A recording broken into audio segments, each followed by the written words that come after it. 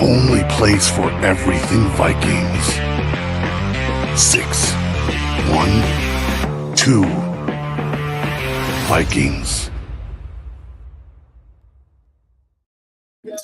What's going on, guys? It is round one of the 2026 NFL Draft. We are going to get started with it today. There's been some news about some guys who might be moving up in the draft, or some teams moving up in the draft. Looks like Ruben Bain for the Chiefs is a potential option if they were to trade up in the 2026 NFL Draft. Excuse me one second.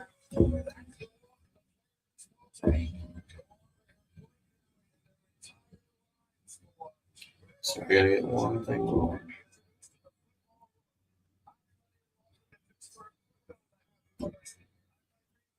I'm not sure if it does it. Sorry. So it looks like the Chiefs could be a potential trade-up team. The Cowboys have been a rumored trade-up team as well.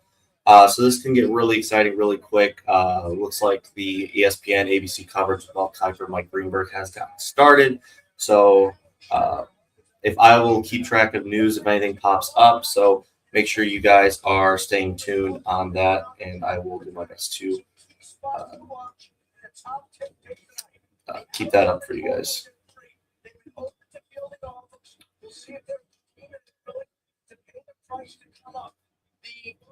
Awesome.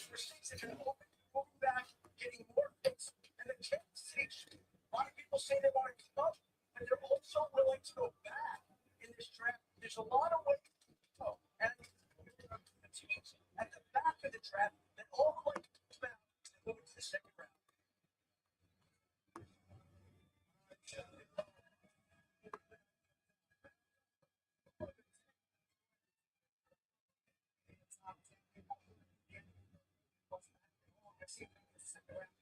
That's number one. You see David Bailey, you see some styles, and you see all those defensive players, but they all fit, they all fall for instant question that styles and moving forward. These guys are 60 cents. As far as like moving around,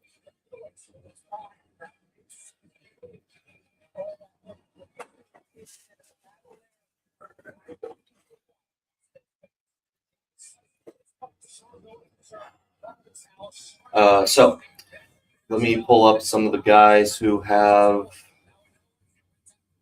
been rumored to go to the Vikings potentially, or potential slide down candidates. First up, looks like Paul Allen and some other guys are saying that Caleb Downs could be falling in the 2026 NFL Draft due to some medical issues. Another one that has been popping up that's been really popular to be a fall down candidate or a slide candidate could be Jermon McCoy, coming out of Tennessee with the ACL tear coming back to January 2025. So things can get really interesting there. Some experts are saying that he may not even be taken in round one at all, which would be kind of interesting to see. Opens up the door for a lot of other teams for a potential trade up option. Also looks at maybe if there's a team that wants to take a chance, maybe in that late first, maybe a team that thought they were going to be trading back. Maybe they decided that they're going to stake and pick. They might take Jermon McCoy. They might feel comfortable doing so. So things can get really interesting. But it looks like a lot of these experts are also having not a ton of first-round grades on these players. I think they said that your average general manager had about 10 to 12 first-round grades. And this upcoming draft, the 2026 draft, and usually it hits for like in the high teens, low 20s for first-round grades. So it's a really, really weak class compared to some other classes, but should be interesting nonetheless. I think another thing to keep an eye on could be the New England Patriots. I think I just saw something that Mike Vrabel is scheduled to speak. There's been some rumors, some allegations going on against a potential Diana Rossini relationship. We'll see how much of that is legitimate. But that's really all we can really say right now. Looks like some risky photos were kind of leaked out by the New York Post. But the draft is going to start at 7 p.m. Central Time, 8 p.m. Eastern Time, depending on where your time zone is. But, yeah, it's going to be starting in about a little under an hour. So we got David Bailey. He is getting ready, joining the red carpet right now. Showing off the inside of his suit. Seems to be a very, very popular thing going on with the new players coming in. All right, thanks for the follow, Jay. Let's see if there's any updates going in. Some other news, we had George Pickens, for anyone that's a Dallas fan. He did sign his franchise tag, so he will for sure be a Dallas Cowboy. Looks like it's going to be for this upcoming season, barring a trade, like a tag and trade sort of thing. It does not start now. It starts in about an hour, but we're just getting a little bit ahead of the game. So here's another one coming around is the Houston Texans are looking to move around in the draft and is more expected since becoming the Texans GM. Prior to the 2021 NFL draft, Nick Caserio has executed 25 draft trades the past 5 years, including including 7 last year. So he is a guy that moves up, moves down in the draft. So this could be an interesting option. I know the Vikings have been a potential team that they could be looking at a trade back option as well. So this could be a potential trade back spot if all those players are gone for the Minnesota Vikings. I'm not streaming the draft tonight. This is for 612. So if you are wanting to go onto the podcast at 612 Vikings YouTube, you can go in there as well. I'll keep track of live picks with the ticker at the bottom, as well as any other trades that go on there as well. But I will not be streaming the draft tonight. I'm sorry. But I will keep you updated the best I can. If you want to go down to our YouTube channel, you can look over there. I'll have a ticker down there as well. I'll keep you updated as much as I possibly can. So George Pickens' deal is a 1-year deal, 27.3 fully guaranteed contract. So he will play it out and have a chance to cash in 2027. So Dallas, who's kind of coming off of some cap issues, again, they've kind of kicked the can down the road for, the Dak contracts and the CeeDee Lamb contracts. Now, they had just traded Micah Parsons away to the Green Bay Packers. So George Pickens is now looking for his payday. So I think the big question is, can the Dallas Cowboys afford it while also maintaining, staying under the cap as well? Thanks, Jaden, for the donuts. See if there's any other news going on. Arvell Reese, it's kind of a cool one. He's wearing a Reese's peanut butter cup or Reese's Puffs jacket. That's kind of a cool thing to see.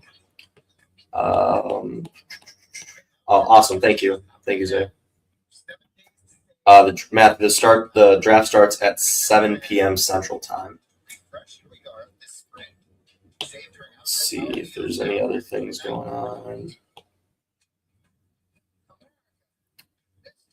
So Alec Lewis just reported just about 5 minutes ago.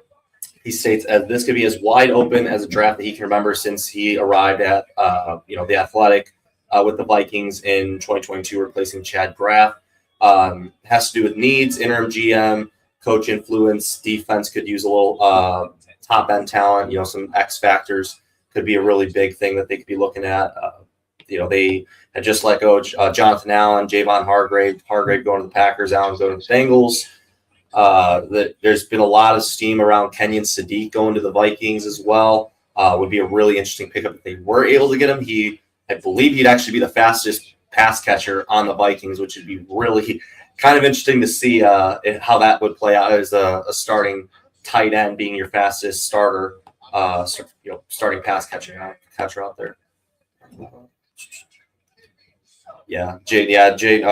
George Pickens did. He got a good amount of money there. I think it's the tag. I think how it works is I want to say it's the average of like the top 10, or it's like the 7th highest paid wide receiver or something like that. I believe is how they get paid. It's something where it's like a range, or it's somewhere around there, like in the top 10. Jonathan Grenard, that is one that I've also saw as well.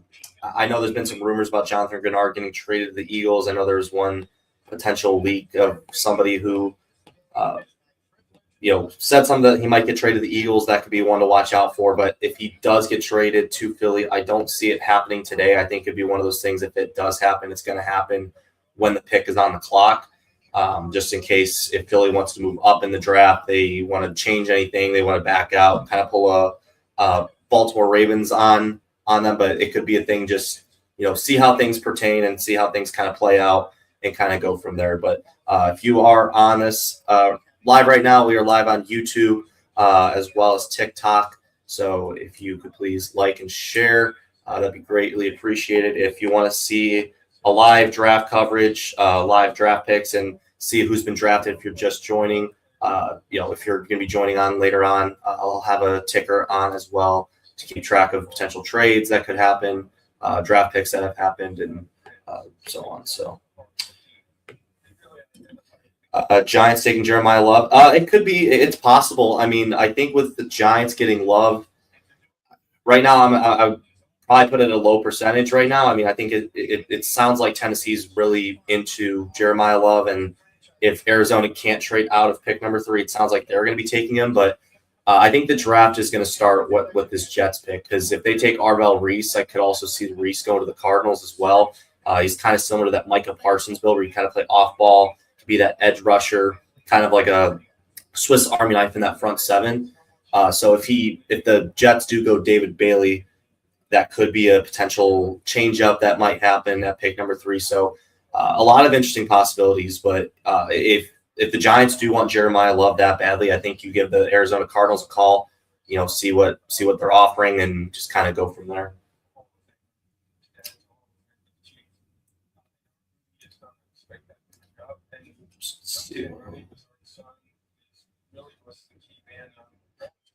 If we do trade Jonathan Grenard, I would say it's probably going to be a second-round pick, just because given the age, and he doesn't have a ton of dead money on his contract, but good enough where you'll still get a good solid amount of years on him. So the Vikings would have leverage there, because they don't really need to trade him. He's not demanding a trade. He's not becoming a cancer in the locker room or anything. He's a good locker room guy. So I think that's a guy that if they were to move, it would probably be like a second-round pick and in return there. Love to New York. I could see it. It's possible. I think I think for New York to get Love, I think it would just have to be. I think things would have to go right for him.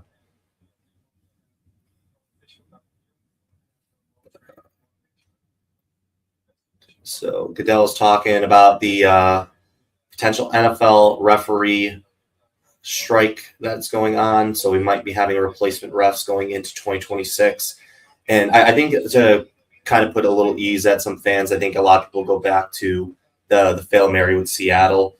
I'm honestly, with the new ruling that's gone out there, was that they could review and overturn calls if they're blatantly obvious, if they could step in, kind of help them out a little bit. I think that would be really, really big for the NFL, so they don't have that Fail Mary 2.0 incident. But I think it's one of those things, you're going to have to live with it. Bad calls are going to happen, but my theory is that if you really have to rely on the referees to win you games, then you probably didn't deserve to win the game anyways. No, the draft has not started yet. It's going to start in about 45 minutes, but just kind of getting ahead of the game.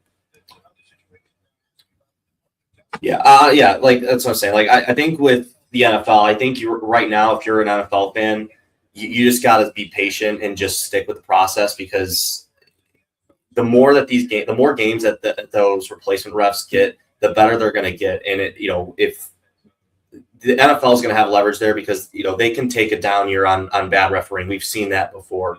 And if they were to kind of sit into that like for 2 to 3 years, those guys are going to get better every single game, just like anything else that you do, you're going to get better. So those refs are, like I said, they really haven't been doing all that great of a job anyway. So what's that much of a difference?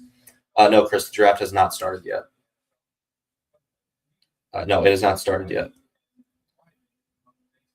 Yeah, and that's the thing. I think with the refs too, like everyone's going to complain about the refs, so it's nothing new. I think at this point you just kind of have to bounce off of it and just kind of ignore them. I mean, people blame the refs every single game anyways, like a bunch of babies. So I wouldn't really look too much into it anyways.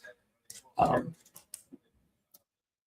he's talking about the Department of Justice investigating into TV rights. So right now, if you haven't been keeping up, so the NFL is under investigation from the Department of Justice about the streaming rights that basically when they first started streaming, that they had to release it at a readily accessible content, whether that's NBC, Fox, ABC, etc. So now that they're going to streaming sites like Prime and Peacock and Netflix, etc., that the lawsuit is saying that the NFL has no longer given them the right to stream every single game as possible or have the ability to watch their home team's game, because if Netflix has the rights to that game, they have to flip to Netflix in order to watch their team's game. So that could be one to kind of watch out for in this offseason as well, seeing what if there's any changes that might happen, if maybe we get a little reimbursement, who knows, a little extra pocket money, maybe if they reimburse us, who knows, but doubt that would happen, but definitely something to keep an eye out for this summer.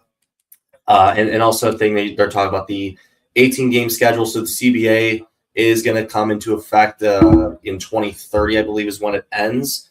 So every 10 years, the NFL negotiates a new, bargaining agreement playing. So there might be the chance of them going to 18 games in 2030, which I think would make a lot of sense for the NFL.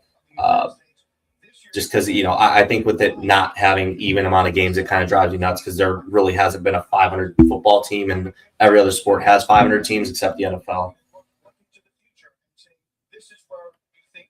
Yeah, the NFL is going to make a deal with that. Sorry, I'm trying to keep up with it. Yeah, and that's the thing, too. If they do 2 bye weeks, that'd be really big, too, because that would push the Super Bowl to be the day before President's Day. So if you're working that following Monday, you'll be off on Super Bowl Sunday. I'm sorry, the Monday after the Super Bowl, which would be really big. So especially for the people who are of working age. The draft starts at 7 Central, 8 Eastern. So wherever you're at, just kind of adjust for there.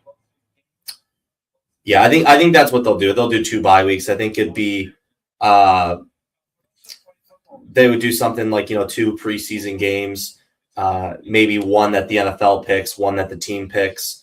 It sounds like they might be doing some international games, so I think a lot of teams would pick the bye week to be after an international game, and then the NFL would just fill in whatever random bye week they have on tap there. Oops. We're very excited, optimistic. Where it ends up, I don't know, Mike. Let's see. I'm just looking out at the people in front of us. This is a city with a population of about 300,000. I'm going to pull up some draft guys to keep an eye out for. Maybe some guys that maybe you haven't heard of, or maybe not getting as much love or attention. Maybe some guys who I would say don't be surprised if they go in round 1, just because there's always that one surprise that happens. It's hard for teams to play at their best with a long season. Yeah, but you know what? The rest of the NFL has to play with that too. So I think teams will adjust, and they just kind of do their thing from there. Lions should draft Peter Woods. I think it'd be a good pickup for him. I mean, like you said, I think for the Lions, I'd rather for them if I were a Lions fan, I'd rather invest on the other side of the trenches and try to fix the center, the tackle positions after losing Decker, Ragnow, and there's still some question marks at the guard position. So kind of seeing what they have there. I will get you that 1 second. Sorry, it's being kind of challenging. Okay.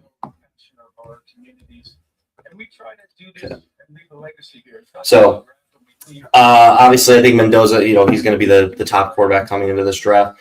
I think a quarterback to kind of look out for, not necessarily round 1, but has been kind of rumored to really fly up the boards, is Carson Beck. And I think you're really going to start seeing these older quarterbacks who have a ton of games under their belt really start to fly up the boards as well, because you see guys like Tyler Shuck, who really wasn't doing a whole lot at age 21, 22, and then just kind of figured it out when he was like 23, 24 years old. Another guy being Bo Nix. They can step in day 1 and really help out your football team and basically be a day 1 contributor if they were to get the starting job. Yeah, but you also got Tyler Williams. I think that with the defensive tackles, I think you can find a guy in the later parts of the draft. The sweet spot of the defensive tackle class, I wouldn't say is necessarily in round 1. I think round 2 and 3 is kind of that better spot to look at a guy.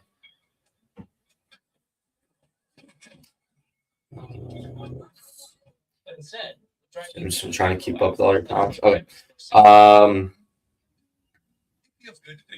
At running back, another guy I kind of like, I've liked him for a few years, is Le'Veon Moss out of Texas A&M. I think he could be a guy who can kind of be that sneaky back.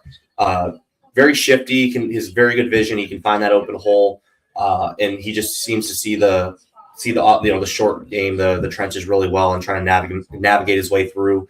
Has a ton of starting experience as well at A&M. Has really kind of been that catalyst for that offense. After so many quarterback changes at A&M, I think he's a guy to definitely keep an eye out for. Deshaun Stribling has been a guy too. I kind of still wait and see on him. We'll kind of go from there. Let's see if there's any else I've got written down. Draft starts at 7 Central, so 8 Eastern, wherever your time is at.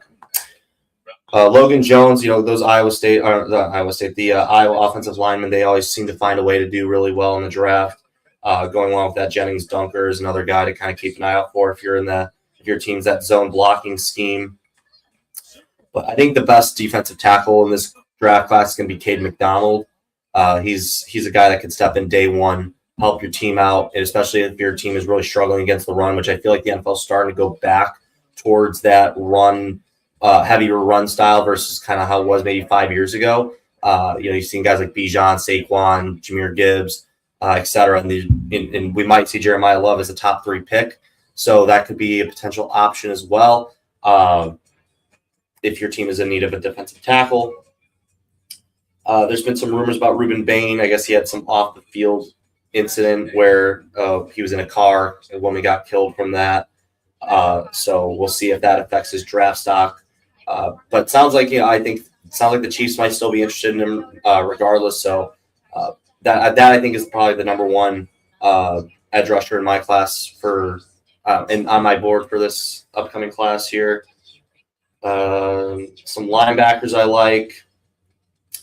I really like Anthony Hill in the second round. I think he could be a day one superstar there for a team that needs a plug and play guy that you can step in day one, be really good. D'Angelo Pons, I don't think a lot of people like him, but he was a guy I was really watching at. James Madison did really well there. Chris Johnson, I think that I think is going to be the name to watch for at the end of the first round. Could be that surprise first round pick.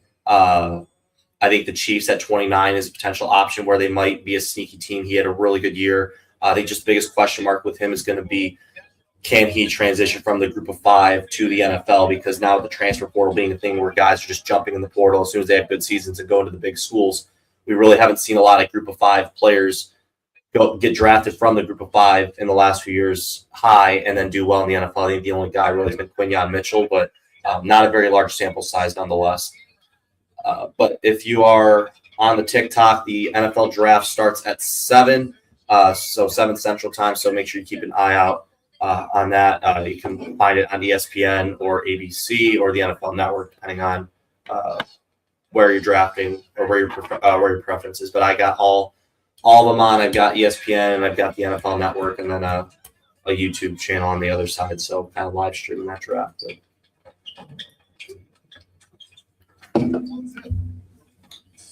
Cowboys trading with the Cardinals. Let me see.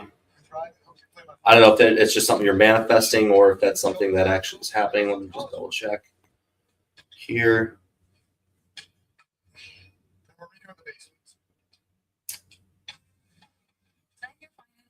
Okay, so Roger Goodell stated that Mike Vrabel is not a personal conduct policy violation, is being treated as a personal matter. So no, there has not been any Dallas rumors yet, but definitely keep an eye out for that.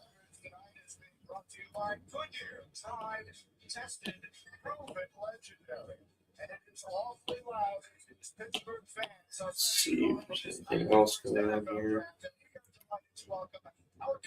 Vikings fan life, yeah, it's definitely tough, but I'll always say this, if you're a fan of a team that doesn't have a lot of championships, I watched the Cubs after they ended their 108-year drought. When they do win that first one, I feel like it's a lot more special when you watch your team overcome that mountain for the very first time. I just feel like you kind of hold on to it a little bit more. It's a little bit more it means a little bit more to you than just, if you're a Packers fan and you're winning your 4th Super Bowl. It's like, okay, yeah, you kind of been there before, but once you have that first one, it means something to you. So I think that's kind of why, I think I was kind of born into it. I didn't even have a choice with it anyways, but if I did have a choice with it, I think, seeing that kind of comparing to another sport with the Cubs winning their World Series after 108 years, I kind of want to have that feeling again and really cherish that first championship and be able to witness them winning that first championship, which hopefully comes sooner rather than later. I don't want to have to be 70 and have to watch it like some of these other, fans have been waiting a long time for it. I think the Rangers was probably the most recent one where they ended their long drought, got their first championship in this decade. But yeah.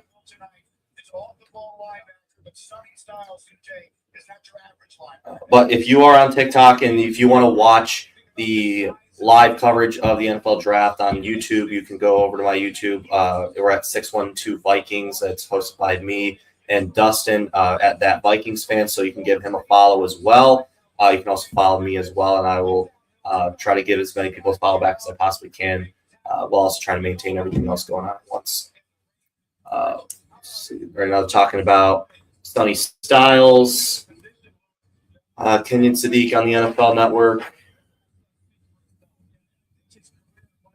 I'm not streaming the draft, but if you want to watch my stream of the draft, you can watch on YouTube. I will have it. I will, you can keep track of who's picked who at what spot on our YouTube at 612 Vikings. We'll have you can keep track down below if you're on the YouTube channel. You can see it now, but you can go over there if you want to watch a live coverage of it. But yeah, make sure you guys are sharing the live too. Share with your friends, share with family, dogs, whoever might be interested in watching the NFL draft. This is always the big one. This is where dynasties are born. This is where the dynasties die. So it's going to be really interesting, especially with the weaker class. I think this is where you'll start to see where the general managers, are they strong enough to find those diamonds in the rough? Can they develop the players and get them to the next level? I think you'll get a lot of answers from general managers from certain teams that might be on the hot seat or might be close to the hot seat. So could be cool to see that. Right now doing coverage on David Bailey, speed rush, Big 12 quarterback, defensive pass rusher. Really helped out A&M getting to their first CFP. And really the first time that Texas Tech has really kind of had this championship caliber roster with the oil money has hit big over at Tech. So they're able to have a really big NIL fund. No, I'm not streaming the draft. I don't want to get any copyright strikes or anything like that. So, but also if you want to watch, we are live on YouTube as well. You can go over there and we'll have a live coverage of the NFL draft as well for our TikTok audience.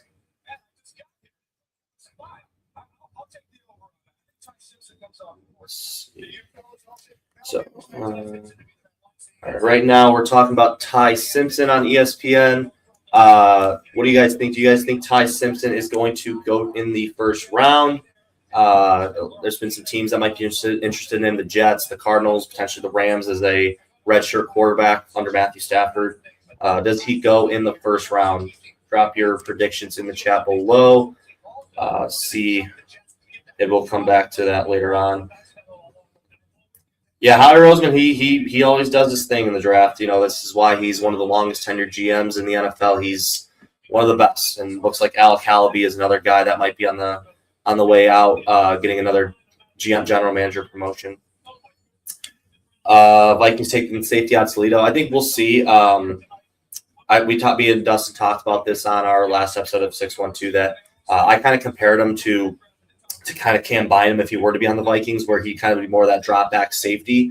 I just don't know if he would be 100% the fit for the Vikings, but I think if he's the best player available, I think they'll go ahead and take him. But I would say for them, if I had to guess, I would say probably in like that 3 to 5, 6 range on their board in the first round. I think there's some other guys they might be looking at too.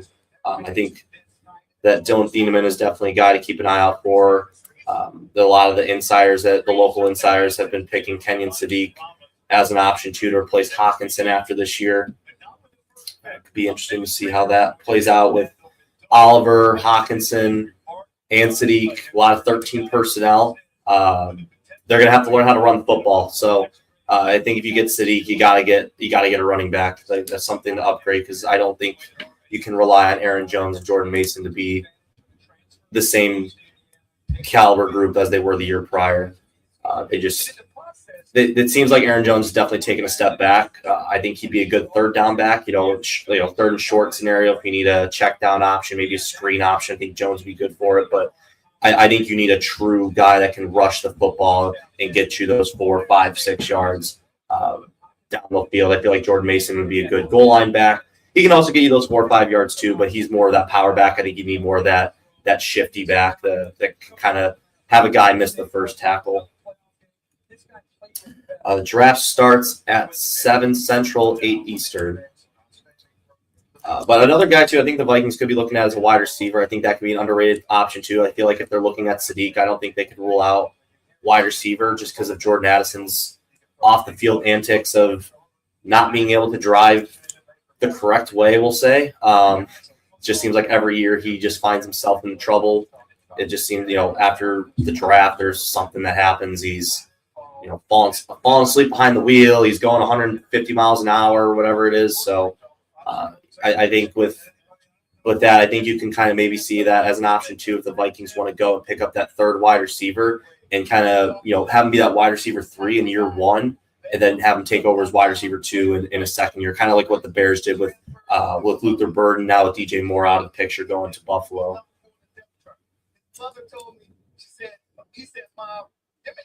You're Minnesota, but a Raiders fan, yeah. Like I said, the Raiders, I think they can definitely, things can change really quickly. I really think that if Mendoza's the guy and he plays like a Pro Bowl caliber quarterback, I think he could definitely the Raiders could definitely flip really quick, especially if Genty can kind of take that step in year 2. With adding Linderbaum and still retaining Crosby and getting all those free agents for Vegas, I think that could be a really I think they could be that sleeping giant potentially. And the last few years, top teams that have drafted in the top 5 have made the playoffs. So last year you had Jacksonville make the playoffs after picking in the top 5. Patriots made the Super Bowl. LA was one after they took Joe Walt. You had Washington after Jaden Daniels. And then you had the Texans when they had 2 top 3 picks and they got Will Anderson and CJ Stroud and made the playoffs right away with them as rookies. So Mike Vrabel is addressing the most likely the allegations that is on the NFL Network. If you are on the NFL Network watching the draft, you can see it over there. ESPN is not covering it, but I will keep you updated on what was said, kind of give you the summarized version of it. I'm just talking about it. So, but if you want, if you want to see the draft, I am streaming it. We're keeping track of the draft on YouTube. So if you want to kind of watch our version of the live stream, you're welcome to join us on YouTube as well. I can give you guys breakdowns of each prospect that gets taken in the first round. You just kind of go from there. Yeah, I think that, like I said, I think with tight end too, I think that could be interesting too, because Sadiq is, with him being the tight end, that athletic freak he is. Trey McBride doing so well with Arizona. I think with Kyler Murray definitely loves his tight end, so I think that would be very, very cool to have a tight end that can run a sub 4.40.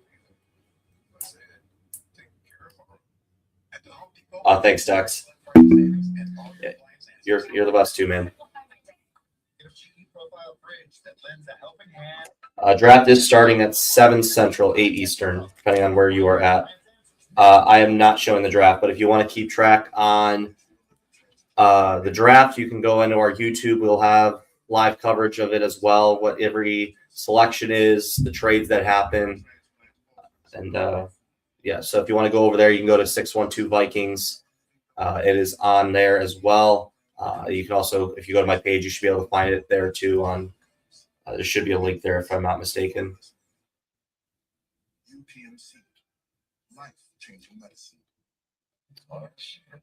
Yeah, I think with the Vikings, I think they'll be okay. Like I said, they're kind of that. I feel like they're kind of like that sleeping giant of the NFC. that a lot of people forget. A lot of people still think the Vikings were in last place in the division, which is kind of weird to see because it just kind of shows how much people really haven't been keeping track of the NFL. But they were 50 seconds away, a botched kickoff return away from making the play, from winning the division, and 1 second away from getting the 7 seed because of that Dallas Green Bay tie. They had 1 second left and they just barely got it off. If that one little half second later, if that ball is out there a little half second later, the Vikings are in the playoffs as the 7 seed. So, so many things that just didn't go their way last year that I just don't think could be reapplied in the 26 season. There's and also with how bad their quarterback play was, they threw more interceptions and touchdowns and still finished with a winning record. So I think they're definitely a team to keep an eye out for, and they're also going to have that third place schedule. So they're playing a lot easier of a schedule than they did last year with that second place schedule. They're going to be playing teams like Washington, while Green Bay and Chicago get to play Philly and Dallas. So I think things can get a little nutty in the NFC North. I think things could definitely mirror itself kind of how it did this year. I'm not showing the draft. If you're on YouTube, I'm just responding to the TikTok comments as well. So if you want to comment on YouTube as well, I will comment there as well.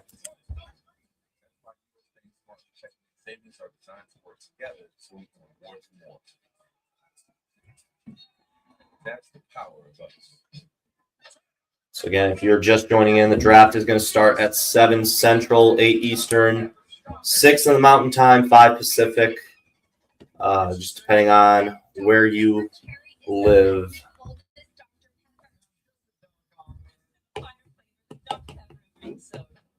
See if there's any updated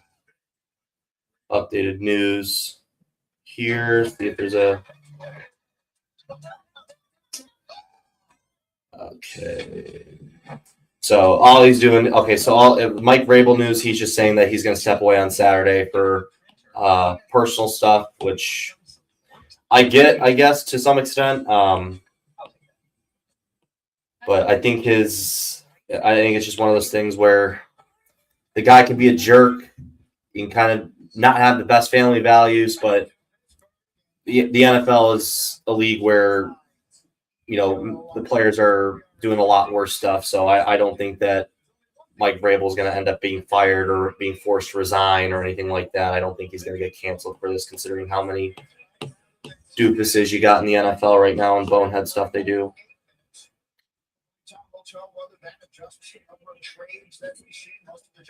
Let's see.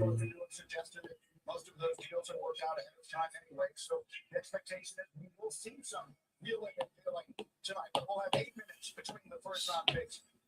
Okay, so something new that is going on this year, they are going to have 8 minutes between picks. I believe last year was 10, so they are trying to cut down on the wait time for draft picks. So we'll see if they actually follow through on this, but at the same time, I feel like they might have a lot more stoppages between picks, like with the commissioner at the podium saying, this local team did this, and this. So if you are a person that is wanting to get the pick out, this might frustrate you a little bit. But if you're a person that's a big humanitarian, would be a good thing for you to see as well. Kind of see the local kids playing, helping out their communities there. Right now, it looks like they're doing, I don't even know what song this is. Lift every voice and say, I think it's okay. Yeah, well, let's see if we can get the Vikings on the right track. Hopefully we can get that X factor on defense. I feel like that's something we really have been lacking the last few years. So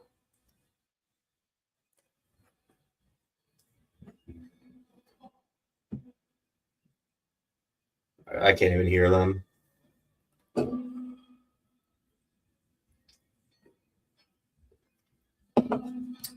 Who do I think the Vikings will take? What's up, Dad? That was my dad. I'm going to trust Alec Lewis. I think we're going to go with Kenyon Sadiq out of Oregon. That's what I'm going to go with. Kenyon Sadiq, I think with Hawkinson with the knee issues, I think the Rob Brzezinski, I think he's kind of having this, tryout kind of role for the Vikings at GM right now. So he could say, hey, I drafted this athletic freak at tight end. I want to kind of see how he plays out, in year 2, year 3, or 4. But main concern with him is just he didn't have the production at Oregon compared to some other tight ends like Brock Bowers or Kyle Pitts. But he has the athletic nature, the athletic freak ability of a Kyle Pitts. So I think it's there, but, he kind of had this split role with Jamari Johnson, transfer out of Louisville. So he could be a guy to hopefully take that next step and, continue to grow. He's only 21 years old. He can still grow, get better. But I think with him sitting here, it could definitely help him out and learning from, Hawkinson and Oliver, kind of getting the best of both worlds of both styles of play. And hopefully you get a tight end that every team wants to get. So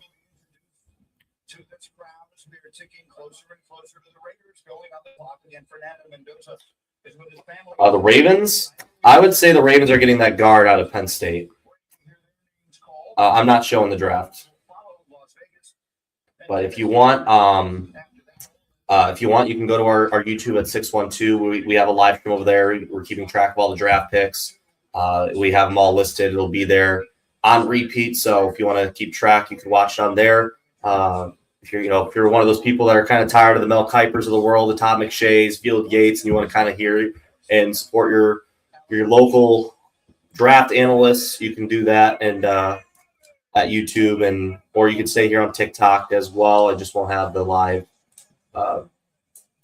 draft picks of each pick compared to YouTube. So highly recommend YouTube as a better option if you want to keep up with the draft and see who's picking who. And if you forgot who went 2, who went 3, you go to our YouTube.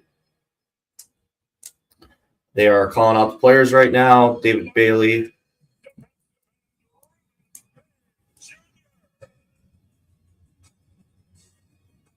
Our YouTube channel is 612 Vikings. You can find that on the search bar. You can subscribe. We won't blow up your inbox like some of the other YouTube accounts, so we won't do like 8,000 videos a day and blow up your inbox. So we'll keep it within relatively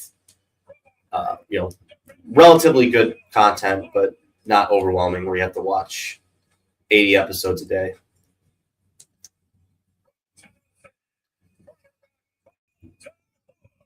Colton Hood is at the draft. That's an interesting one. Kind of wondering if he's going to go round 1. That's a guy that Daniel Jeremiah had us taking in round 1 was Colton Hood in his final mock.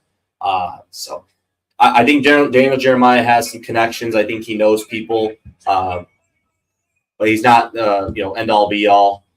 He had us taking Derek Harmon last year. Ended up going a lot earlier, going to Pittsburgh. So I think that was a guy the Vikings were really targeting, but I don't think Colton Hood is the guy. I think you would, if it were me, I'd rather go after a McCoy than a Colton Hood if you're going to go with one of those Tennessee corners. But not that Hood's bad. I just think that you just take him later on in the draft.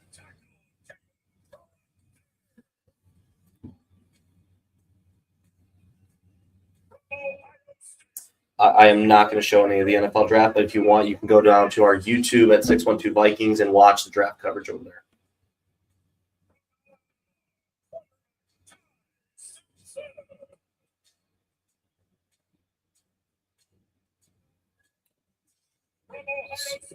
I just don't miss any of your comments here.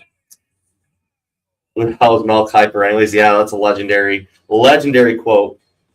No, I'm not showing draft footage. But yeah, you can support your local draft analysts, local draft shows if you want to stick around. It would be greatly appreciated. So there's our potential Vikings draft pick over there, Dylan Thieneman, potential option for him at 18. Jordan Tyson, I think he's going to the Giants. I think he might go at pick 5. I think that's an option too. I wouldn't be surprised if he goes as early as 5, but I think the Giants want to, want to snag both of them.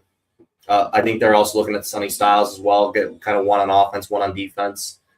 This would be, I believe, the second time since like what 23, 20.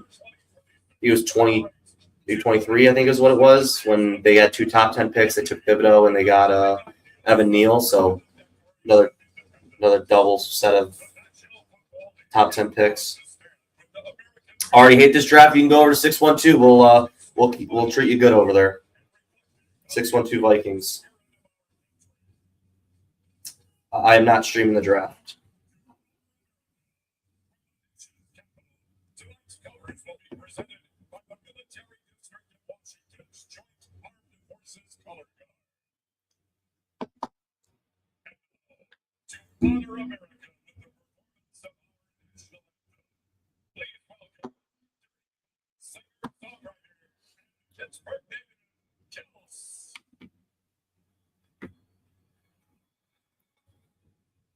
Yes, I am streaming the picks on 612 Vikings. You can go over there and you can follow along with all the draft picks over there, all the draft trades that happen.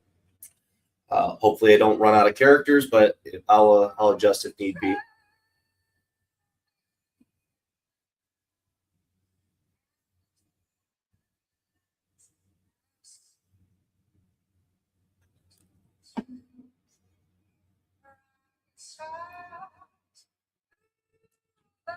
I think I have Jeremiah Love going to the Cardinals. I just don't know if the Cardinals are going to find a suitor. I think with James Conner getting a little older, I think they might want to look for year 2, year 3, or 4 of the draft and of their future and try to have a 2-back set. I think a lot of teams are trying to replicate what the Lions did with Gibbs and Montgomery. No, the draft starts in about like 10 minutes. So you didn't miss any of it yet. No, I'm not showing the draft. But if you want, we have our own live draft show at 612 Vikings. We'll have the picks and analysis of the players, and we'll go over each pick after they happen. But I will say, if you are watching, whether it's on TikTok or on YouTube, please, one thing I ask, just don't spoil the draft picks. If I'm not going to be looking at the chat, but just for the respect of others, don't try to leak the picks to others just for the respect of others there. They want to watch it live.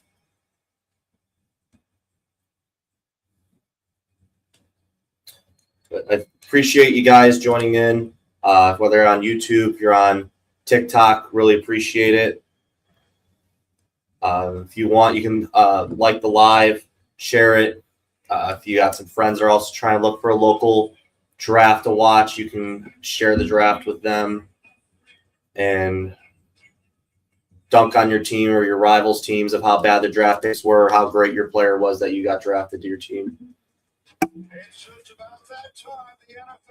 Simpson, I don't think Simpson's going 1, buddy. I think that's going to be Mendoza. But I will say, the one thing I'm going to be intrigued about after round 1 is going to be how many edits are going to be made of Mendoza, the Fernando edits by ABBA. I think it kind of died out, around the combine and down in February, maybe a little bit, and up until now. But I'm really interested to see if it'll pick up again, because I always kind of like those edits.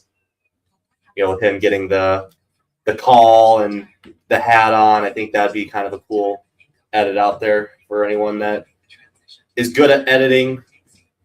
You can get a little good idea. We're not streaming the draft directly, but we are doing our own draft show over here. And we'll keep track of the picks, keep track of the trades, and we'll let you know what happens if there's anything interesting that happens during the draft or any draft trades. Let's see here if there's any other news. Still some no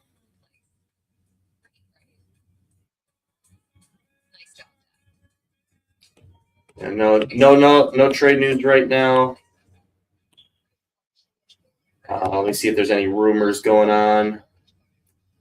Boy, Dustin is at US Bank Stadium. Oops.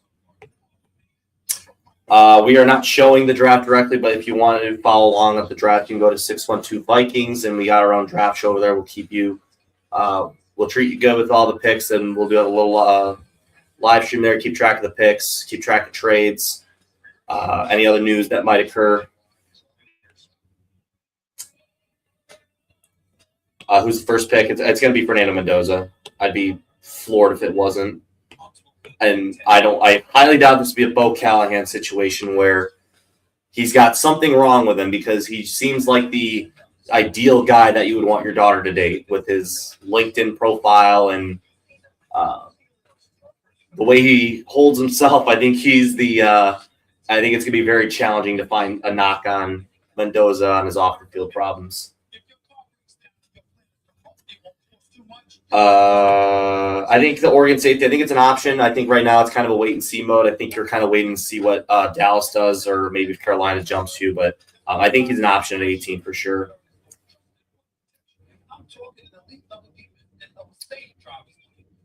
Grenard has not been officially traded yet and has not been reported yet, but there's been some speculations that he might get traded. Let me see if this is true. We might have a Diana Rossini update after Mike Vrabel's conference, I believe. Let's see if she has. Diana Rossini has deactivated her Twitter account. So she is no longer on X, Twitter. She is gone after the New York Post photos were leaked of an alleged photo from 6 years ago of her and Mike Vrabel getting a little too comfy. Looked like Mike Vrabel was, let's say, getting a little too comfy with her too. And I'll just leave it there. If you want to go see it, you can go see it yourself. But don't want to spoil anything for you there. Don't want to end the surprise and shock that you see from that. Yeah, the Eagles definitely want him. With Jalen Phillips leaving, they are they're definitely in the market for an edge rusher. There's also Keldrick Folk. I think Keldrick Folk could be a really good Brandon Graham kind of player for him too. I think that could be an underrated player for him. But I think Bernard would be a guy that is the speed rusher off the edge that would fill the void that Jalen Phillips left them. I am not going to be showing the draft, but we are doing a live draft show coverage on YouTube at 612 Vikings. Obviously, we're going to be a little bit more into it when the Vikings are on the clock, but we will keep it unbiased for the rest of the other 31 teams in the draft.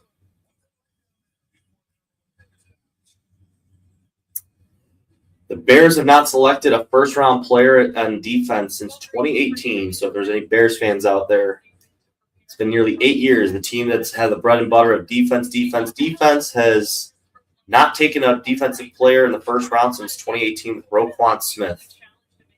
And I remember getting really upset that they took Roquan Smith because I knew that they were getting a good one. Brian Greasy training with Mendoza. I feel like Kirk Cousins and Mendoza, they're like two peas in a pod. I feel like they're I feel like they're going to build well off each other. They seem like they would love hanging around each other. Chargers have not picked yet. The draft has not started. The draft is starting in 5 minutes.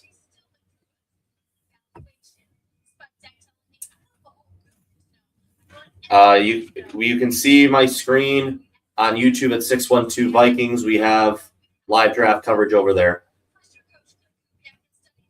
I'm not showing the draft directly off my phone, no.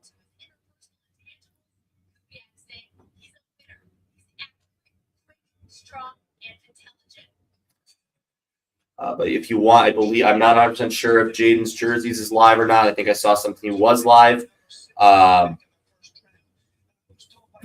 He might be showing the draft, but if you want to watch it directly, he might show it directly.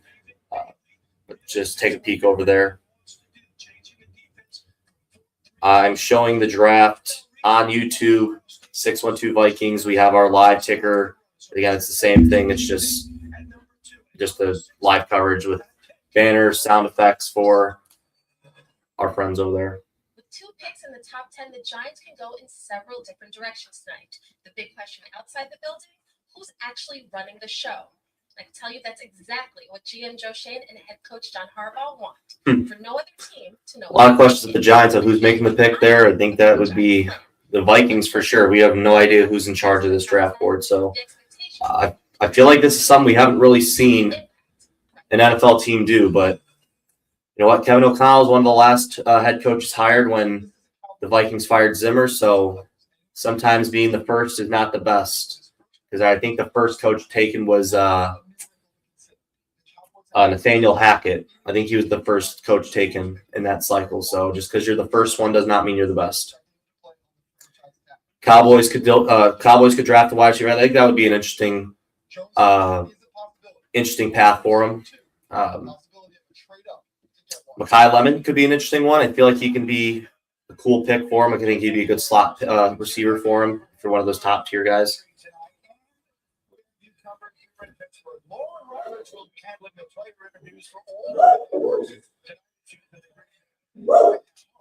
Five out of the last 6 first-round picks from Philly have come from Alabama or Georgia.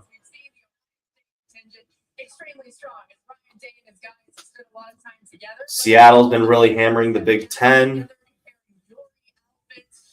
It seems like if you're a Seattle fan out there, I'm not showing the draft. He wants this to be over, to end up on the stage and to figure out where he's going. He's really very thankful to be surrounded by his family. I'm not showing the screen, but if you would like, you can stay here. We'll have live draft coverage. We'll have the ticker going down at the bottom there, keeping track of who's picked who, any trades that happen. But it does not look like there's any trades going on. I don't think there's been anything. Like last year where we had the Browns and the Jaguars have kind of an agreement of a trade kind of happen, a couple minutes before the draft started. So nothing yet. So whoops.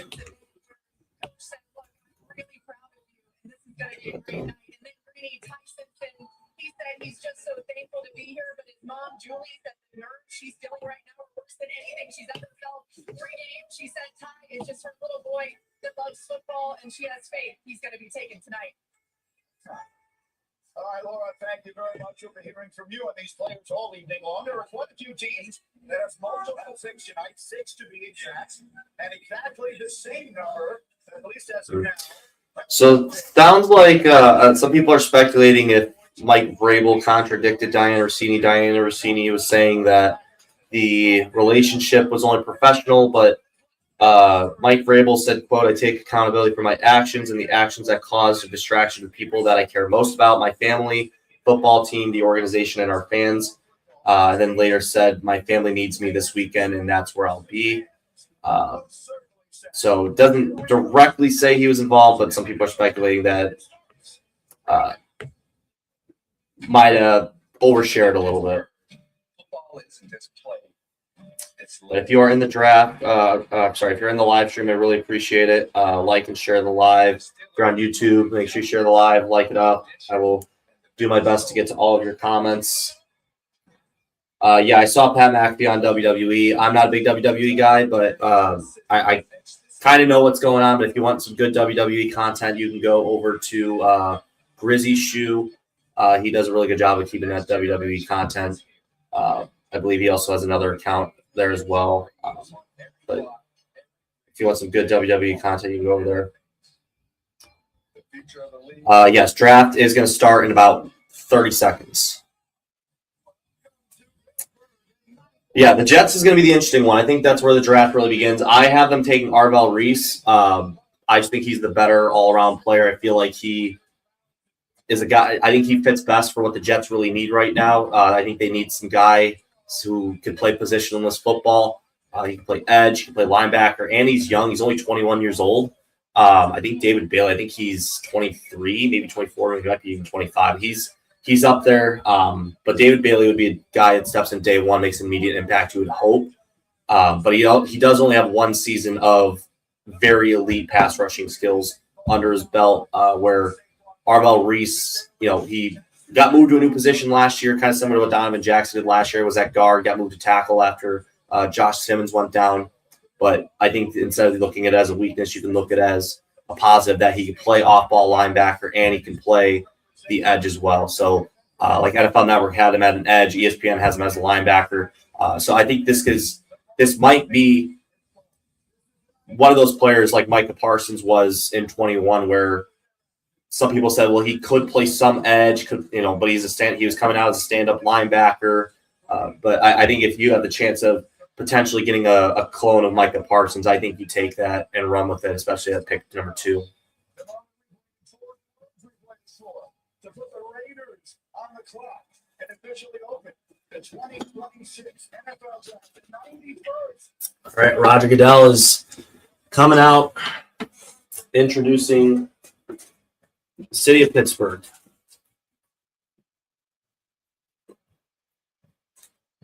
This will be Roger Goodell's 20th NFL draft, his first one being 2006 with at the time, Oakland Raiders took Jamarcus Russell at quarterback, and hopefully that is not the same fate for Raider fans. So,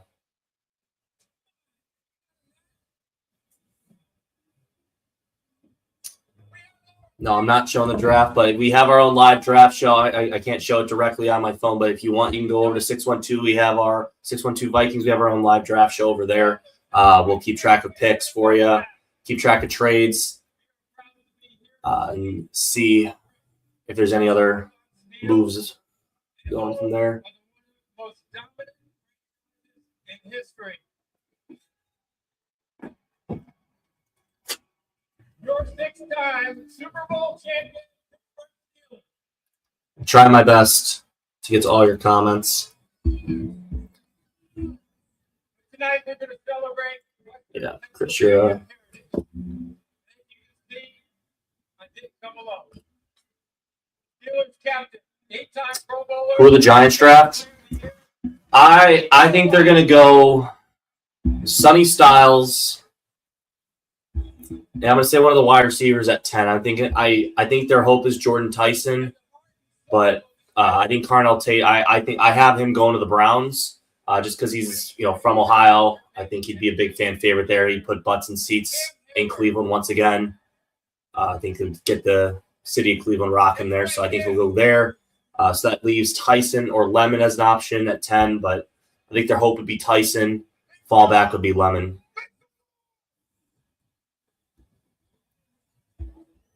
Got over 564 people on TikTok. Oh, hold up 1 sec. I got to verify. They have not announced number 1 yet, but I will let you know when the pick is in, and we'll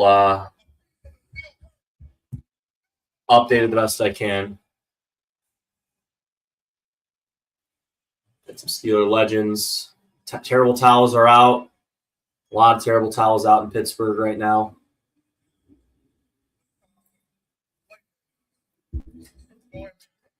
Hines Ward is in the house.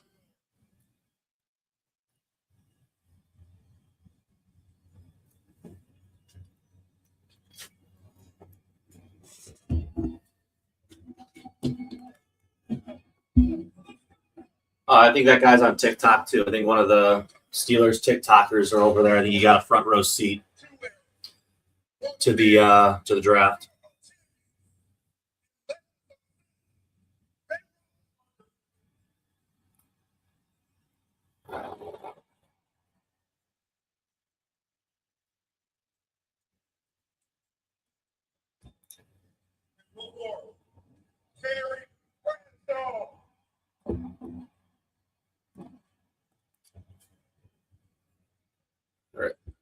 Terry Bradshaw is out. I still just can't believe that the dad from Duck Dynasty was his backup quarterback at Louisiana Tech. That's kind of crazy.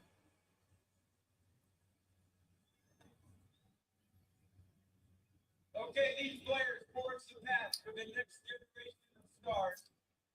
We will welcome into the National Football League starting tonight. No, number 1 has not been announced right now. They're just kind of opening things up right now, introducing legends, current players.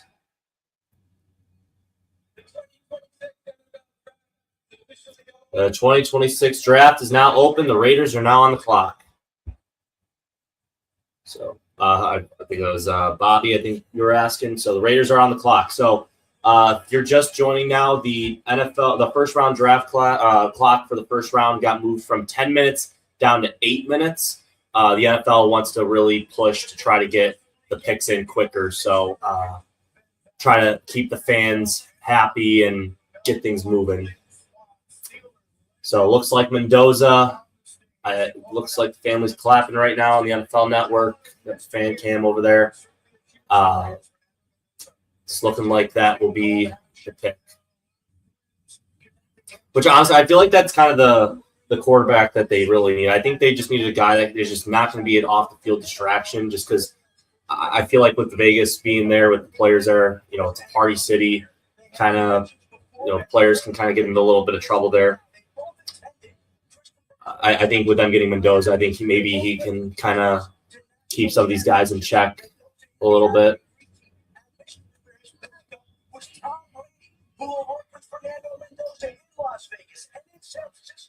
So how many Indiana players do we think are going to go in the first couple rounds? So I think right now we got Elijah Surratt, who's a potential second round pick. You got D'Angelo Pons, a potential second round pick, maybe even first round pick. Just the height is the only thing that's really the downside with him. But I would take D'Angelo Pons. I think I would take him in the first round. I think he's got first round talent. I think if you're knocking the guy on his height, I think it's just you're really hurting yourself there. But everyone's so obsessed with height nowadays. There's really good corners out there that are not that tall. And if you're a Vikings fan, you definitely remember that Duke Shelley year that you really kind of took the corner one role by storm. Kind of was on the practice squad, kind of the washed up player from Chicago, kind of got snagged by the Vikings and didn't really look back, and was really big part of coming up some big plays and those close games for the Vikings that year. With the Buffalo game especially, he had the pass breakup on Dawson Knox, I want to say, in that legendary Vikings-Bills game. No, number one has not been announced yet. I will let you know as soon as they announce the pick. They're just doing a pre-draft, film and showings of Mendoza right now. They're showing the Omar Cooper touchdown against Penn State. That'd be kind of a cool pick too. I think that Omar Cooper to the Raiders would be kind of a cool pickup too. I think a lot of teams really underrate the fact of college teammates being on the same team. I'm watching it. I have 3 TV set up. I've got the NFL Network set up. I've got ESPN, and I also got a YouTube style channel on the side here. So I got ESPN2 over there. Not ESPN2. What is it? It's the Pat McAfee one. I don't know. I thought it was on ESPN2. It's not.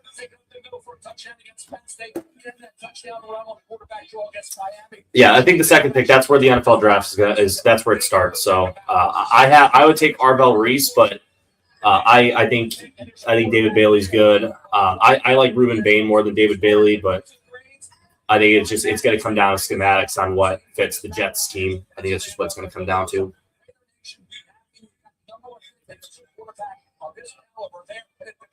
I'm not going to show the draft, but if you want, you can go to 612 Vikings and you can watch our live stream over there. And we will keep you up to date with every pick as soon as they come in for us.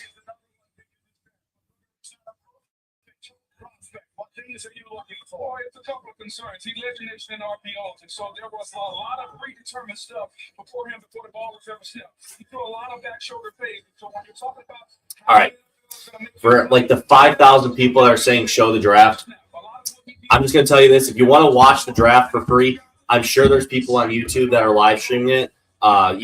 You can go over there. I think I saw one that they're showing the College Game Day version of it. So I'm sure they have the Mel Kiper, Booger McFarland version of it. So you can go over there if you want. But highly recommend you stick around. Really hope you guys go to 612 Vikings and you can watch our version of the draft. I think ours will be a lot better. So Mendoza's being comped to Drew Bledsoe. Honestly, I think that's a really good comp. I think Drew Bledsoe is a really good comp for Fernando Mendoza. He can kind of move a little bit, kind of underrated a little bit in that department. He can move when needed, but doesn't rely on it. Wants to win from the pocket and has a good arm. But I think Drew Bledsoe is the perfect comp for Mendoza. But the pick is in for the Vegas Raiders. We're just going to wait on Roger Goodell to make his way out and make the pick.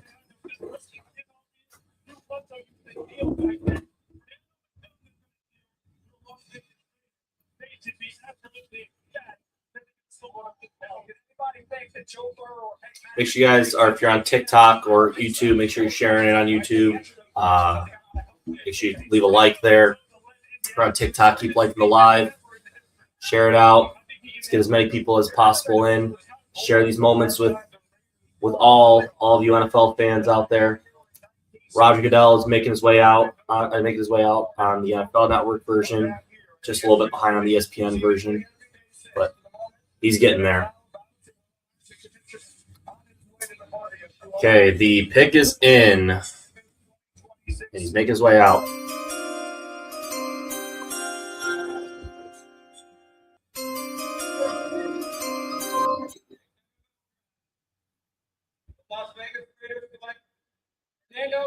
All right, Fernando Mendoza is officially a Las Vegas Raider.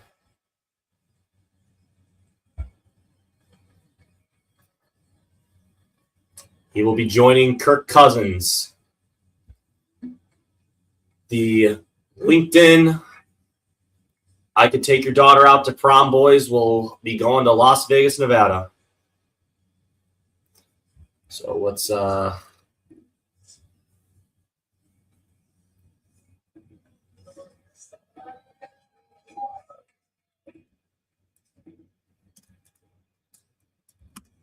Oops, no trade. Sorry, my guys. Sorry, guys. There we go. So quarterback, Fernando Mendoza. Christopher Columbus High School nearby, where Fernando Mendoza. There was something in the air that night. Hopefully the Raiders fans will be very happy about it. All right, Bob, if you're gonna spam the chat, I'm just gonna mute you. Don't spam the chat, please. You can watch our version. I encourage you to go to 612 Vikings. You can watch our version.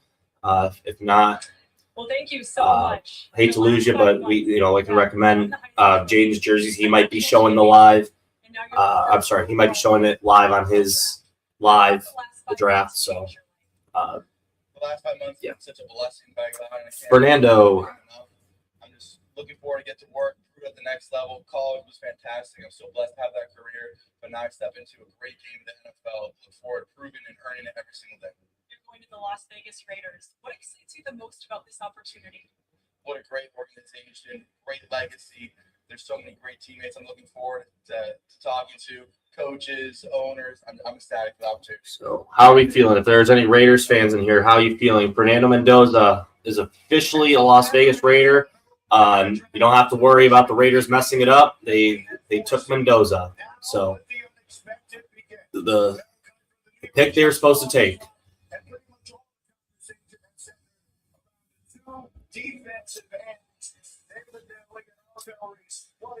Yeah, Mendoza, not a shock. Not a shock with Mendoza, but this is where the draft begins. Who are the Jets going to be taking? So if you're on YouTube, if you're on TikTok, drop in the comments who are the Jets going to be taking with their first pick.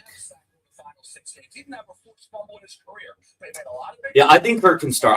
I think Kirk has got I feel like he can play a couple of good games for him. I think he's a really good veteran quarterback to have. I think he's starting to understand his role. I don't think he's going to be an issue in the locker room. I think he will support the quarterback. I don't see him being a jerk to Fernando Mendoza whatsoever. So I don't think they're going to have like a Tannehill Willis situation.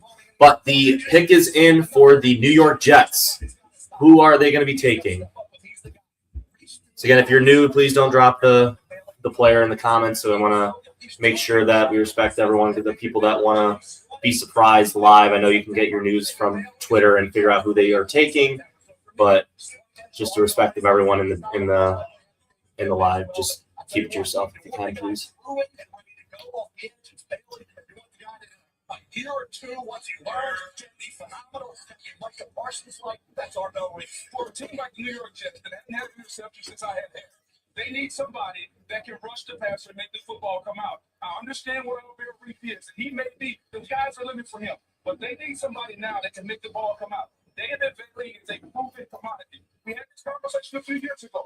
Aiden Hutchinson, a Trayvon Walker. Do you want the ceiling and the potential, or do you want the guy that knows how to get it done and the production of a David Bailey? I'm going to lean toward David Bailey, but the fortune that I have text. They have not announced the pick yet. But I will let you know when they announce it.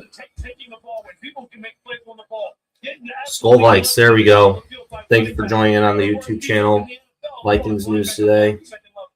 The question is, what do they prioritize? The pick is here. Now, remind you, the Jets have 2 picks in the first round tonight. They will be at number 16, barring a trade. I look forward to that. All right, Roger Goodell is making his way out. Second pick in the draft is the commissioner Nick off the phone, where he will announce the New York Jets selection with their fans. All right, there we go. Got to add a little NFL draft chime there. 52nd pick in the 2026 NFL Draft, the New York Jets select David Bailey. David Bailey is the pick. David Bailey, Texas Tech.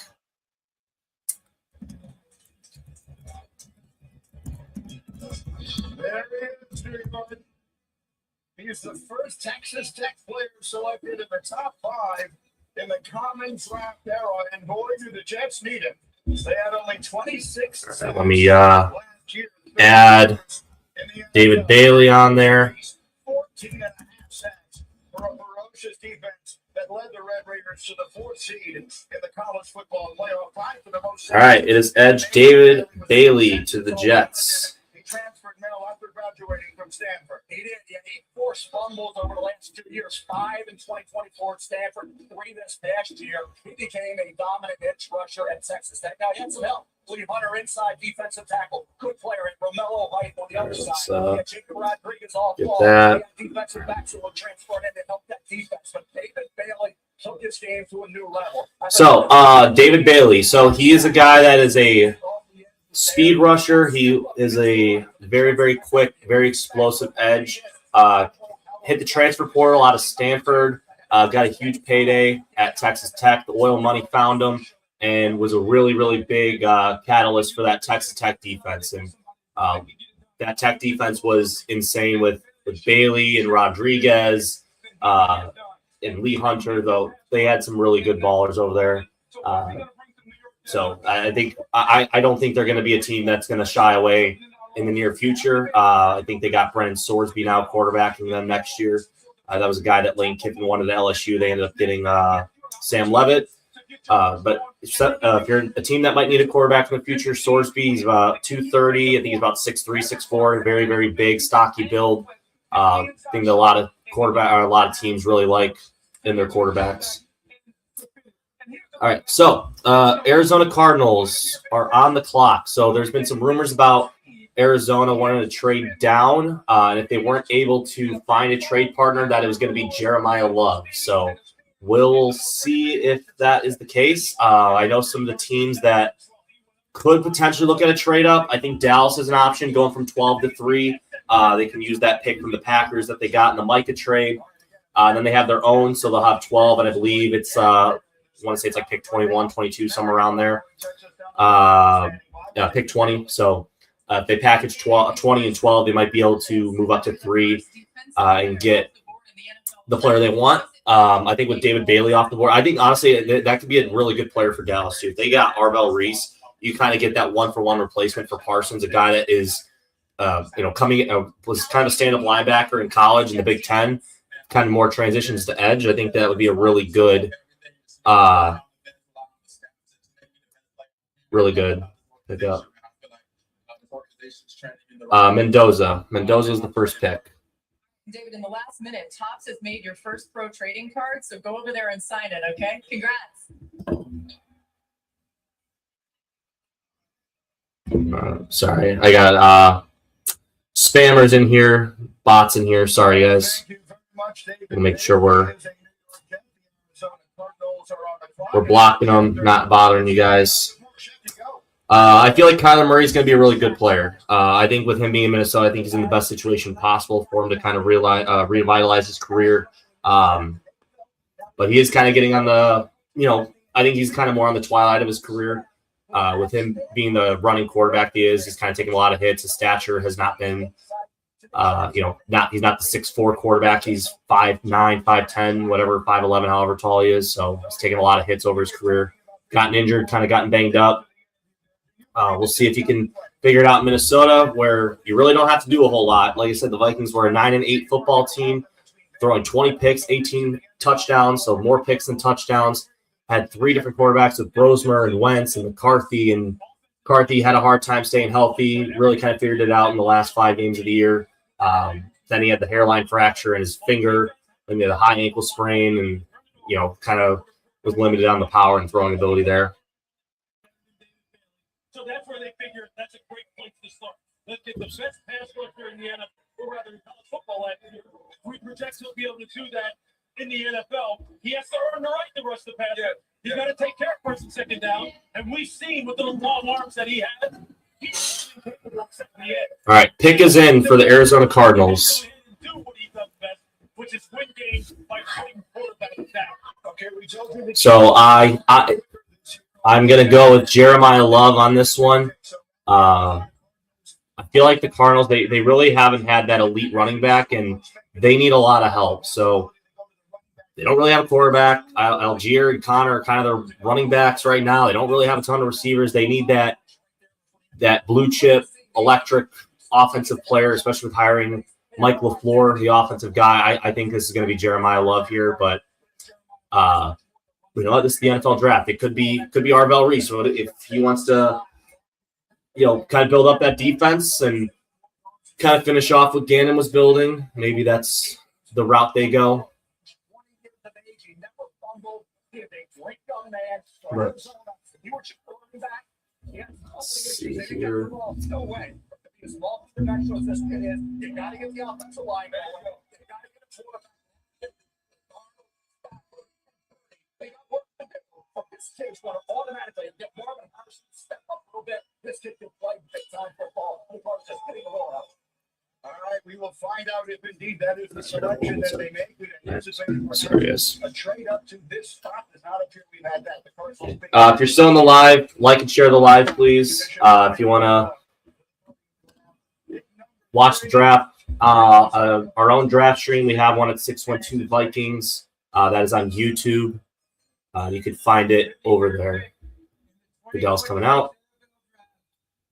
The Arizona Cardinals select Jeremiah Love. Jeremiah Love. There we go.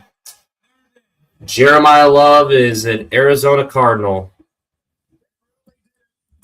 There's so much speculation over the last few weeks that this would be the selection. And there it is. What a special season Jeremiah Love had for the Irish last year. Over 1,600 yards of total offense and a school record, 21 All right, touchdowns. Jeremiah Love. Third of the Heisman, the first Notre Dame player ever to win the Doak. So I think this is going to really help out the Cardinals a lot. I don't think that they will be. Shouldn't say that the laughing stock because they're not going to be all that great still, but they'll have an identity. I guess that's what I'll say. They'll have an identity. They'll be able to run the football well with Algier and Love and Connor. So they'll have 3 really good backs. They kind of have a 3-headed monster at running back, so you don't have to run the tread off of Love his first year and have him take 250 carries in a year. You might be able to get away with 170, 180 carries. But what it means for, if you're a fantasy football guy, could be interesting. I think it'd be a guy that you kind of wait for. I don't think it'll be a rookie year, 1,800-yard season by any means, but you're drafting them for years 2, 3, and 4, and 5, and so on. So for the future. You guys keep liking the live. I'd really appreciate it. If you get this out, if you share the live with some of your friends, we'd really appreciate it. If you're on YouTube, make sure you like the live, like the YouTube live. If you want, I will make sure to get to all your comments the best that I can. So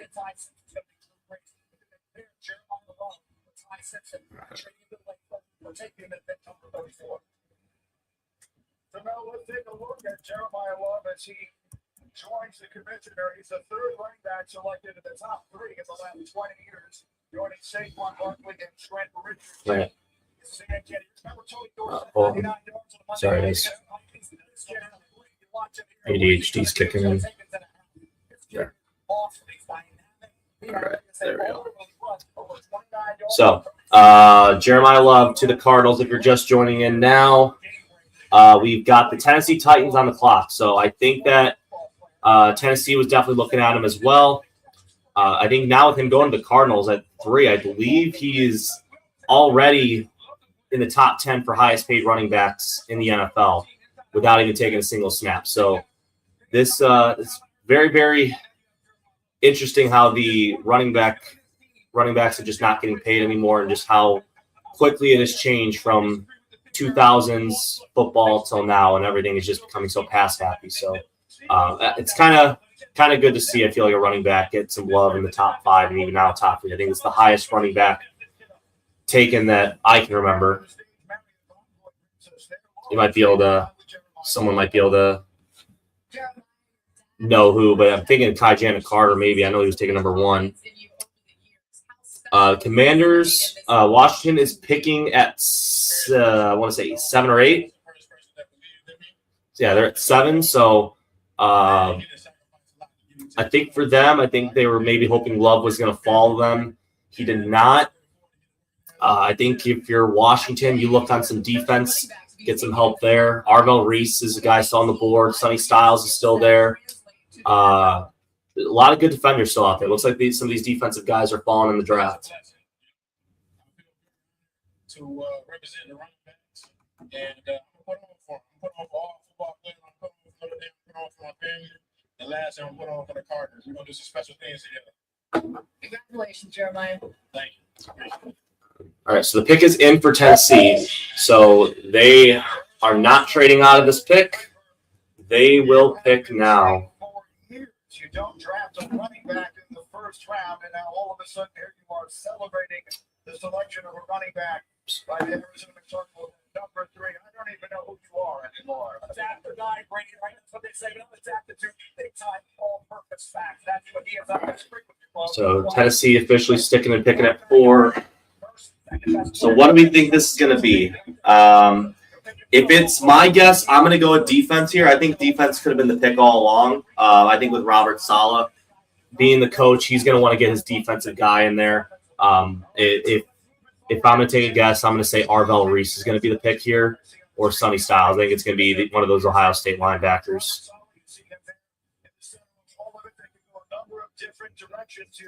Titans debuting their new logo, their new uniforms as well. They're going back to the old Oiler blue. Kind of got rid of the flaming ball on the logo, so now it's just a circle, kind of a shield being the logo. So, but they are going back to their roots with the Houston Oilers a little bit with the royal bright red and the Oiler blue there. Yep, go Vikings. David Bailey went number 2. He went second to the Jets. So Arvell Reese is still on the board. We are on pick number 4 right now. 54th pick in the 2026 NFL Draft, the Tennessee Titans select Carnell Tate. Wow, Carnell Tate. I guess I think Brian Dable's our OC. Looks like Dable's getting his weapon there. So you're going to have Carnell Tate. You're going to have Wan'Dale Robinson, Chigakonkwo, Tony Pollard, Tyjae Spears. got some good weapons there in Tennessee now. So Cam Ward is getting some help. I really thought they were going to go defense there. I really did. So Carnell Tate to the Tennessee Titans. He's one of Chicago's own. If you're from Chicago.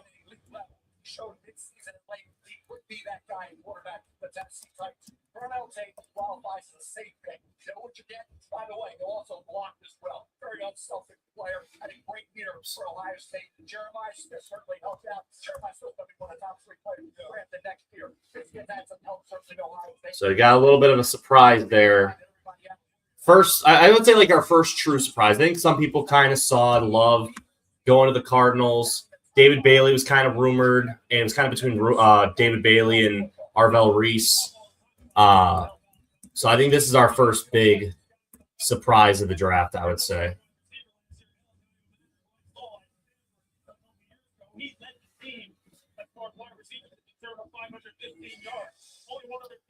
Appreciate you guys sticking through. Sorry. Make sure you guys are sharing, liking the live. Make sure we get this out to as many people as we can. Help grow the channel a little bit. Cam Ward's no longer going to have an excuse if they pick up another O-lineman in free agency. Yeah, well, I think for Cam Ward, like you said, I think you're hoping that he takes that next step. Like you had the Drake Mays from last year. You know, hate to say Caleb Williams got better in year 2 versus his year 1. I think there's still a lot left to be desired with Caleb Williams still. I think accuracy is definitely something he's got to work on. When you're in the company of J.J. McCarthy, accuracy-wise, I don't think that is very good company to be in. So, but you got that. Yeah, I'm sure there's a lineman out there. I'm sure there's somebody who can make an impact. Like, you know, Dalton Reisner was last year was at the Bengals and had a good season with them and I don't think he signed with the Bengals until like July. So there's still some guys out there you can find or maybe make a trade for. You know, especially with June 1st coming around, post June 1, you can snag a guy there too. With Arvell Reese available and Sonny Styles available and Caleb Downs available, the Carnell Tate becomes the second receiver drafted in the top 4 in the Sorry, I'm just trying to. Marvin Harrison Jr., also from Ohio State, was the other. Harriet Bonboy takes us down to Laura, who's standing by with Carnell Tate. Carnell, what do you want your new quarterback Cam Ward to know about what you're Trying to fix one of my TVs here. Sorry, guys. Bear with me. You had a really incredible moment where you wanted to honor your late mom, Ashley, tonight. Can you show us how you had her name? So I had Carnell Tate as my first wide receiver off the board. I just didn't think it was going to be this early. I thought he was going to go to the Browns. I think the Browns are kind of kicking themselves a little bit. I think this is the guy they wanted. So I think the wide receiver run's going to happen now. I'd be a little surprised if Cleveland doesn't go either wide receiver or tackle. But I think with Tate going 4, the Giants picking 5, I think this might be Jordan Tyson. I think now they don't want to risk it with Tyson potentially being taken. I think they want to try to build around Jackson Dart and give him as many weapons as possible. Cam's a dog with a huge heart. You don't need the special talents that others have to do great. Yeah, but I think it's just more to make his job easier, you know. It's really challenging to see a guy just do so much and just not get anything back. And he does everything right, and then it's a wide receiver can't run the right route correctly, or he drops the ball or something like that. Can I get a Bud Light? Sorry, the bar's not. All it's not for me. It's for the ride. Just can I get the clean, crisp taste Bud Light? Her words, not mine. All right, so if you're just joining in now, Fernando Mendoza has gone number 1 to the Raiders. David Bailey, the edge from Texas Tech, has gone to the New York Jets.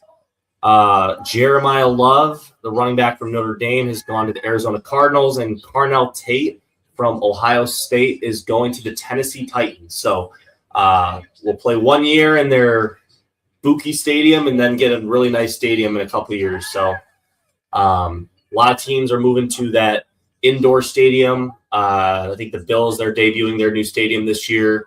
I think the Titans are next year. Chiefs are coming up. Browns are getting a new one. I think they're moving indoors. I think it's going to be a very rare thing to see a team that plays outdoors I think the last team for sure that's going to be playing outdoors will be the Packers, but I don't think they're not leaving Lambeau Field anytime soon, even though they have bleacher seats.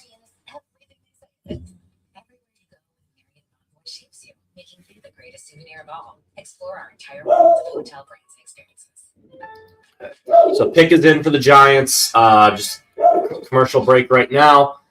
Just make sure you don't spoil who the draft pick is, just to keep things fair for everyone that is on the live that wants to keep it a surprise. Would really appreciate that. Got about a little over a minute left until we're back from the break. But in the meantime, we can look at some players that are still on the board. Arvell Reese, a lot of people had him going number 2. He's falling in the draft. Do the Giants take him at 5? We'll see. I know there's some steam about Caleb Downs. Maybe he might be falling in the draft with some medical issues that kind of popped up last second. So we have a trade alert. So the Cleveland Browns have traded the 6th pick to the Kansas City Chiefs. So the Chiefs will now pick number 6 in the draft.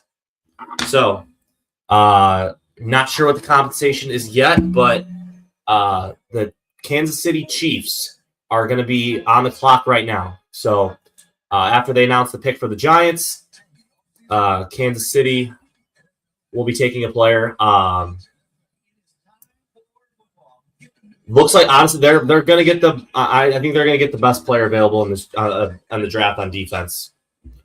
Whether that's Ruben Bain or Arvell Reese. Reese is a guy that could be a really big I almost said transformer. Like a chess piece, like that Swiss Army knife for their front 7 for Steve Spagnuolo. Ruben Bain could be one. Very quick 10-yard split he had. The only thing that's concerning is really his arms, but he's an athletic freak. Other than that, and they could be looking at a guy like that just because they have Karlaftis, Chris Jones getting older, and the defense is really going to take a step back after trading Trent McDuffie away. But Giants, they're just kind of introducing some local people right now. Looks like some people from the Army. So make sure we don't spoil the draft pick. We're keeping it anonymous until hopefully everyone has gotten it. So He is survived by his spouse Tracy and their 2 sons, Andrew and Benjamin. Hey Nick, welcome in. The Hudson Valley and was a lifelong fan of the Jeremiah, your boy Jeremiah loves going to the Cardinals. Okay, so they are announcing the pick on NFL Network. Should get it. It looks like the ESPN coverage is about a second or 2 behind. With the 5th overall pick of the 2026 NFL Draft, the New York Football Giants select Arvell Reese, edge linebacker from Ohio State. Any John Harbaugh team that's made its head coaching career. And this one is the guy you send off the bus first. He's 6'4", 241 pounds. He ran 4.46 at the combine. Arvell Reese, Ohio State. Columbus to watch him work out, Brady, and he was working out with his shirt off. I'm just sitting there going, that's right out of central Kansas now. That's exactly what you're looking for. And just a defensive weapon, an all-tall linebacker by positional, identification. But what he's going to be is he is going to be a weapon. So we got Arvell Reese going to the Giants. You know what this makes me think of? Problem in the NFC North. So right now it is the Kansas City Chiefs. So the Browns are probably on the clock on your screen right now, but the Kansas City Chiefs have traded up to number 6, according to what I saw on the ticker from Adam Schefter on the little ESPN thing. Up there it goes. The NFC East. NFC East is going to have a problem. I think with all these pass rushers now, you got Kayvon Thibodeau, you got Brian Burns, you got Abdul Carter, and now you got 4 first-round pass rushers. So coming off the edge. I think this is going to spell the end for Kayvon Thibodeau. I think he might be a guy that gets traded very, very shortly. So Chiefs are going to get pick 6. Browns are getting pick 9, 74, and 148. So the Browns are moving down, getting some more draft capital after trading down last year to get Mason Graham, trading out of Travis Hunter. They are now getting more compensation to help build that roster up and get out of the pickle they put themselves in by signing Deshaun Watson at $80 million a year.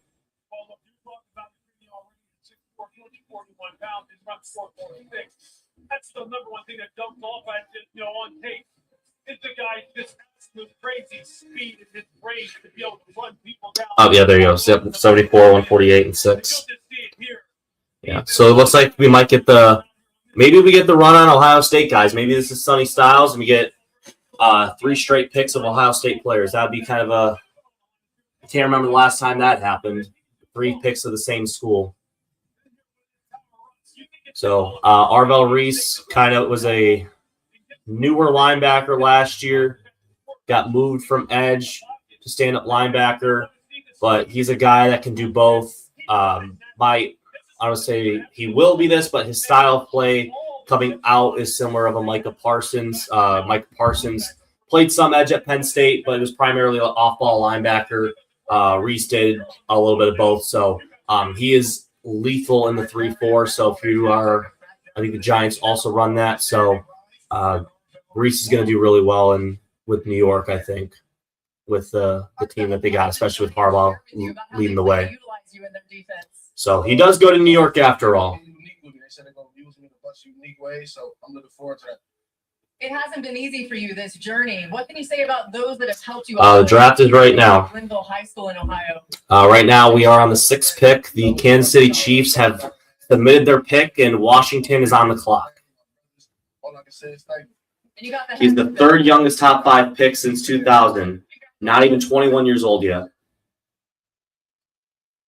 Laura, thank you. So a pair of pass rushers are now. Yeah, and I figured that Kansas City was a team that was trying to trade up, but it's the team that is in the middle of their dynasty run. They're unloading. They're trying to get the best players possible, and they're going to make a splash. So they're going to get hopefully their Trent McDuffie replacement on defense, a guy that could be an X factor. Is it Delane? Don't think so yet, but be a little early for him. But with Tate pick and Arvell Reese falling from 2 to 5 on. Or at least maybe 3 to 5 in some mocks. Wouldn't be surprised if it could be a corner too. But my guess here, it's probably going to be an edge. My guess would be Ruben Bain. It seems like there's a lot of love there from them. Could go Jordan Tyson maybe. Would be kind of an interesting pickup. Do they go Maui Noah to replace Jawan Taylor? So let's see. Roger Goodell is making his way out. In the 2026 NFL Draft, the Kansas City Chiefs select Mansour Delane. Wow, Delane. So another huge surprise here. A lot of people thought he was going to go in the early teens. He goes at 6. And they traded up to get him. I would say this is probably more of a shock than the Tate pick, if I'm being honest. I thought this guy was maybe going to be a guy that goes in pick 12, 13, 14 range, early mid-teens, but he goes at pick 6 to Kansas City. He's going to replace Trent McDuffie as that boundary corner, coming from arguably DBU, depending on who you ask. But the pick is in for Washington. New Orleans is on the clock.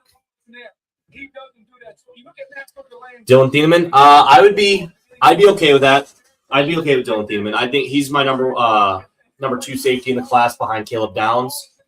I had him at number 2, and people still have him at round 2. I think a lot of people are just seeing what I was seeing, but he's a guy that can play everywhere. He's so explosive. It's the only thing he's got to work on is just a little bit working in the box a little bit, but that's teachable. So I'm not too concerned about it. I think he has all the talent in the world to be a top player in this league.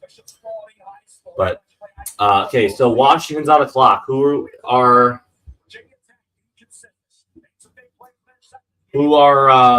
Who's Washington going to take? So we've got Sonny Styles as an option. I think that could be a good one with Bobby Wagner getting older. They don't really have that true linebacker. Dan Quinn loves linebackers when he had Bobby Wagner in Seattle. I think he did pretty well with moving Micah around the defensive line and the front seven there, even playing some off ball a little bit. And Deion Jones with Atlanta is the other one.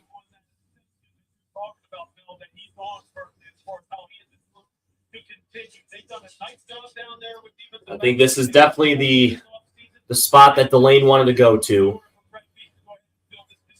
He's going to a team in the middle of a dynasty run, and I don't think it's stopping anytime soon. As much as people might want it to stop, I don't think it's going to happen. Aggressive move. They go up and get their man, and Marion Bonboy takes this back to Laura, who's with man short away. I'm sorry, you just said, wow, this is crazy. The Chiefs traded up to get you. What did they tell you about why you were so important to them?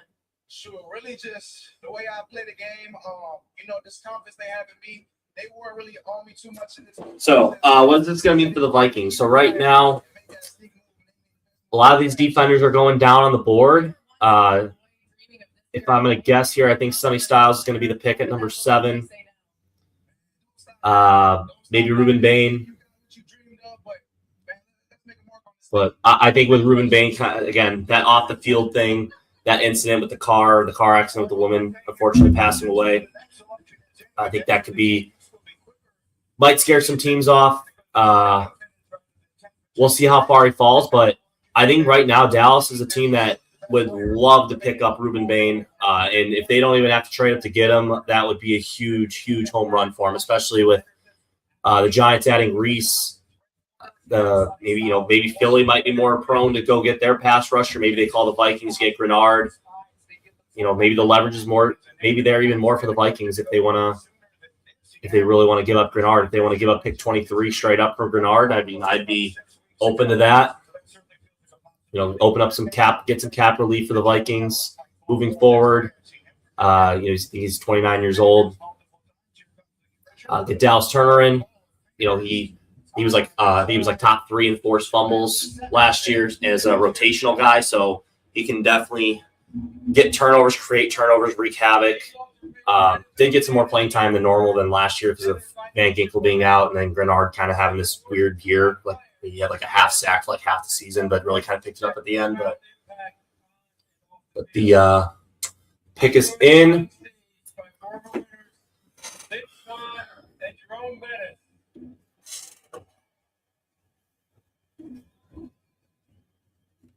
And the league welcomed its newest member to the prestigious club 2 months ago. Super Bowl champion and 6-time All-Pro Bobby. Rome Bettis. Bobby. On behalf of the Payne family and nationwide, I encourage players drafted this week to make their community and the league a better place. Okay. Who are they going to take? Who is Washington going to take? They have taken Sonny Styles out of Ohio State, linebacker. Sonny Styles to Washington. So it looks like they're going to have a good linebacking duo over there. I think Bobby Wagner's still over there for another year. Styles is going to be their linebacker of the future, guy that can run sideline to sideline. Can get those running backs on the zone toss plays, stretch plays. I think he's more of that true off-ball linebacker more than Reese is. I think he's the best stand-up linebacker in the class by far. And Washington's going to have a much better defense than years past. New Orleans pick is in, so now that puts Cleveland on the clock. Don't think there's any trades. Right now we're at pick 8. The Saints are on the clock. So If I'm the Saints, I think they're either going to look at, again, I keep saying Reuben Bain, but they need an edge with Cam Jordan kind of getting, I think he's 36, 37 years old. He's getting up there in age. So they really got to fix that defense. Another guy they could be looking at is wide receiver, maybe Jordan Tyson to complement Chris Olave. Kellen Moore, the offensive-minded coach, might want another shiny new toy for his quarterback. But I will be right back, guys. So give me 1 second.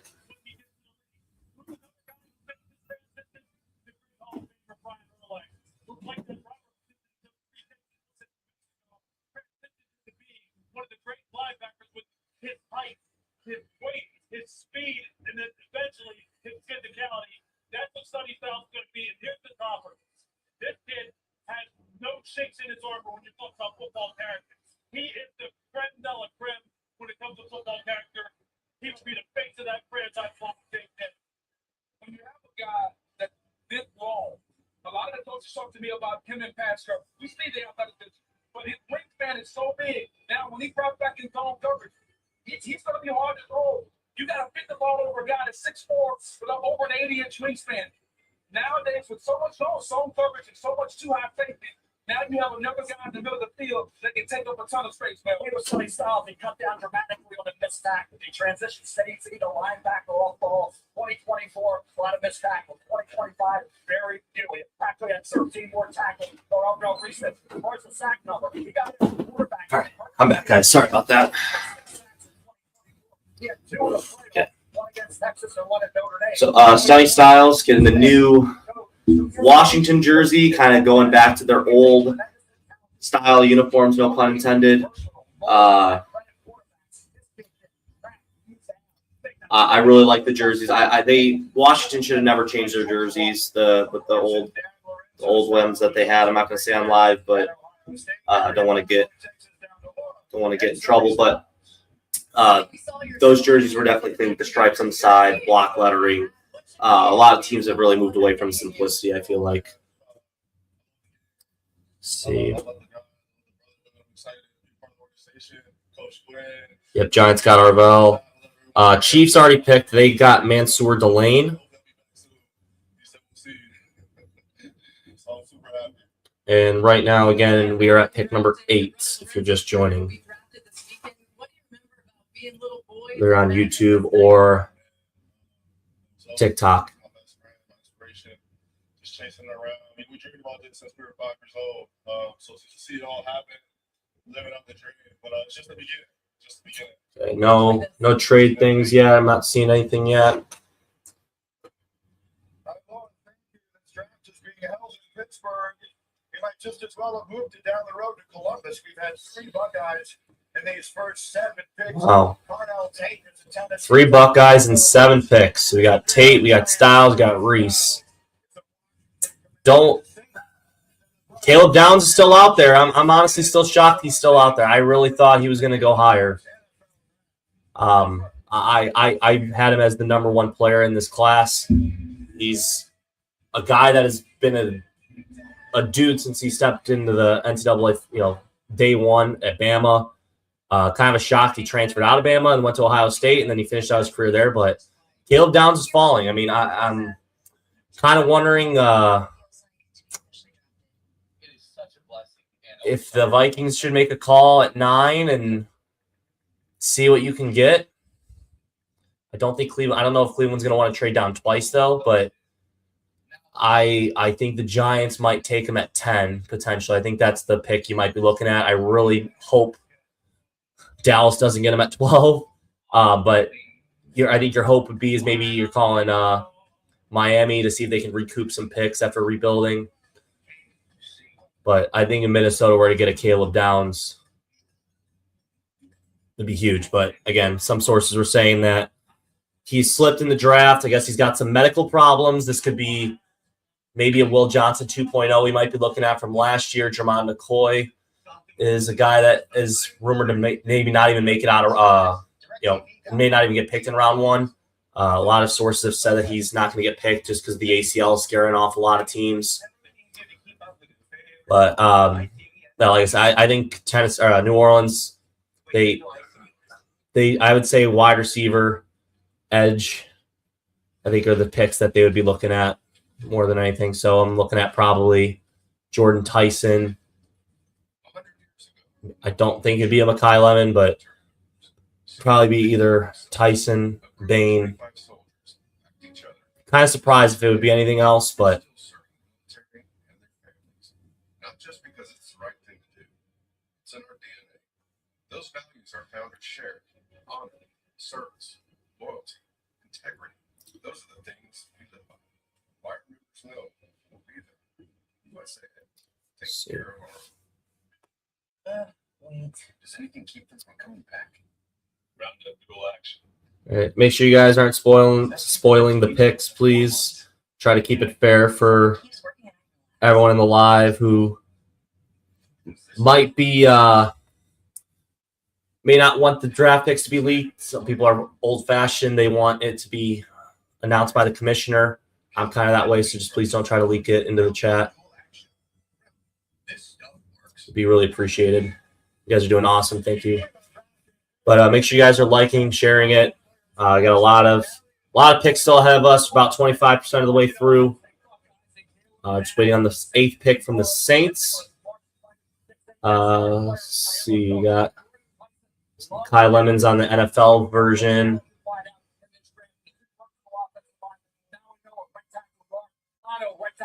Excuse me. Okay, looks like Roger Goodell's coming out, I think, any moment. My NFL Network one is a little bit more ahead than the ESPN version, but I prefer ESPN. All right, so Goodell's coming out, making his way. This should be fairly quick selection here.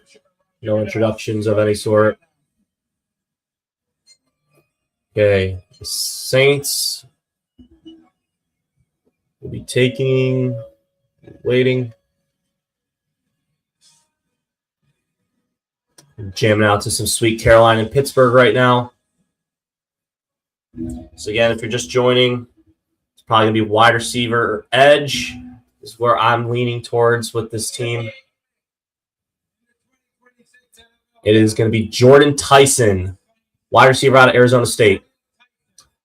So I think the Giants were maybe looking at him at 10. Maybe they shift gears. I think right now Caleb Downs is probably an option for him at safety. Just really, really make that defense into a juggernaut. Or you can try to get some more help on offense. Maybe they look at some O-line. Maybe they'll run an O-line, starts at 10. Maybe you'll pick up Afano. Maybe have him go to right tackle. They really need a right tackle. Evan Neal really not working out for him. So I'm not ruling out Caleb Downs just yet for the Vikings fans out there. Still out there. Might fall. I think you just got to hope and trust Tyler Williams is going to do his thing. Does it and everything checks out. But pick is in for the Browns. This is definitely going to be offense. I'm thinking this is definitely going to be a wide receiver or a tackle. Again, they're kind of in the same boat as New Orleans. Be kind of surprised if it'd be anything else. Don't really. I mean, I don't think Ty Simpson's going to be the pick here. They're going to be way too early for it. I think that's a guy I'd trade back into the first round for. Again, Lemon, you got, Fano, Maui Noah, maybe. Probably Maui Noah because I think Jedrick Wills is no longer with the team. So I'm sorry if you're a Browns fan out there and don't know that. You can correct me if I'm wrong, but I don't think Wills is on the team anymore. So maybe Maui Noah is the pick. Just getting that left tackle, protecting, Shador or oh wow, he had a big spit bubble coming out there for Tyson. He's was it a spit bubble or a snot bubble coming out of Tyson there? He's loving this. He's crying. He's crying. He's very happy to go to New Orleans right now. You can see the emotion in the face there of Jordan Tyson, who was overcome on his way to the stage. What a moment. He's very happy to go to New Orleans, it looks like. So if you're a Saints fan, Jordan Tyson looks like he's very happy to be there.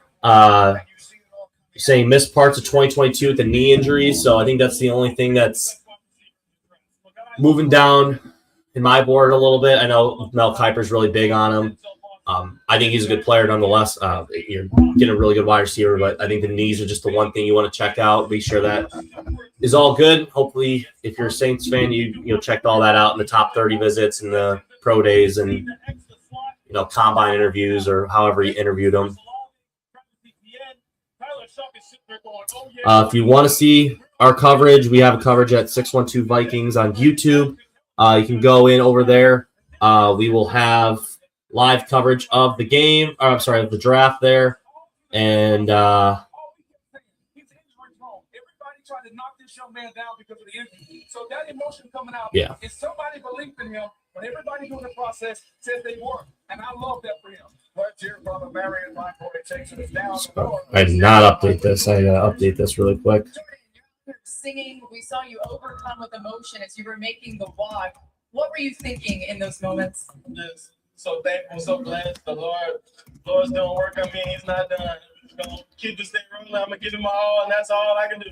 All right. Sorry about that, folks. We're on YouTube. May deal with adversity, injuries Oops, in this game. not that one. Things There that we you go. handled Sorry, and guys. So, perseverance. summarizing the picks so far, we got Mendoza at 1, Bailey at 2, Love 3 to the Cardinals, Carnell Tate to the Titans at 4, Arvell Reese to the Giants at 5. We had a trade at 6 with Kansas City taking Mansour Delane. Sonny Styles is going to Washington. Jordan Tyson is going to New Orleans at pick 8. We are now at pick 9. The pick is in for Cleveland. So, again, my guess would be maybe this is the run where the tackles, I guess they would say the run on tackles could be going on around this time, at around pick 10, 11, 12, 13, 14, kind of in that area. Cleveland definitely needs a tackle, so maybe they're looking to get Francis Mauigoa.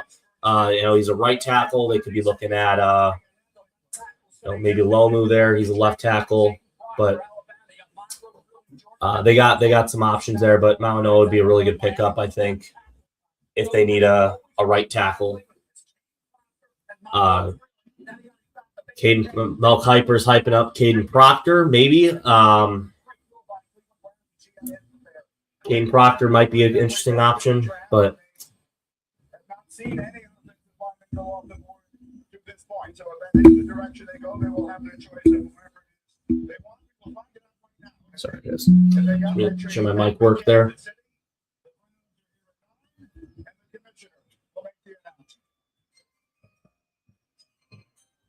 With the 9th pick in the 2026 NFL Draft, the Cleveland Browns select Spencer Fano. Spencer Fano out of Utah is going to the Cleveland Browns. The first offensive lineman off the board. So this could be the run on the lineman. Highly decorated during his outstanding college career. A unanimous All-American last year. The Big 12 Offensive Lineman of the Year.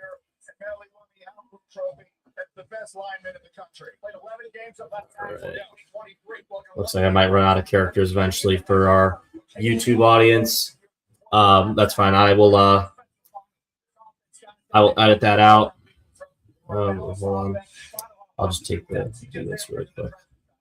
I think he's the most versatile offensive lineman in the draft. Even at the combine, granted, they worked him out at center. So he played left tackle, he played right tackle. He worked out at center. So you're getting a versatile piece that you can put anywhere on your offensive line. I think Cleveland is going to put him at the left tackle spot, which he played early on in his freshman season. But quarterback in Cleveland had a tough time last year. So I'm just editing this for our YouTube audience. One of those guys who has physical versatility, can go to right or left. They just need to figure out the best combination of size and make sure that you keep whoever winds up being their quarterback off the ground. While I'm doing this, guys, make sure you guys subscribe. 612 Vikings if you're a Vikings fan. Get as much content out in the offseason as possible. Look at training camp battles after this, maybe some potential post-draft signings, and go from there. So Giants pick is in. Roger Goodell is out. And Francis Mauigoa, tackle. So it looks like the tackle run has begun.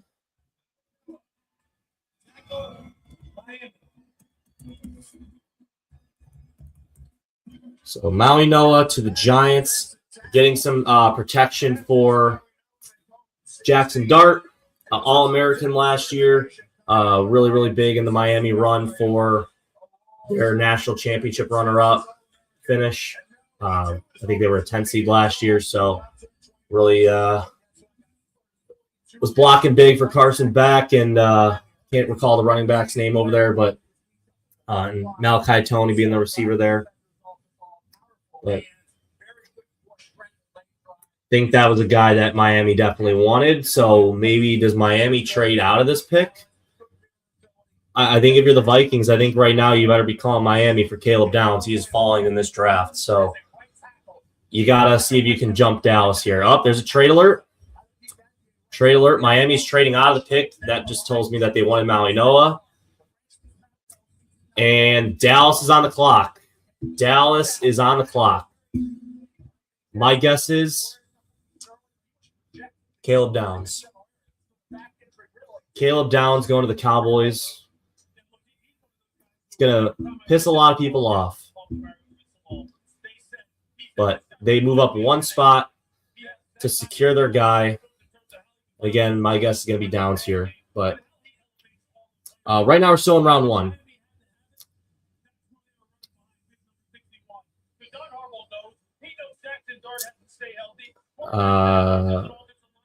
Not sure who that is.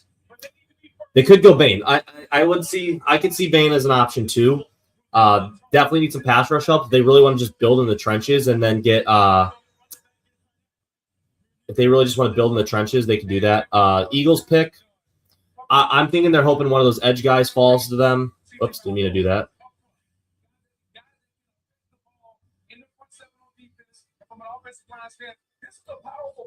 But my guess is going to be edge. I think they're hoping maybe a Kedrick Folk or something like that could be there. Yeah.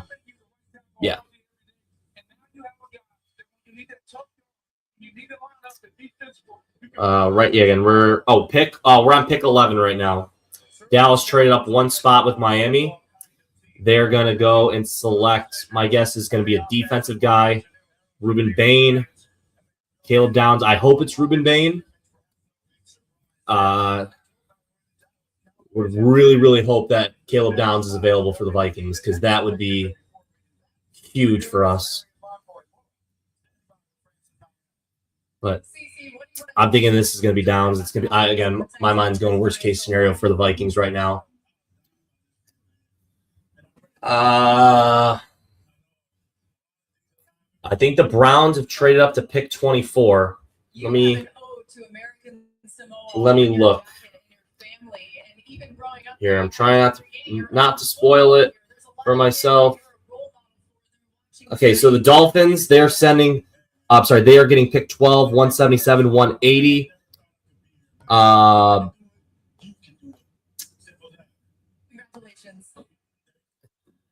Not sure. I thought somebody said that they not sure what it's going to be, but I think a lot of teams were calling the Miami Dolphins here. And I think the Dolphins didn't want to lose out on a guy. They just want to move back one spot, still get a top-tier player, try to stick within the round one graded guys. But if I had to guess, it's going to be Caleb Downs. Safety prospects are falling, so I believe Thieneman's going to be there for the Vikings at 18. Because the only team that was mocked to get a safety ahead of the Vikings, somewhat commonly was Dallas. But I was really hoping Rob would have pulled a rabbit out of his hat and got Caleb Downs. But I'm thinking this is, like I said, you don't move up one spot to pass on a guy like that who's the best player in the draft, in my opinion. This one has crap ice on it. Yeah, that's what I'm saying. I think Caleb Downs. I think that he's going to go to the Cowboys. Cowboys are trading up one spot. My guess is Caleb Downs, but it could be Ruben Bain. We'll see what happens. But we'll see what happens. Right now, we're in the middle of a commercial break. We got to wait 2 minutes. That's what the ad thing is saying. But People start dropping. Who do you want your team to get? Who should the Vikings get? If you're on their TikTok, we got some other people who are fans of some other teams. You could drop who you want your team to get. But right now, I think the Vikings, if it is Caleb Downs at 11, I think you're still looking at Dylan Thieneman. You're looking at Kenyon Sadiq. Defensive line could still be an option, but I think it'd be a little bit early to take one. But Caden McDonald, I think, is he's my number one defensive tackle in this class.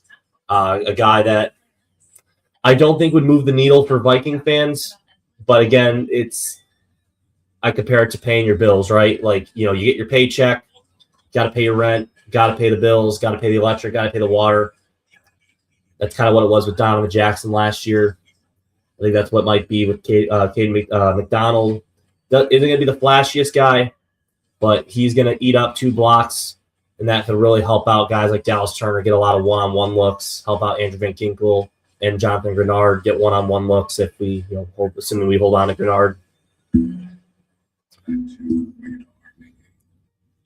Vikings pick wide receiver from USC. I think that would be a good pick. I think it good value there. My only fear is I think the Rams, I've heard they might be looking at wide receiver as well, with Devontae Adams getting up there and Puka kind of having some questions about his off-the-field antics, we'll call it. They could be looking at wide receiver. They could also be looking at tight end. What's his name? Tyler Higbee. He's getting a little bit on the older side. They drafted Terrence Ferguson last year. Maybe there's some. I think your hope is for Vikings fans that they take a position that you don't really need, but you're just hoping these top guys just keep falling at 18. But I think Reuben Bain. I'm going to say Reuben Bain. I think in Miami would be a really good matchup too, because local kid. Again, it's going to put the butts in the seats because he was by far one of their best players, probably second best player last year, maybe behind Malachi Toney. They get a true pass rusher, and Jeff Hafley's a defensive-minded guy. He might want his premier edge rusher. Again, he worked with Micah Parsons, so maybe he really wants that. But Cowboys, Roger Goodell is out on the floor.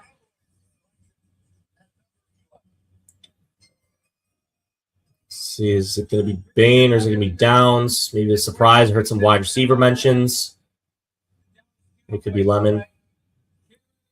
Yeah, there's Caleb Downs. He is now off the board. He's going to Dallas. So this could be very interesting storylines in the NFC East. I think with Dallas taking Downs, Giants passing on him. Again, a lot of people had Downs higher on their board than Maui Noah. If Maui Noah doesn't work out and Downs is that guy, a lot of Giants fans are going to get very upset with Joe Shane. So this could be definitely a move where if Maui Noah doesn't work out, I think Joe Shane might be fired.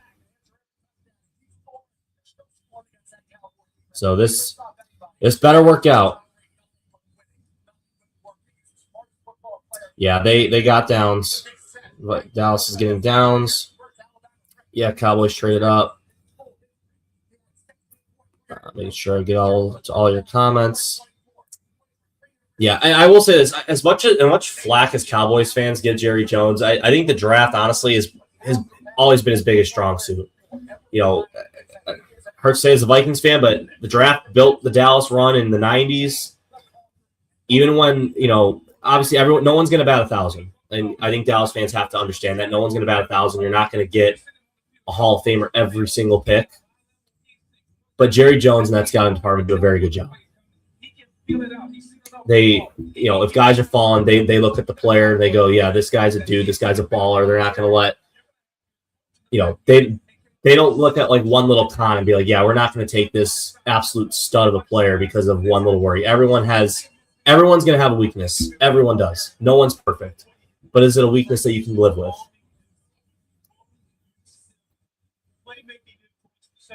No one. There is no such thing as a perfect football player.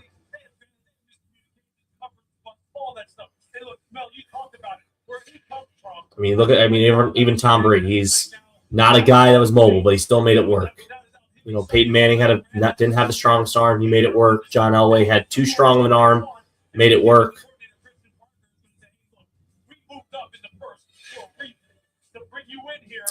I appreciate you guys that are sticking through. I think we're at like close to 700 people earlier, so I really appreciate it. Make sure you guys are liking it as well. Let me just update for our YouTube audience.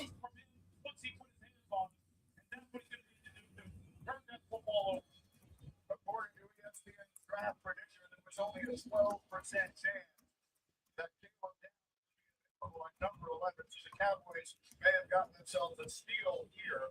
And Caleb Downs is standing by now with more on that. Takes us down to stage 4.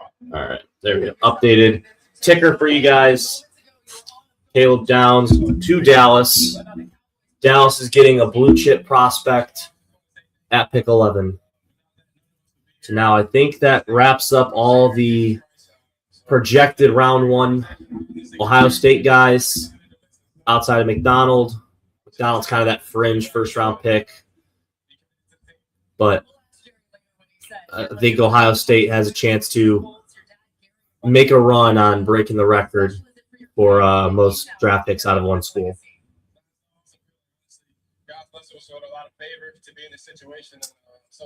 The Cowboys traded up again. Cowboys traded up for Caleb Downs, and then gave up I think they gave up a 3rd rounder and like a late pick or early day 3 pick. So Dolphins are on the clock. Basically, they need everything. I'm going to say Mekhi Lemon's the pick here, because if you look at this Miami wide receiver room, it is god-awful. I think they have Malik Washington, I think right now is their wide receiver 1. It is not a very pretty room, and Malik Willis needs somebody to throw the ball to. He can't do it all. It can't just be Willis and Achane trying to do stuff, especially when Willis can't throw the ball and has really, in fact, really just been unproven. I mean, he's had a good 5-6 game stretch with Green Bay, and he's getting paid $20 million. So we'll see what the pick is here. Miami, Goodell's at the podium. With the 12th pick in the 2026 NFL draft, Miami They got to go some sort of offense here. Caden Proctor.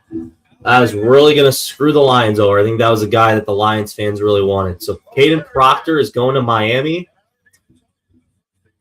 and is going to protect Malik Willis. Second team All-American last year. Malik Willis is going to have a blindside protector to help him out.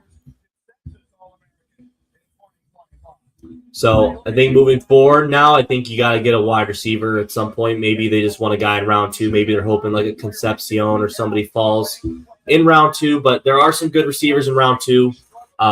Chris Bell is a guy for a name to watch that has been popular to mock in round 2. But I'm wondering now if LA could be looking at left tackle too. They have Alaric Jackson or Alaric Jackson, however you say his first name. He's a guy that has tackle guard versatility. They want to get more protection for Stafford, help out their team a little bit, try to win more in the trenches, especially with Seattle and that defense. Try to compete with them a little bit. They were the wild card last year, had a big win the first time around, came up short in Seattle, and then came up short in Seattle yet again in the NFC Championship game. But they are going to have their first round pick here, and this is going to be via Atlanta. Let me just make sure that we get this updated for our YouTube audience. Developing to the point where he's a self-starter, right? That you don't have to sit there and you have to babysit him all the time and say, look, hey, Kate, it's in your best interest to make sure that your weight's down, because when it's down, you dominate people. This guy moves people against their will. And that's how, when you do, if you're just happy to do head coach down there, that's what he wants from Malik Willis. He wants all the So if you're staying in right now, if you're just joining, Caden Proctor's going to the Miami Dolphins at pick 12 in a trade back that got Dallas Caleb Downs out of Ohio State. So Ohio State's getting a blue chip prospect to help out their defense, get some help there. Their defensive backcourt was really, really bad last year. So now they'll have Quinn Williams, Kenny Clark on that defense there. And they will now have Caleb Downs as well. I might look at an edge rusher later on in round 2. But really disappointed. I was really hoping Minnesota was going to trade up 7 picks to go get their guy. But You just told me I've never cried I think, like I said, I think right now, we said on 612 the other day, if you're on here, you can go to 612 Vikings. We have our live draft show over there. Keep track of all the picks there. But we said on the show the other day that Vikings, I think, are just going to be sticking and picking a whole lot.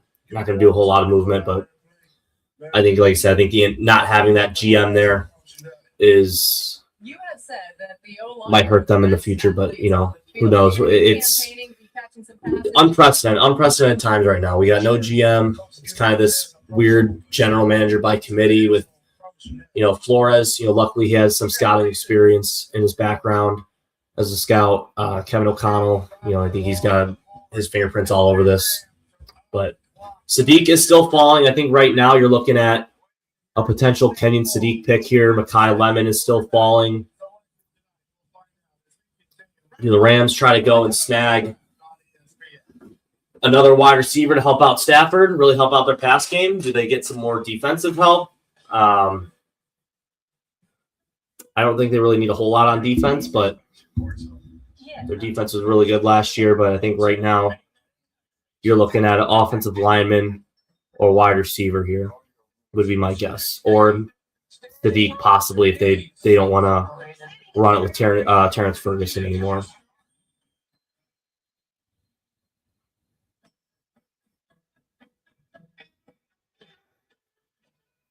So we got about 2.5 more minutes. Pick is in for the Rams.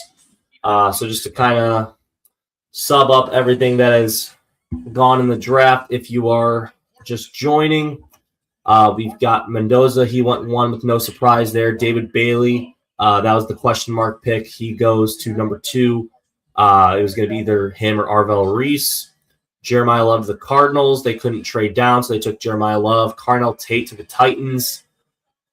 So Cam Ward's getting some more offensive help. Arvell Reese to the Giants. Kansas City trades up with Cleveland to go get Mansour Delane. Sonny Styles to Washington. Jordan Tyson to New Orleans. And then Cleveland in their trade down with Kansas City. They got Spencer Fano, so they're getting some more O-line help. The Giants took Francis Maui-Noah with the Dexter Lawrence pick that they got from Cincinnati. Dallas takes Caleb Downs. Miami takes Caden Proctor, and that leads us to pick 13. Right now, I think Thieneman or Sadiq right now is our best options. So I think if you're a person that wants Kenyon Sadiq, this is kind of where you're sitting on the edge of your seat, because I think LA could potentially look at him as a potential guy to take. Tampa Bay is another one. They really need a tight end right now. It's just pretty much Cade Otton, but they could also use some edge help. And Todd Bowles being that defensive coach, they might want to try to get that defense fixed up and tuned up again. After having that mediocre season. And Carolina really added a ton in free agency and getting Jalen Phillips, so maybe they'll even look at an offensive lineman too. But I think Gadecki and Wirfs have been fine. Not really a guard, I would say, but yeah.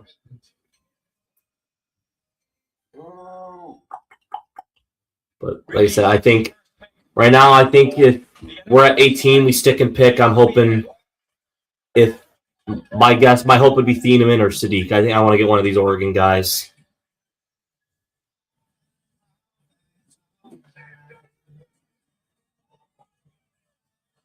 But, I mean, even Ruben Bain. Ruben Bain is still on the board. I mean, Tampa could be looking at a Bain here, too. I mean, I get it's in Tampa, but, he sticks around in Florida. There are Miami fans down in Tampa. I mean, primarily Florida fans, though, but, I mean, there are still some Miami fans down there. Could be the local kid down there for him. And again, I think Baltimore, do they look at Bain? But I think for Baltimore, you got to go and get that Penn State guard because that guard play last year was a train wreck. And really, I mean, my opinion was the big reason why they didn't make the playoffs is just because they couldn't block.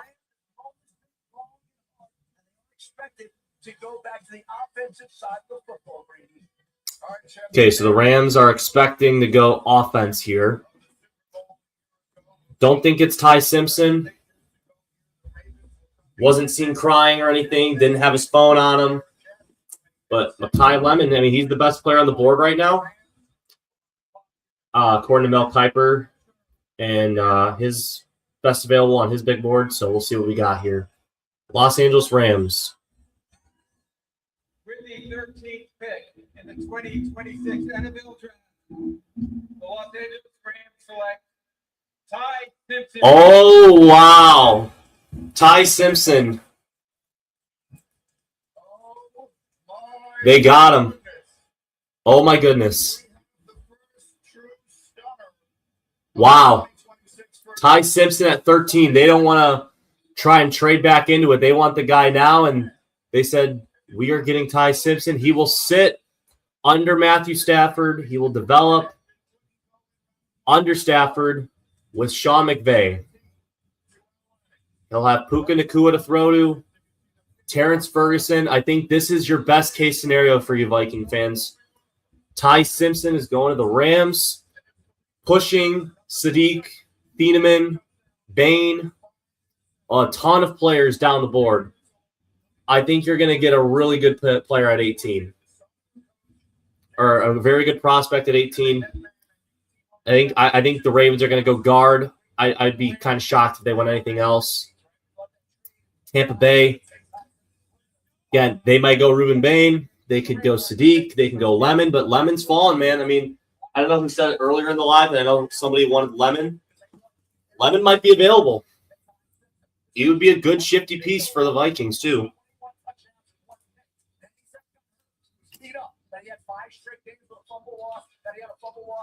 This is crazy. Ty Simpson to the Rams. So if you're just joining, this is the I wouldn't say the first shock because I think Tate was kind of a shock was the first shock, but this is probably the biggest shock I think I've had probably since Michael Penix from 24 to the Falcons. I mean, this is kind of this level of shock right now. He ran very similar concept at Alabama. Wow. I know Dan Orlovsky's been really raving about this guy, too. I think Orlovsky even said he would take Ty Simpson over Mendoza. So if there aren't any Rams fans that are watching on the TikTok live, just know Orlovsky really loves your quarterback. Very big in the West Coast system. Simpson could fit really well there. So this is now the second first-round quarterback that Kalen DeBoer has put out in 3 drafts. He's had 3 quarterbacks drafted in a row in the top 3 rounds, going from Penix to Milroe, now Simpson, who just got a big fat extension at Bama. Lead him into the Vikings. I think it's going to be very likely that he'll be there. I think right now if you're a big Thieneman guy, you just want to watch out that Carolina doesn't jump Detroit there because we already got O'Neal, they got Darisaw, Lions need a tackle. They may say, hey, Carolina, we're interested in trading up. You want to trade up to get Dylan Thieneman. I think that's the only thing that could screw you over, but again, if they do that, we'll take a Kenyon Sadiq. We'll take a tight end who can run a sub 4.40. So I have no problem doing that either. What are you most excited about in learning from Sean McVay and quarterback Matthew Stafford? Yeah, I mean, 2 of the greatest minds in offense, especially with Coach McVay and the quarterback. offensive standpoint, and Matthew is one of the greatest of all time. So I'm looking forward to it. Congratulations, Ty. Thank you. All right, so pick is in for the Ravens. My guess is it's going to be that guard from Penn State. Really sure up that offensive line because, again, the way the Ravens play, that you need to have a good O-line, especially with how much they run the football. To go get a quarterback. They were so convinced in their decision that earlier today they called their veteran quarterback Matthew Stafford and told him that they planned to take Ty Simpson tonight at 13. This was a pick that the Rams got from the Falcons. And think about this: when they let the Falcons chose Michael Penix, they did not give Kirk Cousins a heads up. The Rams did that today with Matthew Stafford, and now it's Falcons catching strays. That's crazy. That would be kind of ironic if the Falcons traded their first round pick and had all this quarterback issue with Cousins and Penix and everything, and then the Rams used the Falcons pick to make develop a really good quarterback. That would be kind of crazy.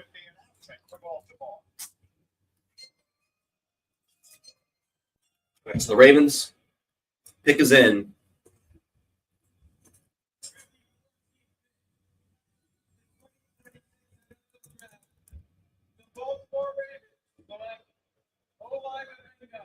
Yep, it's the guard from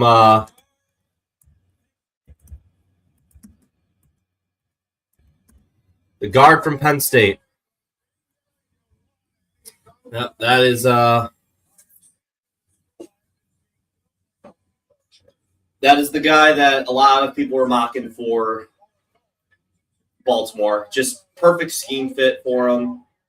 Very, very strong in the legs, can get low. Very good run blocker. I think he'll do well in Baltimore. Really good player. College.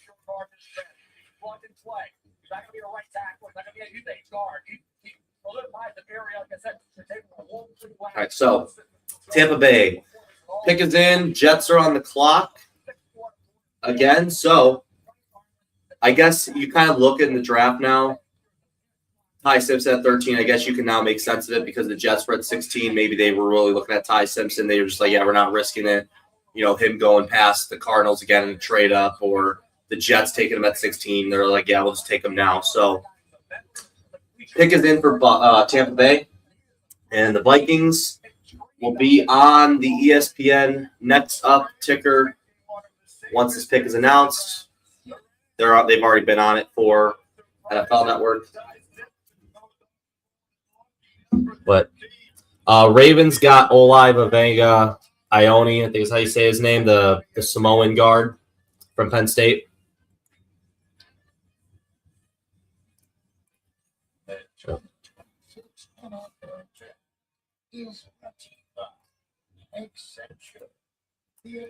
Thank you for guys who have been sticking around, especially on TikTok and YouTube. If you guys want, you guys can go check out our YouTube stream. We got our live ticker over there.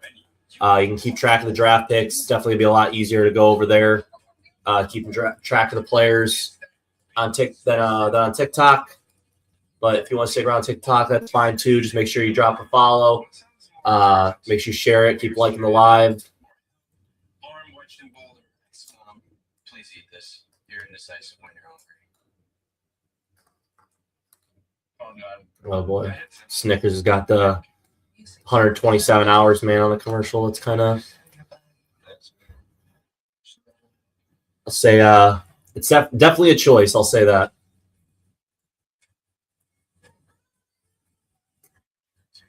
All right, we got 2 minutes till the next pick. Tampa Bay, their pick is in. Jets, I'm assuming their pick's probably in or near in. Detroit, and then we got Minnesota. So the one that we've all been waiting for, majority of us have been waiting for, I should say, if you're on the TikTok live stream.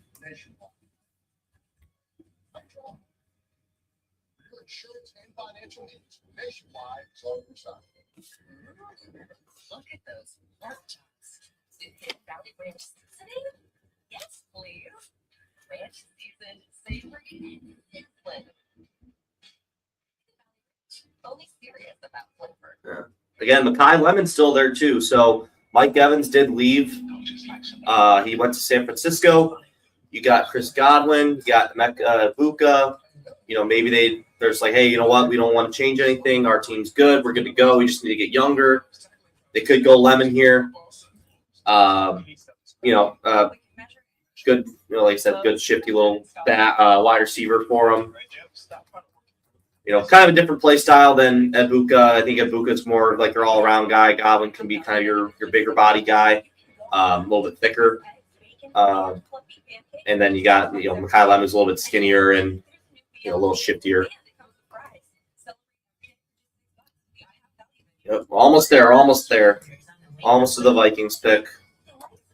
So Daniel Jeremiah's best available. He's got Ruben Bain, Mekhi Lemon, Kenyon Sadiq, Emmanuel McNeil Warren from Toledo, Dylan Dieneman, Omar Cooper, Tremont McCoy, Blake Miller, Colton Hood, and Monroe Freeling.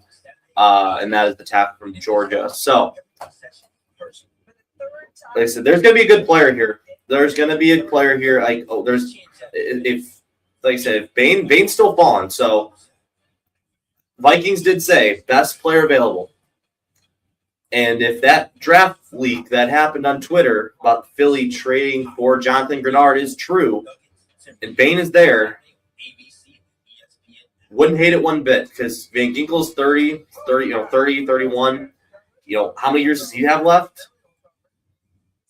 You get Ruben Bain, that would be a huge pickup. Like I said earlier, he was my top edge rusher in this class. He was an absolute mauler in the college football playoff. Really, on the defensive side, just carried Miami's defense with him and Mesidor. But Bain was he was the main guy.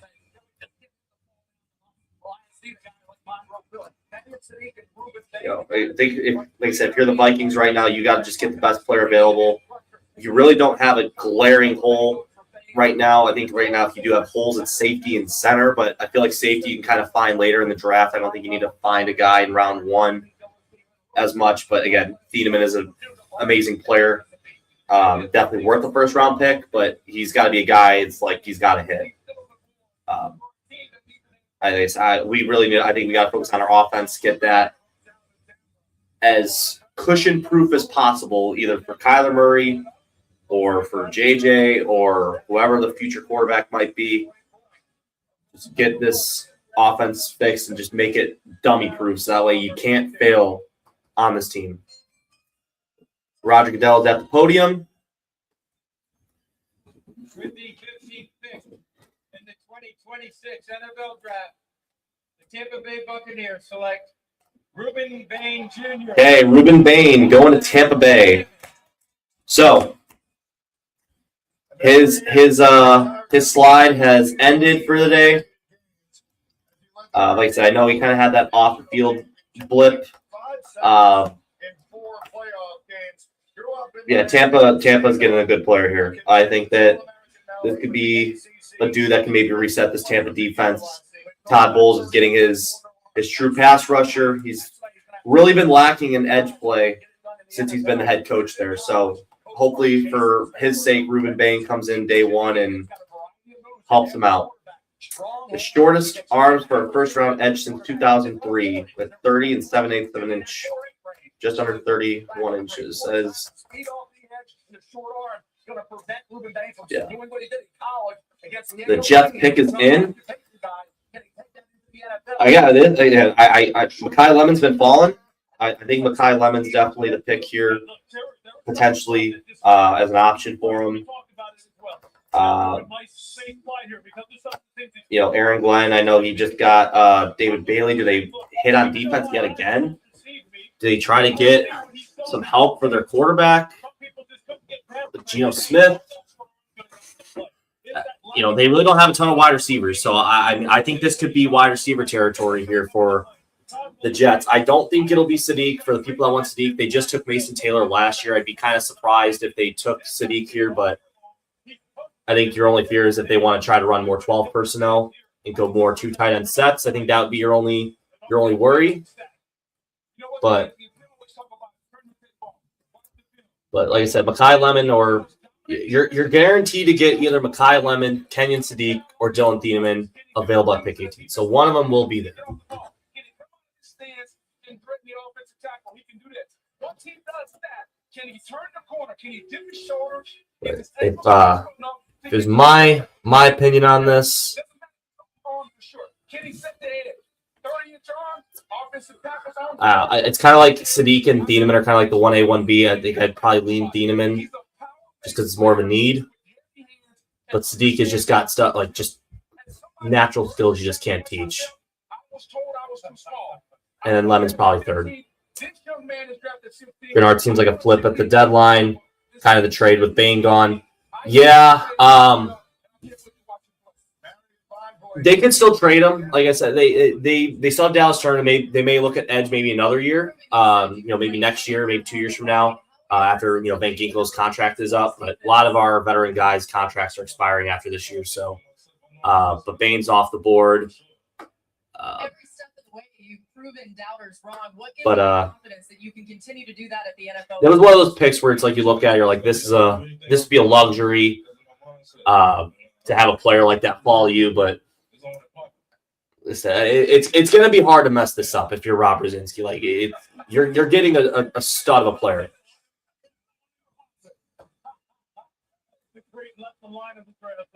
He walked right by that area where the players take the photos. He didn't have any time for that. He was all about business. But here's the thing, Brittany. Just like Tyson with the emotion, all process, we've knocked the guy down and said he can't play. He's got short arms. If you just turn the tape on, he was the most dominant guy last year. They've got it down. We got the 3 out of 10. So Jets are in for their pick. This is going to be from the Indianapolis Colts. He puts in all the time. Jason Taylor raves about his work ethic. He is a technician, a student of the game. He's going to be a hell of a. This is going to be from the Indianapolis Colts in the trade for Sauce Gardner. Jermon McCoy's still out there. I know that, like I said, teams have told us that he's not going to go in the first round, but he's up there talent-wise. I mean, they do need a corner. Do you take a 1-for-1 replacement? You give up Sauce Gardner and you take McCoy 1-for-1 and then take the extra first-round pick? Who knows? All right. 16th pick in the 2026 NFL Draft. The New York Jets select Kenyon Sadiq. Wow, Sadiq. He's off the board. Huh. Interesting. Okay, so Sadiq is off the board. I was kind of hoping it was going to be Mekhi Lemon, but what are you going to do?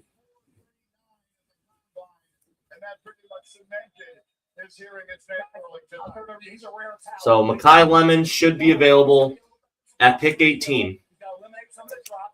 He is Mel Kiper's board. He's the top wide receiver available. Or, I'm sorry, the top overall player available, I should say.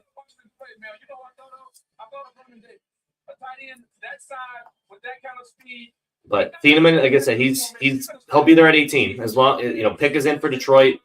Thieneman's going to be there. He's going to be available at pick 18. I think if it's Thieneman, I think it's a great pickup for him. You play it safe. Nothing flashy, nothing special. You get your day one guy out of the way. But there's been some rumblings too that they might look at D tackle. Do they go back to the Ohio State well again and maybe shock a little bit of people and take Cade McDonald? I mean, the run defense was not all that great last year. McDonald's a guy that eats up two dudes by himself, just how big he is. Number 1 run stuffer in the nation last year. He will block. He's got the mentality. They love him back in his alma mater in Idaho. What do you mean we're cooked? The New York Jets have made 2 selections tonight. They go defense with David Bailey. They go offense with Kenyon Sadiq. Are you not a big Thieneman guy, Ken? The Lions are on the clock. The Vikings will come behind them. There's Bailey Yeah, I mean, he would have been a great option. But again, I think Sadiq would have been. I was looking at it more long term with Sadiq. You know, he was going to be a guy that wasn't going to start day one. He was going to be probably your tight end 3 to start off the year because you have Oliver, you have Hawkinson, and just kind of let Hawkinson finish the year out. You get Sadiq. But I said earlier, too, that Sadiq does not have a ton of production. So it's not like he was like a Kyle Pitts or a Brock Bowers coming out. He's not like, you know, he didn't put up the most generational production, but the generational part, if you want to say a generational tight end, just based on his athletic ability, you could make the argument for just simply that alone. It would be just because of how, you know, just how much of an athletic freak he is. But, you know, there's still some other guys. I mean, you can always get Eli Stowers. You know, he's a really good tight end. You know, I'll pull up my list here and I can give you some guys here, but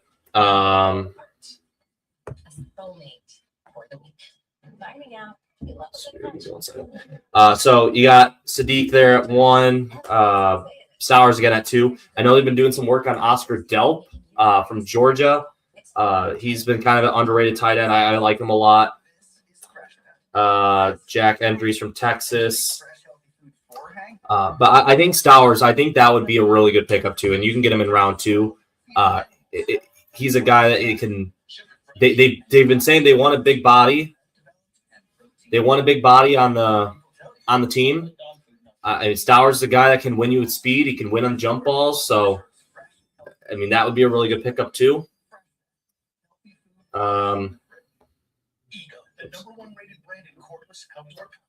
Let's see if there's anyone else here that's going to be a round 2 guy. I know Max Claire's been a guy that's been kind of flown out there in rounds 2 to 3.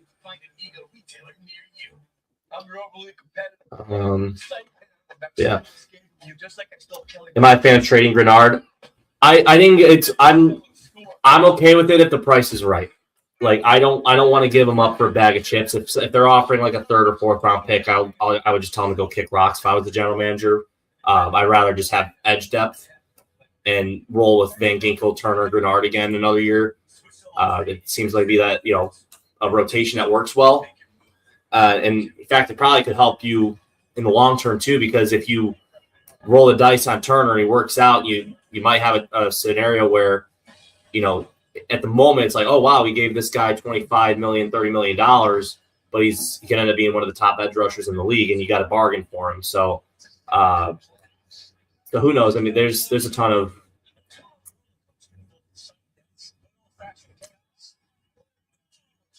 options there, but so he went to the Jets to die. I mean, yeah. I mean, like I said, you know, they're getting a weapon. They're going to run 12 personnel. Kind of hurts for me a little bit because I got Mason Taylor on my dynasty team, but hopefully Mason Taylor is the one that wins out at the end, selfishly for my sake. But yeah, you know, like I said, he's an athletic freak. You know, there's nothing we can do. Lions are on the clock. Let's see who the next future bust is for the Detroit Lions. Hopefully bust. But my guess is it's going to be a tackle.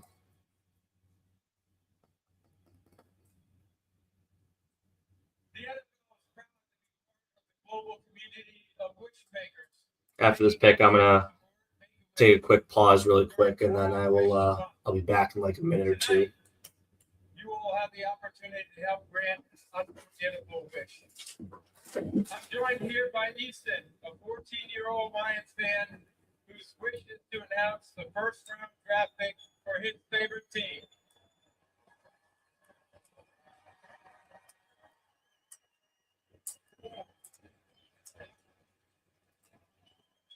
I'd like to ask all of you to join me in cheering on Easton as he makes his wish come true. Take it away, Easton. All right, Lions. With the 17th pick in the 2026 NFL Draft, the Detroit Lions select Blake Miller, tackle, reflects that. Okay, all right, I understand that.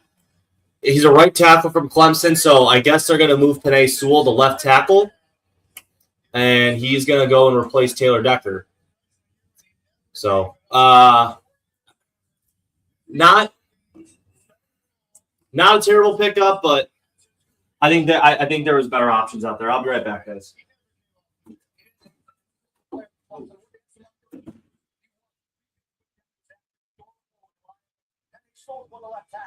They run a relief at right tackle. Maybe Monroe Freeland steps in here, but now you know Blake Miller is a right tackle. Instead of that central casting wheel, 6'6" and a quarter, 6'1", 317 with long arm. Got 504, 32 vertical, 32 reps. You mentioned the 3,778 snaps and 54 starts. Battle testing, he does play a little high, but he looks the part. Exactly right And tackle. it's super competitive, right? When you watch the tape, this guy's a baller in the run game. When the hands are tight, the timing is right. It's fast. Sorry. All right, I made it just in time. Pick is in for the Vikings. Sorry, I had to get another drink because when I talk a lot, my mouth gets very dry. So just bear with me there. But pick is in. So we've got Mekhi Lemon as an option. Who are the Vikings taking with the 18th pick in the draft? They are sticking and picking. Is it Dylan Thieneman? Is it Mekhi Lemon? Are they going to shock somebody? Maybe go Cade McDonald in the defensive tackle spot? Please, if you are in the chat, do not spoil the draft pick, please. That is all I ask for. Don't spoil the draft pick.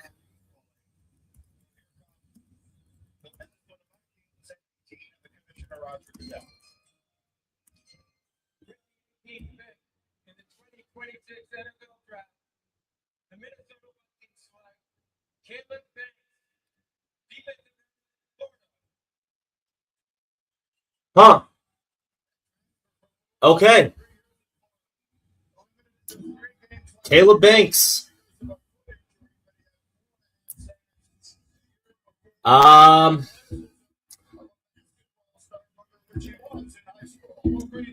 say this. I don't think he was the best player available. Caleb Banks. So here's the breakdown on Caleb. So very athletic dude. Kind of similar build to like a Jalen Carter, I would say. But there's just a lot of holes in his game. Very raw. Needs a lot of development. Did not think that's what they were going to go with. I'm honestly really surprised by that. I would say I thought they were going to go with Cade McDonald. I thought they wanted more of that true nose tackle, but it's weird with these Florida guys because these Florida guys they had a bunch of 5-star recruits and they just didn't play well in Florida. So I don't really know what to make of this.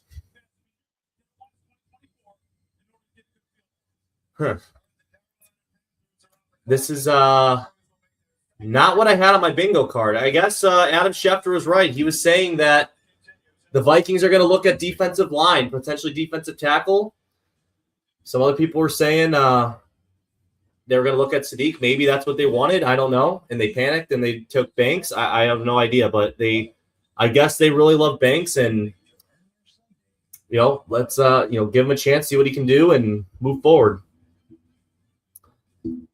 I'm honestly, my opinion, I'm still shocked about it. I really thought Cade McDonald would have been the better pick, but I just thought style of play, I really wanted a run stuffer. The team that really struggled in stopping the run last year. I don't know. I really don't know what to make of this. This is not what I didn't even think this was a possibility. Did not think this was a possibility whatsoever.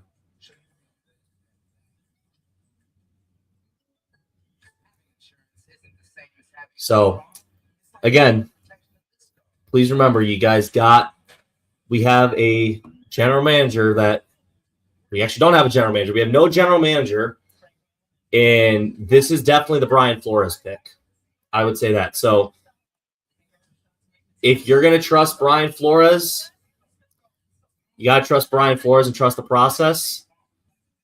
But I will, let me pull up my Caleb Banks notes. And we'll do a breakdown of Caleb Banks. Okay, let me get this back going again.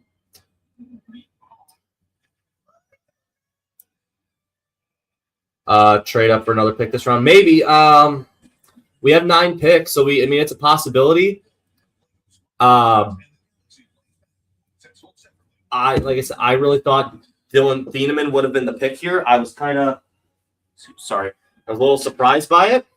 I guess they really want to go with safety later on, but he's. Let me get his stuff here. Sorry, I don't want to. Okay, so Caleb Banks, like I said, he's a very athletic player, athletic freak. So he's one of the tallest defensive tackles. He measured in at 6'6", 1/4 of an inch, which was in the 98th percentile of defensive tackles in this class. He comes in at 327, which is something the Vikings really lack, so they needed weight. So they got some weight. I just thought Cade McDonald was a little bit bigger and better run stuffing, but he might be a little bit better in the for both departments. But again, just kind of feels like very under the radar kind of guy. Just didn't really play in a whole lot of big games. So I think a lot of the casual fan wouldn't really know who he is because Florida did struggle so much with Billy Napier. But Billy Napier was a guy that would get these 5-star, 4-star recruits, and they just could not figure it out, hence leading to his firing. And they got John Summerall after this. But arm length is in the 94th percentile. He's got just shy of 11-inch hands, and it's in the 94th percentile, measuring at 10 7/8 of an inch. Not very explosive compared to some other D tackles at 1.76. I was in the 39th percentile. His 40-yard dash was 5.04. That was in the 60th percentile. His vertical jump is the 79th percentile, and the broad jump was the 92nd percentile. So for the Brian Flores defense, he fits the scheme. I'll say that. He definitely fits the scheme. Let me pull up his production really quick. Carolina Panthers are on the clock. I'm assuming they're probably going to go Dylan Thieneman here because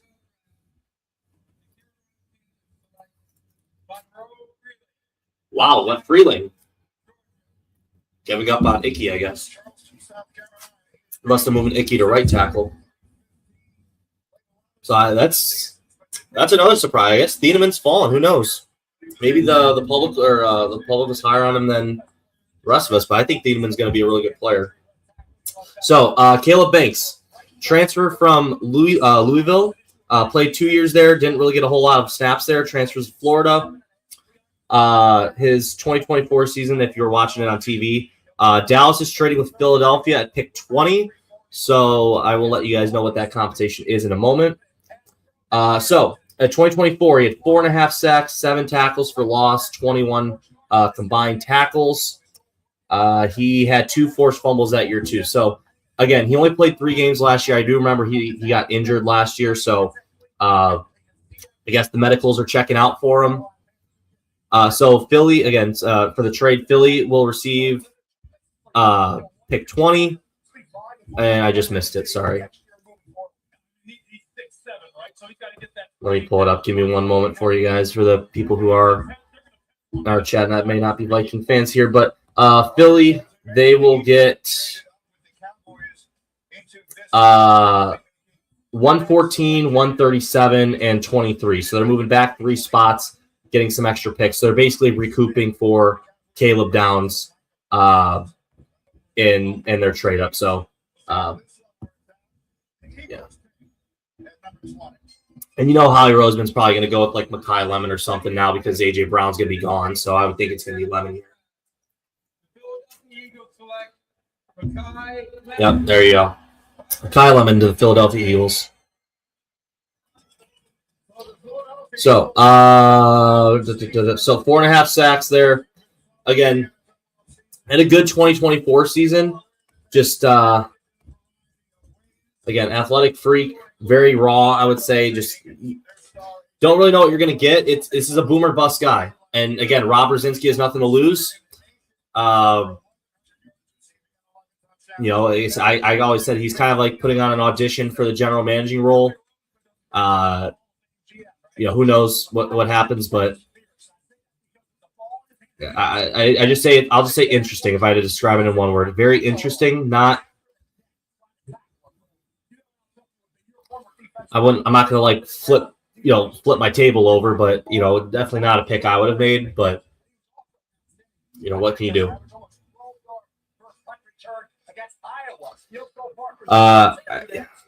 So Zach, so basically Caleb Banks is a guy that you're banking on his athletic profile more than his production. He had one good year with Florida, and he got hurt last year. So kind of surprising. Again, I just said not the pick I would have taken, but they told us we're going best player available. Would not have said he's best player available, but this was an event of drafting for need and really trying to build the trenches and just throwing picks at it. So again, I'm gonna kind of fall into that. Don't want to fall into the trap of being the same fan that like always tries to contemplate the pick. But again, that I'm just explaining their logic on it is going to be that they're trying to build the trenches. They want this D line to be elite. They want this O line to be elite. I'll say this: Caleb Banks is going to have a lot of one-on-one looks, and hopefully that kind of eases them in.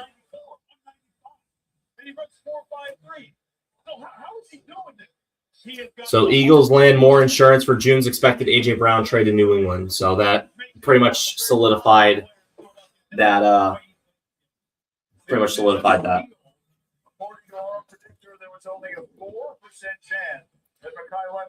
Sorry if I'm missing all your picks.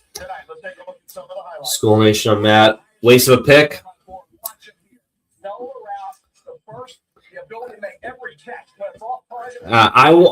I'll never say anything's a waste of a pick. I think the only time I looked at a Vikings draft within like the last 5 years where I was like, that was a waste of a pick was Lewis Cine. Obviously didn't work out. Hindsight, I wanted Andrew Booth, but we ended up getting him. He didn't work out either, so I wasn't really even that right. But I just think this was the one that it's not going to excite a ton of fans. A lot of fans are going to question it. But again, it's they're trying to invest in the trenches. They're trying to be a team that wins the O line, wins the D line. They're tired of teams like Detroit bullying them, And right now, the NFC North, their trenches are bleeding right now because Parsons is out for a few games. Taylor Decker's gone. Frank Ragnow's gone. Drew Dahlman's gone. So. And Joe Tooney's another year older, so I mean the O line is in this division. There's blood in the water, so maybe I don't know. I all I can say is I don't know. All right, I'm gonna co-host with another guy for a few minutes, and then we'll bounce back. All right. Oh, never mind. Hold on.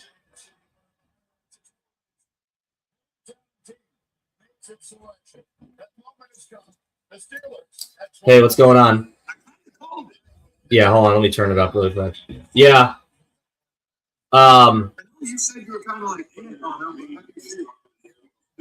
Yeah, it's one of those things like you just kind of look at him just like he's kind of Like, let's say he's an athletic freak. Yeah. But he just doesn't have a ton of production. I think that's the thing. He doesn't have a ton of production, so you really don't know what it's going to look like. It's just, I don't know. Oh, crap. All right.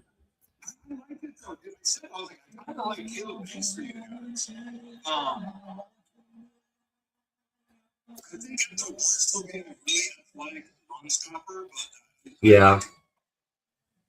6'6", almost 6'7", 327, can move. Yeah. Yeah, so another Christian Ponder draft moment. Here's the thing.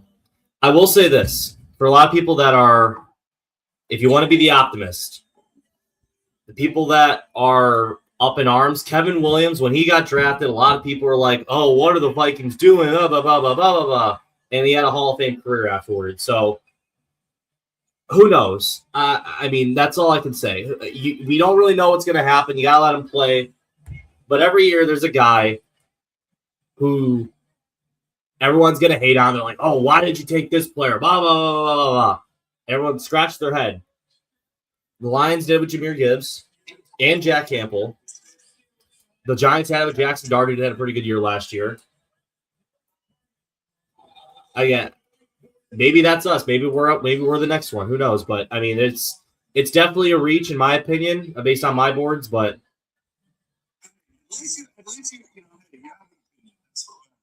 yeah, I would. It's a reach. I'm not gonna say again. I'm just kind of like it doesn't like get me excited, you know? Yeah. Yeah.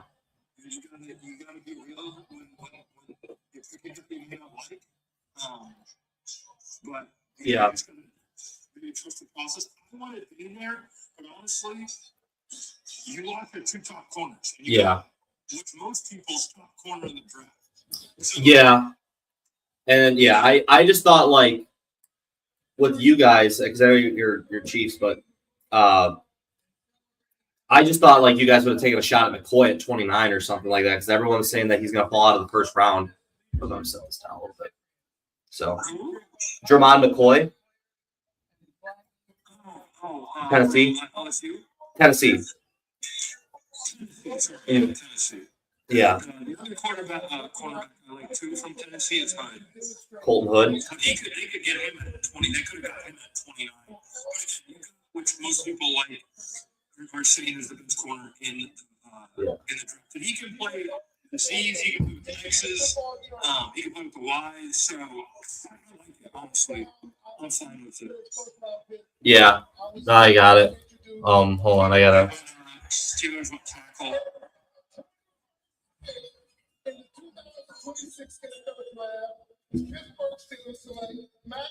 They get a quarterback. Is Rodgers coming back?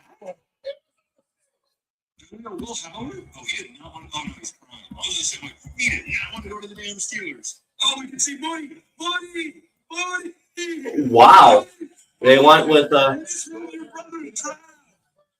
Oh my God, that's gonna be such a meme. what is it? Oh, the dude got drafted. Brother right in front of the screen. It's just you can just see him.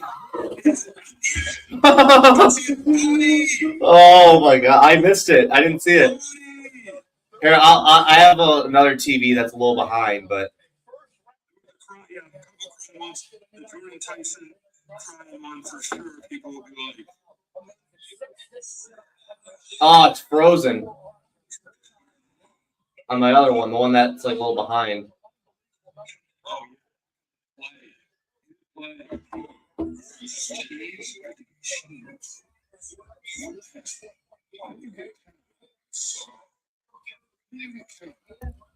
How are we feeling about sour cream donuts? They're gross. Guess what this buffoon said? Guess what this buffoon said? What? What do you think he said about the sour cream? You like them? Yeah. Where's he like? He's like, oh, yeah.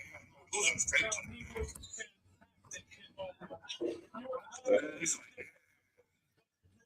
Of course, the cool red choice that goes to Christmas. Yeah. Peter Woods is more production. I mean, yeah, but again, like he's so skinny. Peter Woods is so skinny, though. That's the thing. Like, I just don't know. I think the Vikings really needed a beefy guy because Jalen Redmond's only 305. They needed beef, and I'll talk myself into it. But again, I have to. I mean, there's nothing I can do. I mean, me complaining about it isn't going to do anything. But he's 320, and he'll hopefully stop the run. I mean, that's really all I could say. Yeah, Josh, I think Caleb thanks.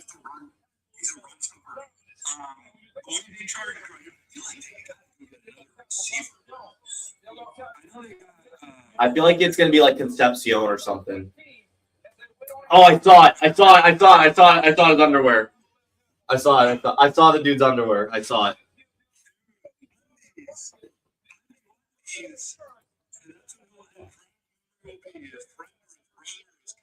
Yeah. Yeah.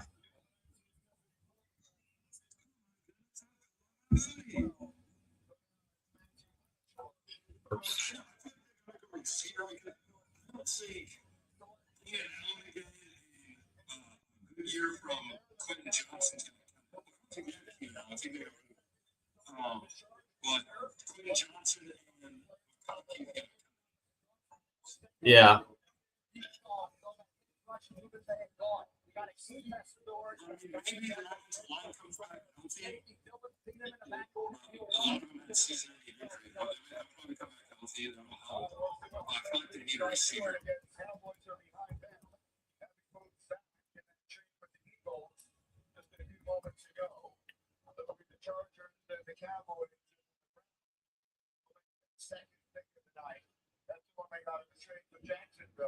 Last year, the Chargers figures in, and the commissioner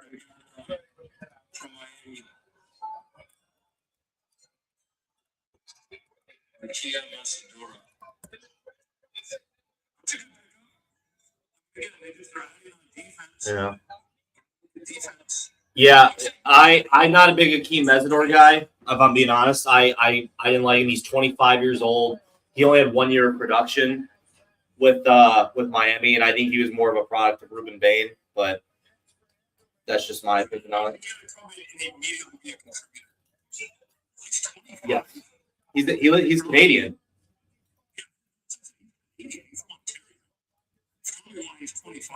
Yeah. Well, he transferred a bunch of times too. I think he was at West Virginia for a while and then just couldn't get anything going.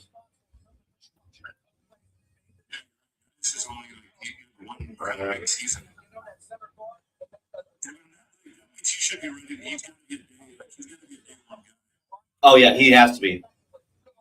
Has to be.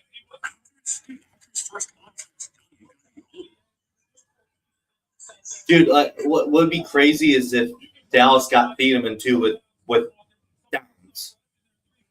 Which again, like,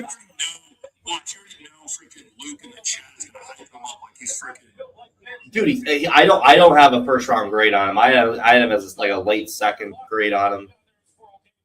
I like for the Vikings, I had like a mid second grade on Banks, but so I guess I really can't say anything, but.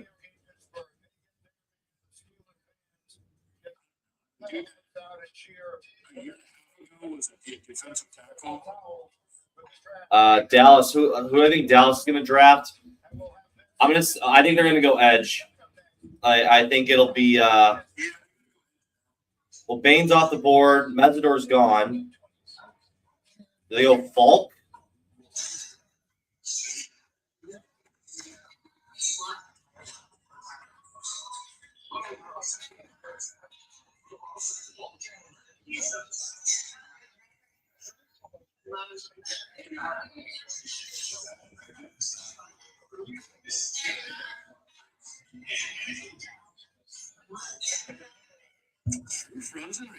No, I'm just I'm watching him. There you go. So if you guys want to watch the live stream of the draft, you guys could go over to Jaden's live. He'll show you the draft. But I think I'm gonna hop back and keep going with the live stream. All right. All right. Yep. I'll see you. How do I end this? How do I end this? Hold on. Yeah. Oh. Oh, there you go. Okay. All right. Sorry, guys. But yeah, if you guys want to watch the draft, go over to Jaden's live. He'll show you the draft. We have our own draft coverage over here. So, Caleb Banks going to the Vikings. Yeah, he was a guy that a lot of mocks kind of had him in late 30s, early 40s. Goes at pick 18. So Vikings will have the fifth-year option, and they said this guy is a guy who better work out because a lot of Viking fans are I don't say upset, but more questioning the pick.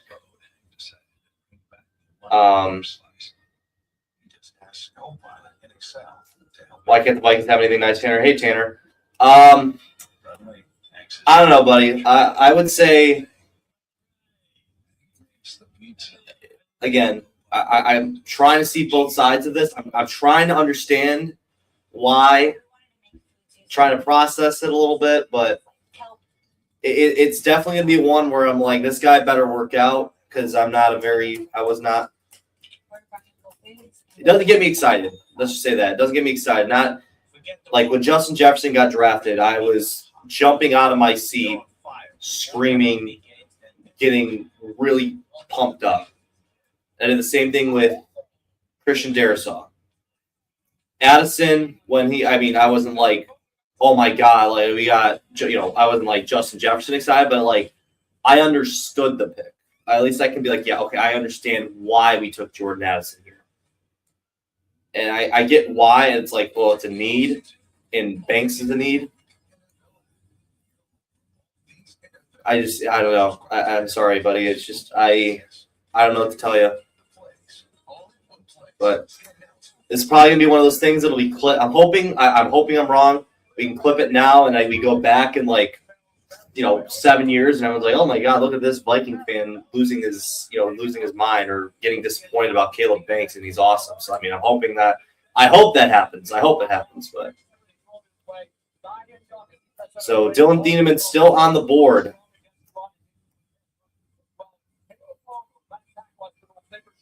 Denzel Boston. Right now, Dylan Thieneman's the only trade-up candidate, I would say, if the Vikings were to trade up.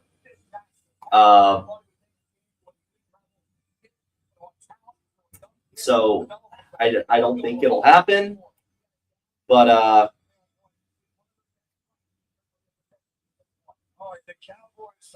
yeah. Let's see if there's anything new in the chat. I think if they're going to take a DT, they should have taken Peter Woods.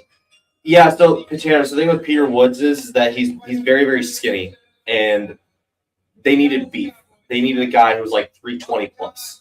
I just thought I wanted Cade McDonald. If they're going to go D tackle at 18, I would have personally gone McDonald because I feel like he's a run stuffing guy. But I will say with Banks, his ceiling is a lot higher than McDonald, which I will admit that.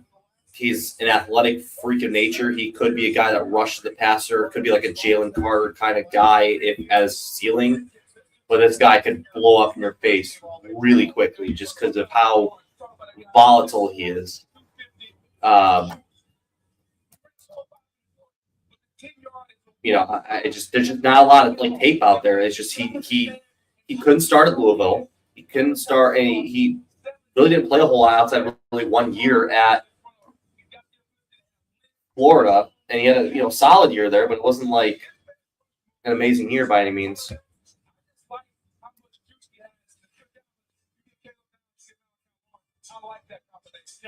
Malachi Moore, wow, edge rusher from UCF.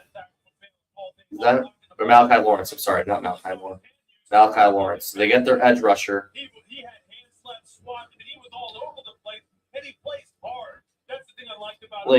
So Caleb Banks, I had him in the third, fourth range. I liked Cade McDonald for the Vikings at 1. He was my top guy for Minnesota in their fit. This is ranking based on Minnesota, not overall. I liked Kristen Miller a lot. I feel like I think Georgia develops really good defensive tackles there. Lee Hunter was an option in the second round. I just feel like this would have been a second round pick more than anything. And I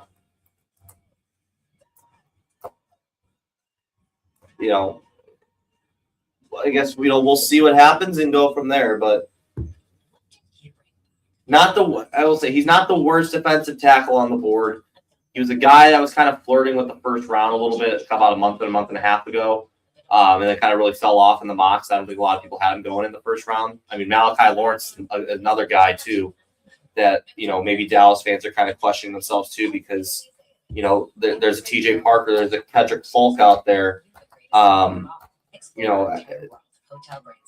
Every team's gonna have it. McCoy, yeah, I think with McCoy, they already said he's not going to go in the first round. There's just too many question marks about his medicals. Could be a round 2 guy, so don't give up on him yet. But And the Vikings, like, again, if they're going to go with a corner, they don't necessarily have to take a corner because they've got Pierre. They just signed. They got Rodgers, and they've already got Murphy. So they don't need a corner. I mean, it'd be more of the thing you build in the long term. But, again, this is the draft, too, that, outside of, like, the top 12 to 13 picks, they said that not a lot of teams had a lot of round one grades on. So, I mean, usually when that happens, that's when the chaos sort of happens, like Ty Simpson and like a Caleb Banks and Lemon falling. So, Lemon, I think Lemon didn't really interview well from what I heard at the combine. I think there were some issues with that, but that might explain why he fell. But like I said, a lot of these teams just aren't looking at wide receivers. Like a lot of people were saying, "Oh, this wide receiver class is so good." I was like, "What tape are you guys watching?" Because I don't think this is a good wide receiver class at all, outside of maybe a guy or two. I mean, Tate, I think is like kind of like a Robin more than anything at best in the NFL. Tyson, I mean, he's got he has the capabilities of it, and he has the style of play to do it, but I don't think he's going to be the guy where you go, yeah, like this is going to be a Justin Jefferson or a Jamar Chase level of guy. Like you just look at these players and it's like, yeah, this guy's a game changer. I don't see that really with any of these wide receivers here. But again, like it's a Tate, and if there were, it would be Tate and Tyson. Watch the Bears take Thieneman.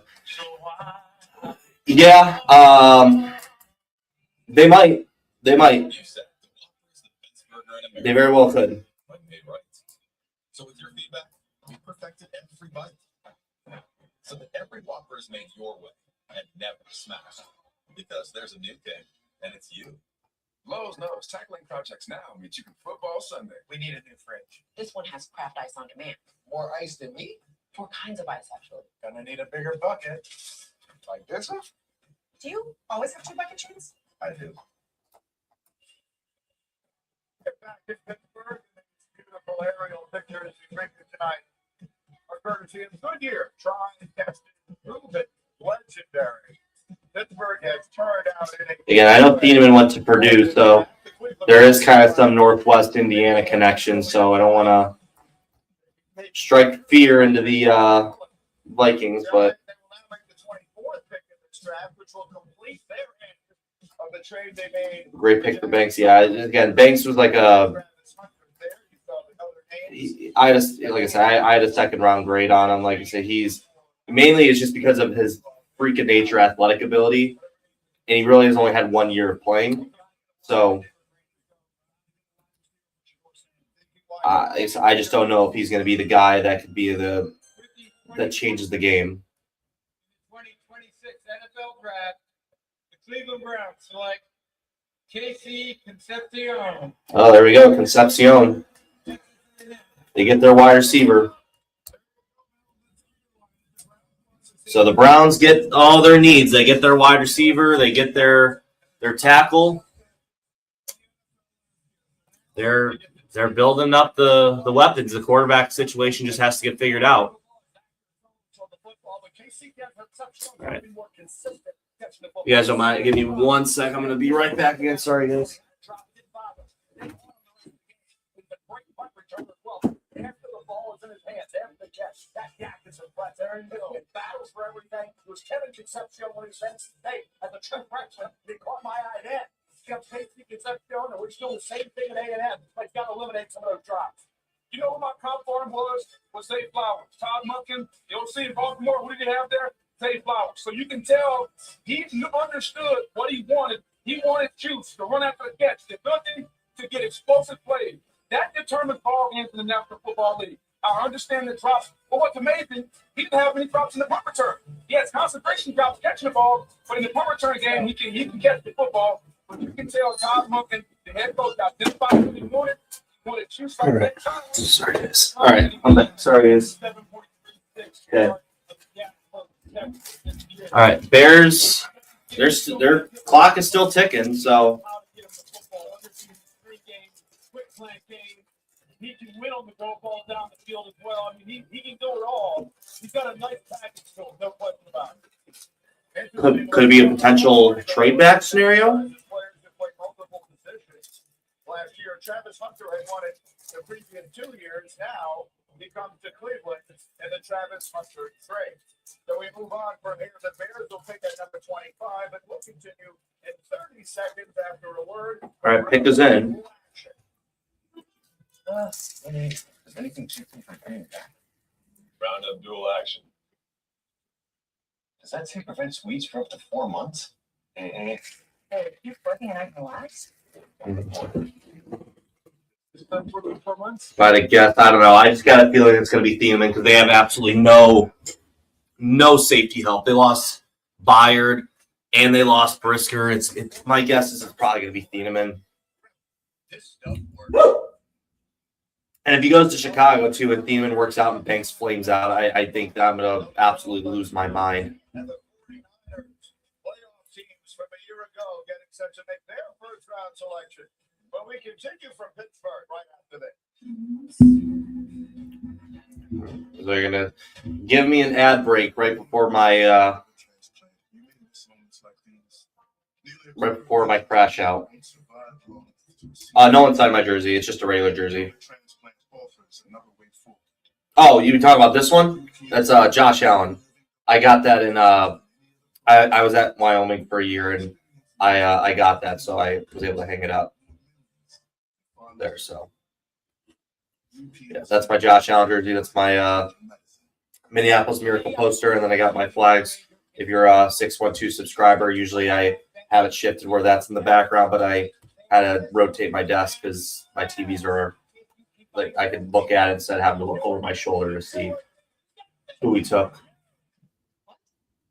We have IBM. REI connects to the systems we already have. All right. So who will the Chicago Bears be taking? Are they taking Dylan Thieneman? Am I getting a major crash out here? Thoughts on the Caleb Banks pick?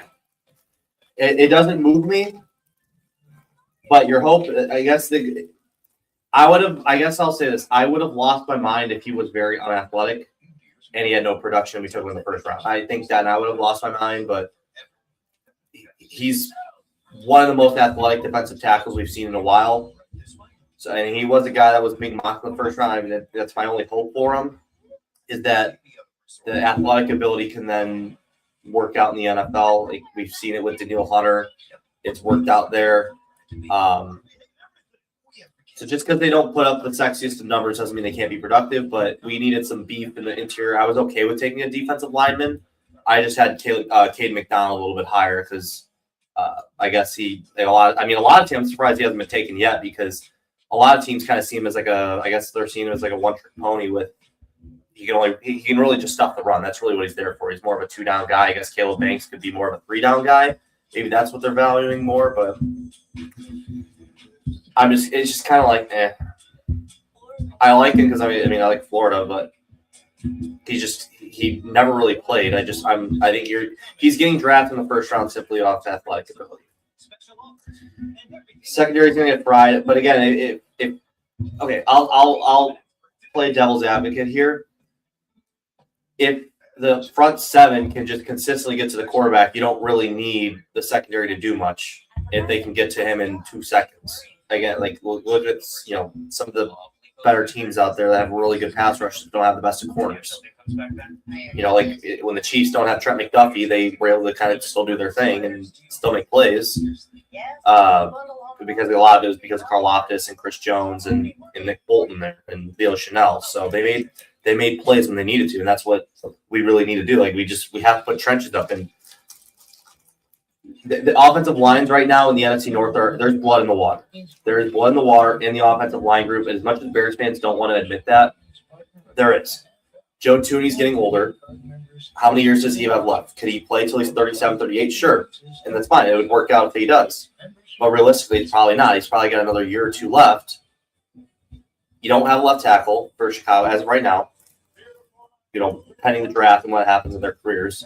Drew Dahlman retired suddenly. And Jonah Jackson is just kind of he's the guy. So, they're in the Packers, they've lost a ton. Rasheed Walker left. They're going with Jordan Morgan, who's never played for his first-round pick, but he hasn't really played. The Bears are picking here. 25th pick in the 2026 NFL Draft, the Chicago Bears select Dylan Thieneman, defensive back, Oregon.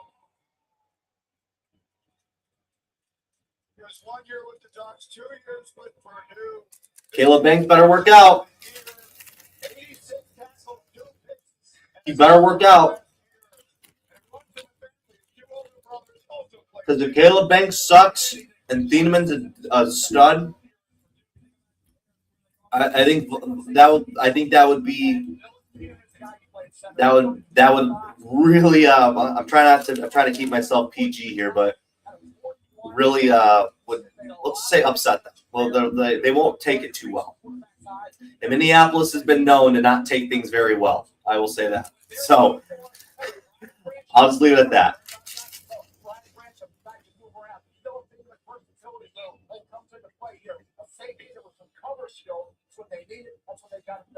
That's what I'm saying, Jason. Like, he got injured a lot. But, no, I mean,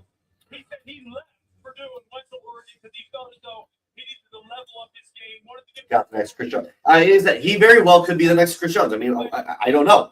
I mean, we don't know. We don't know what he'll be. I mean, there's a world out there where Caleb Banks could be awesome and Thieneman's a bust. I mean, there's a reason why he's being taken 25th and not 12 by or 12, whatever, 18 by the Vikings, and the Panthers passed on him too. So, and they needed a safety as well. But this one definitely hurts a little bit because I like them.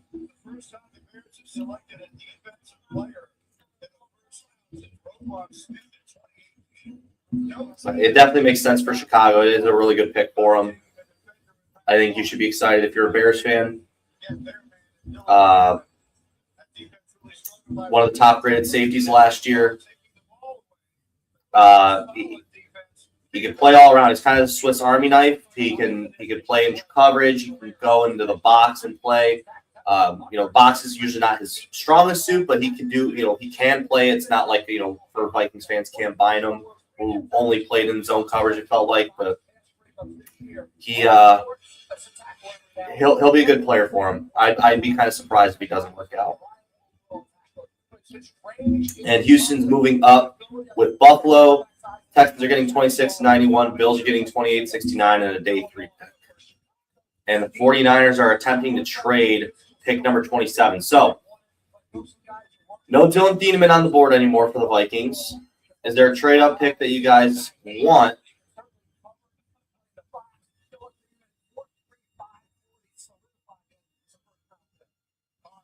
What the heck? Am I frozen? Oh, there we go. I thought it was frozen for a bit. Sorry, guys. You're a Chicago fan. What stands out most to you about your journey to becoming a first-round draft pick? The Niners are attempting to trade pick 27.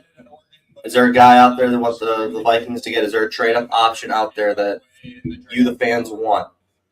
Pick 167 is also from the Bills. So, that people here know well in Troy Polamalu. So, what traits do you bring to the table that can make you the next best one? Hey, you know what? I'll say this for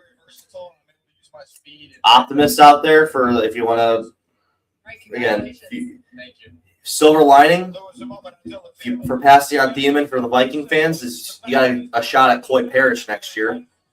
So you get the local kid. A lot of Viking fans really want him because he went to Minnesota, now transferred at Oregon.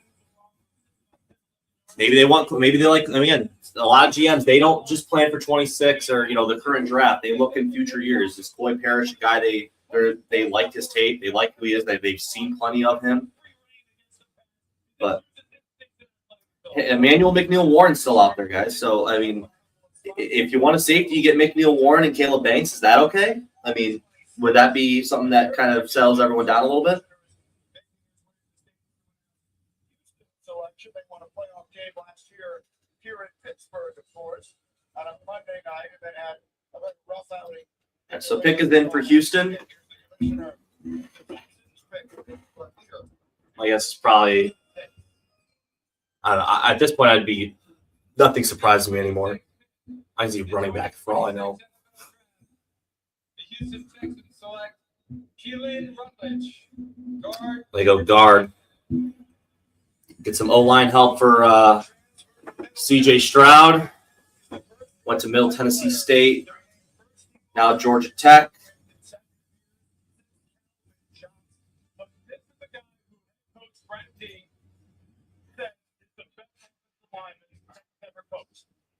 Yeah, salt in the wound. Be the best offensive lineman he's ever coached. Yeah. He was saying he is the best. This guy is nasty. Trade alert. He is a pro trader in the run game.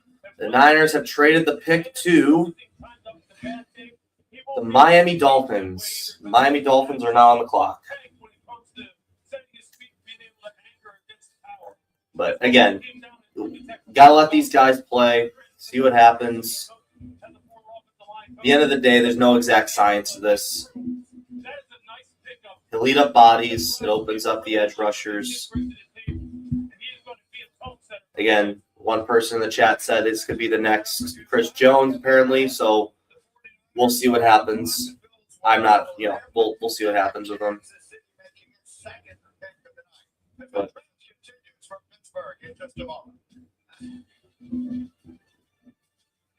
You're watching the 2026 NFL Draft, presented by Bud Light.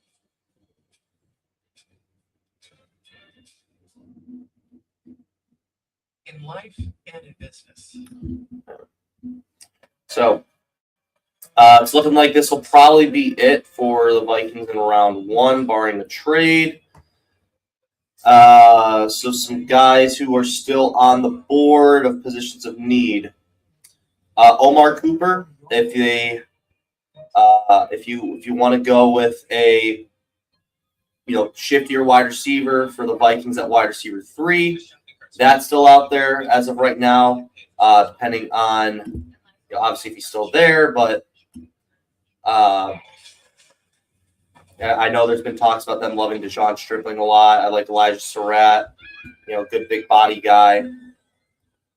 The Bears took Dylan Thieneman. They took the guy that everyone and their mom was mocking to the Vikings. So I liked him when everyone was having him in round 2, but now he's going to the Bears at pick 25. So right now we're at pick 27. Kalen Rutledge wants to protect him to 26. They could, again, at this point, too, if they're drafting with need, it seems like that seems to be the target right now. Logan Jones, Jake Slaughter, Connor Liu, center could be available in round 2. I said defensive tackles off the board. Linebacker, we need some linebacker help, too. Just more so depth. Anthony Hill Jr., I know that was the guy the Vikings had interviewed. I think I remember looking back, I think they kind of did talk with Caleb Banks a little bit too. Corners, it's like Chris Johnson still available. Jermon McCoy still available. He'll probably go in rounds 2 or 3.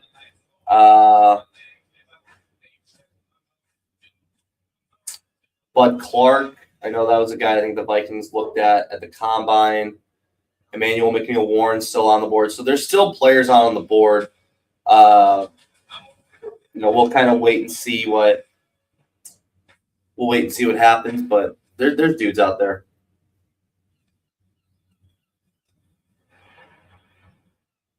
But I say it's going to be a whole lot of round 2 talent being taken between 15 to 32 here.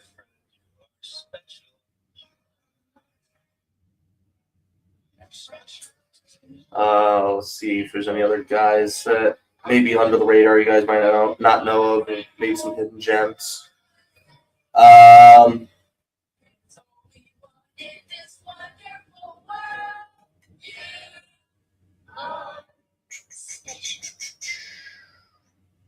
Caleb Proctor, he was really good at Southeastern Louisiana. Graded out really well. He's undersized, but could be a interesting pick. Cole Wisniewski, I kind of like as a special teamer for the Vikings if they're looking for more safety depth there.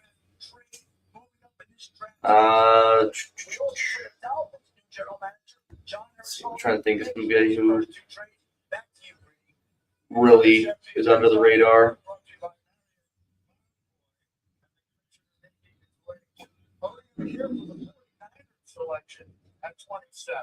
I do like John Michael Gillenberg a lot. He'll be more of that late round tight end too. So Dolphins are on. Yeah, we'll see what happens, White Queen. Chris Johnson. Well, Chris Johnson's off the board, but yeah, like I said, Caleb Banks. Let's see what happens, and he's got potential. I'll say that. The good thing is he can always he can get better. He just has to stay healthy. But he has all the potential in the world. He just again has to prove it because he's never healthy. So he's being taken in round one purely off of athletic ability. Doesn't get hands and grab and intercept the football. So I like the fact that when you come into the NFL, some of these college kids are heavily penalized, so they can't rotate the ball. They panic a little bit at the end of the round. So what we're gonna do, we're gonna go and see what Twitter has to say about Caleb Banks, because that's always a good idea to do, right? And just see how people react. So we have an in-division trade. So the Bills have traded pick 28 to the New England Patriots for pick 30. Sorry, Bills get pick 31 and 125, and Patriots will get pick 28. So let me pull it up. See what people are saying here. Like to sit on route, like to be a real aggressive on the short and intermediate game. He's got to finish really strong at the catch points. Real good. Yeah, Tanner, you never know. I mean, he ran a lot faster than I thought he would on tape. Nothing we can do, right? I mean, we don't have a general manager, so I mean, this was a collaborative effort, as Quasey would say. Sorry, I'm just pulling up the Caleb Banks pick. That's been real freezing. And set to make their first selection of the night. All right, Caleb Banks. So, tall, athletic defensive tackle with an absurd 85, 7/8 wingspan. Flashed in 2024, but was limited to 3 games due to season-ending foot injuries. So,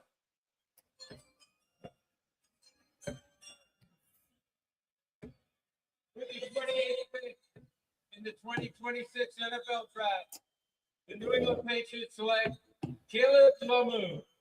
Caleb Lomu. He started 24 straight games at left tackle for an outstanding offensive line over the last 2 years. The opposite bookend with Spencer Fano. Lomu did not allow a single sack last year. So Gator fans are saying he's a good player, always is hurt. So we are reach again. People are reaching. That's what they're saying. We've reached, but I will say you can tell in his photo he's got long arms. Power quotient, as I said, is the big factor right now. Working against him, he's got to get his weight a little stronger. He can probably add 10 pounds easily through that frame. And pass protection, though, that's where he excels. He can mirror his lateral quickness, allows him to take away the edge, to take away that inside move as well. Technique is very sound. Now, power will get in trouble. That's the issue I have right now with him, Will. Yeah, he's 6'6", 313, right? And you're like, he's one of those guys when you watch him, you go, does he ever really show you any nasty going off the ball? So Bill, Try to see if there's anything good, but everyone's just kind of clowning on us right now.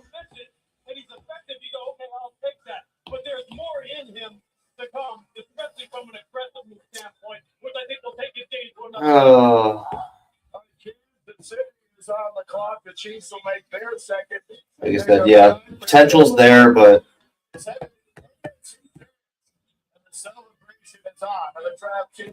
had a really good Senior Bowl, which ironically Quasey was at.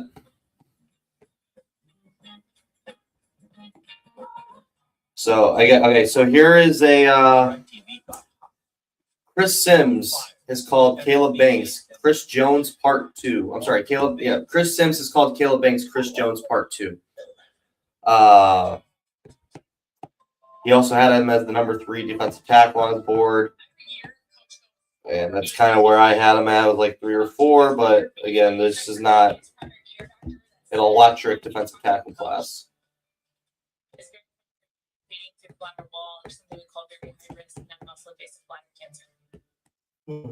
Steve. You know what? To me, get for something else, they would have stumbled on this. Everybody, please get yourself checked out. What's better than a grilled burger? Ranch burger. Seasoned to perfection. Our boy Dustin ran in with CJ Ham at the US Bank Stadium draft party. Does anything keep them from coming back? Relax. Does that team prevent sweets for up to 4 months? Peter Strager said, I did not have him going in the first round. This stuff works. M&M's like eating M&M's. Who's eating M&M's? Look, I won't judge. They're so airy, so crispy. All right. Our boy Dustin says, not a, quote, sexy pick, but it fills a big need. It's not what I had on my big board, but I'm hoping it works out. And then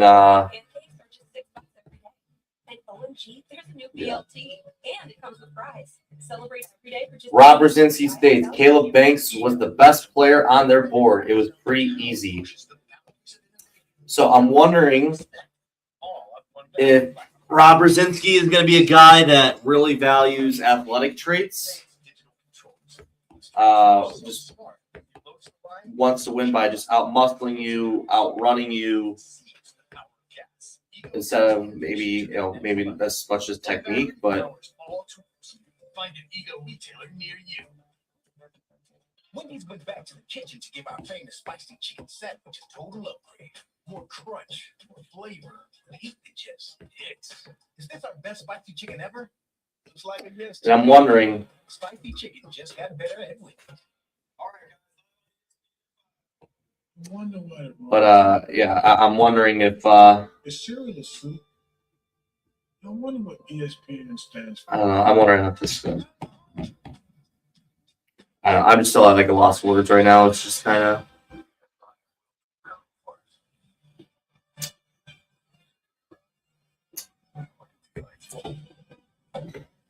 I can't. I don't really know what to say about any of this anymore. It's.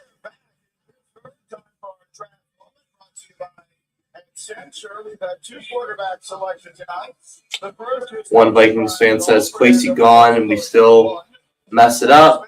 Makes me start to wonder if Kwesi was just a scapegoat. Be a little premature on it, but we will we'll see. Did spend time with Scott Studwell, who was one of our scouts for the longest time. It was around for the Justin Jefferson drafts and the Diggs drafts and the Kendricks drafts and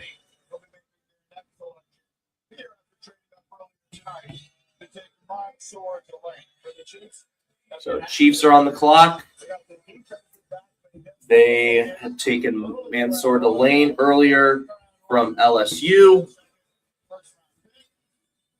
Now this would be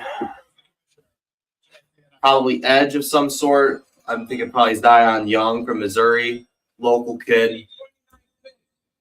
It kind of makes sense for him if that's the case. Peter Woods.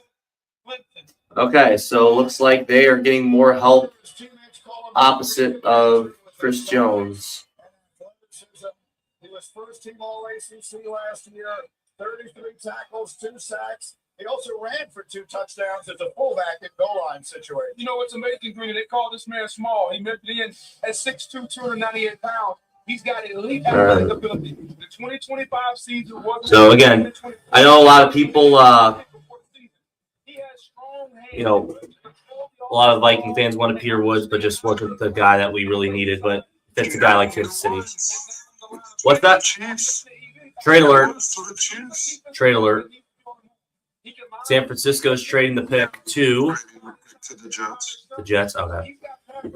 Yeah. So I guess he's a good player. It's just wasn't the type of defensive tackle we needed. We needed a guy who was a bit more of a meteor guy, but you already got that, so you can kind of afford to sacrifice some meat for some speed, you know. Yeah, Chris Jones will be in that position, but I like it. I like the first round. I'm gonna be honest. I think now some of the people in Chiefs Kingdom, it's not as sexy of an edge rusher, wide receiver, a tight end, but this is the right move. This is the right move. You got to set yourself up for the future. And again, you didn't have a DB. You just did. You didn't have a DB on the roster that you were totally confident in. But you also got to remember, this is what the Chiefs did in 22. They went corner, and then they went with a pass rusher and Karlaftis. They went corner, and then they went with a guy on the defensive line. Yeah. That's exactly what they did. They didn't, and a lot of people then thought, oh, they, go to a sexier pick on wide receiver and stuff like that because they lost Tyreek Hill. But honestly, I'm fine with this. Yeah. I think you guys got a good round one. It's all the veterans that they want. Yeah, I would have honestly. I think the team I would have said won round one was probably Dallas, but then they took the UCF kid. I know you. What are your thoughts on him? Because I know you're a big UCF guy. Yeah. I thought the Chargers would have had a better look with him than going with the dude they just picked. I like him. He's a high motor and he's quick off the line. Yeah. Let's see. Who else was kind of there? So we're kind of wrapping up round one. Chris Johnson went round one, but some other guys who are still yet to be called: Emmanuel McNeil-Warren, who Mel Kiper doesn't even have on his big board, which I'm surprised about. CJ Allen, he's a good player from Georgia. Nick Saban really likes him a lot. Hey, Drew, I'm going to get off here, but Okay. I'm probably going to be live probably either tomorrow or I'm going to go on live here in a little bit when the draft's over. Okay, Omar Cooper just went to the Jets. Yeah, I saw that. All right. I will. I'll see you later. All right. All right. See you. Okay.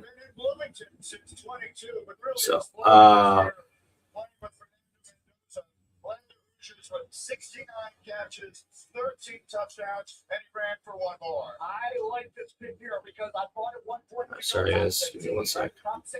Okay. So, Omar Cooper, wide receiver out of Indiana, is going to the Jets. So, Jets are really hitting hard on offensive weapons and an edge rusher. So, Geno Smith will have Cooper and Sadiq to throw to, along with Mason Taylor, Garrett Wilson, Breece Hall with the running game.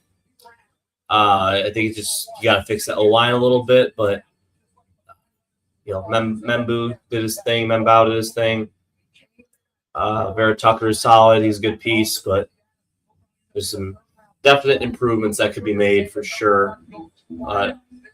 Jets getting 3 first-round picks. I mean, that's what really can transcend a team from going from rebuilding to being a team that could compete very quickly in a few years. So, assuming the guys can hit, it's big for them.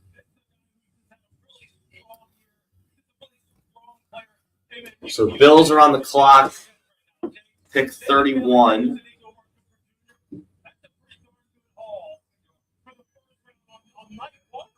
You've got 3 starters right there. You got 3 starters who played their rear ends off in this past college football season.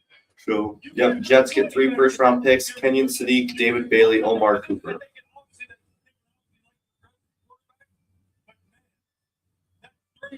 Really, really good players right there.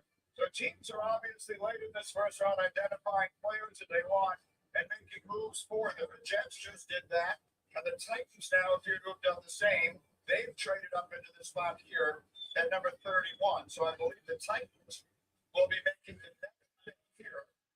The Monsters still showing Buffalo, but it's Tennessee that has moved into the spot. So they'll have their selection in a moment. The Titans earlier this evening at number 4 to Carnell Tate.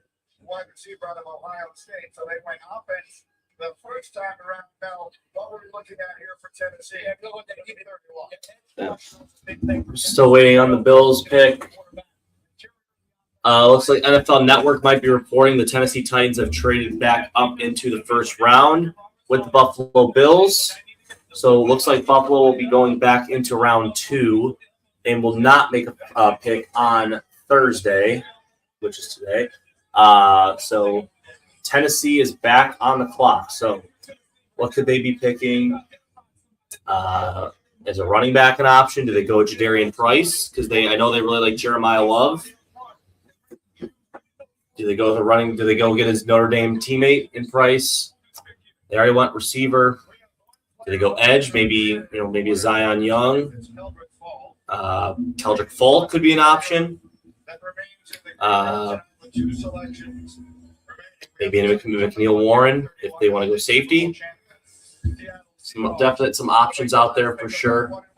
But yeah, see what they go with. Hopefully they get this down. Denzel Boston, I'm not going to go with him. TJ Parker still out there from Clemson. CJ Allen, Cade McDonald. I mean, that would be a really meaty front. I think they traded T'Vondre Sweat. Never mind, but they could go Cade McDonald if they want to go D tackle.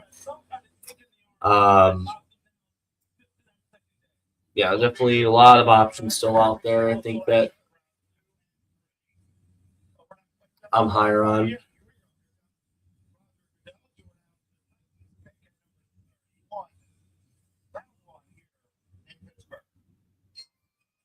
San Francisco, it will have the first pick tomorrow.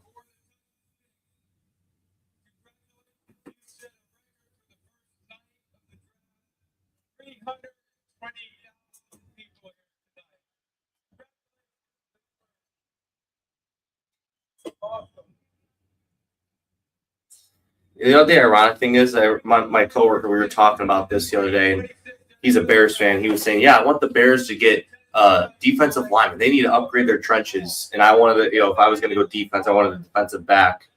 And his team went defensive back, and my team went trenches. So it's kind of weird how it kind of flipped like that. But Keldrick Folk from Auburn, edge rusher. So this guy is kind of more of like a Brandon Graham sort of player. Can kind of play a tweener, 3-4 defensive end, kind of edge rusher. Kind of think of like a Tyron Ingram Dawkins. It's kind of the best way to kind of describe him. It's kind of a little bit of the best of both worlds, but primarily will be more of a like that tweener. So yeah. Not very high on Folk personally, but he was a guy that was going to Dallas around like pick 12 in the mocks, like right around season's end, and then kind of like right around the combine. So does have a lot of playing experience, but next up we've got Seattle on the clock. We're nearing almost 4 hours on live, so if you are a person who's been here the whole time, you are a real one. You are the real ones. So make sure you drop a follow.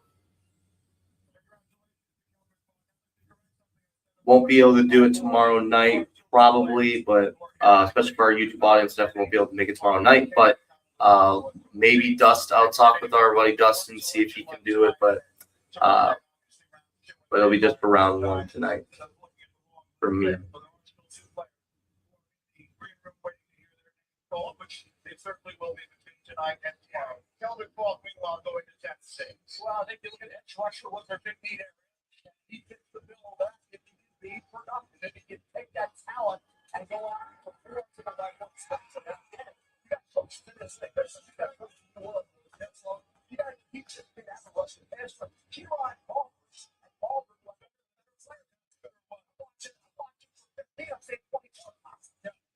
A year ago, though, I remember I was down at Auburn against the late game against Texas A&M.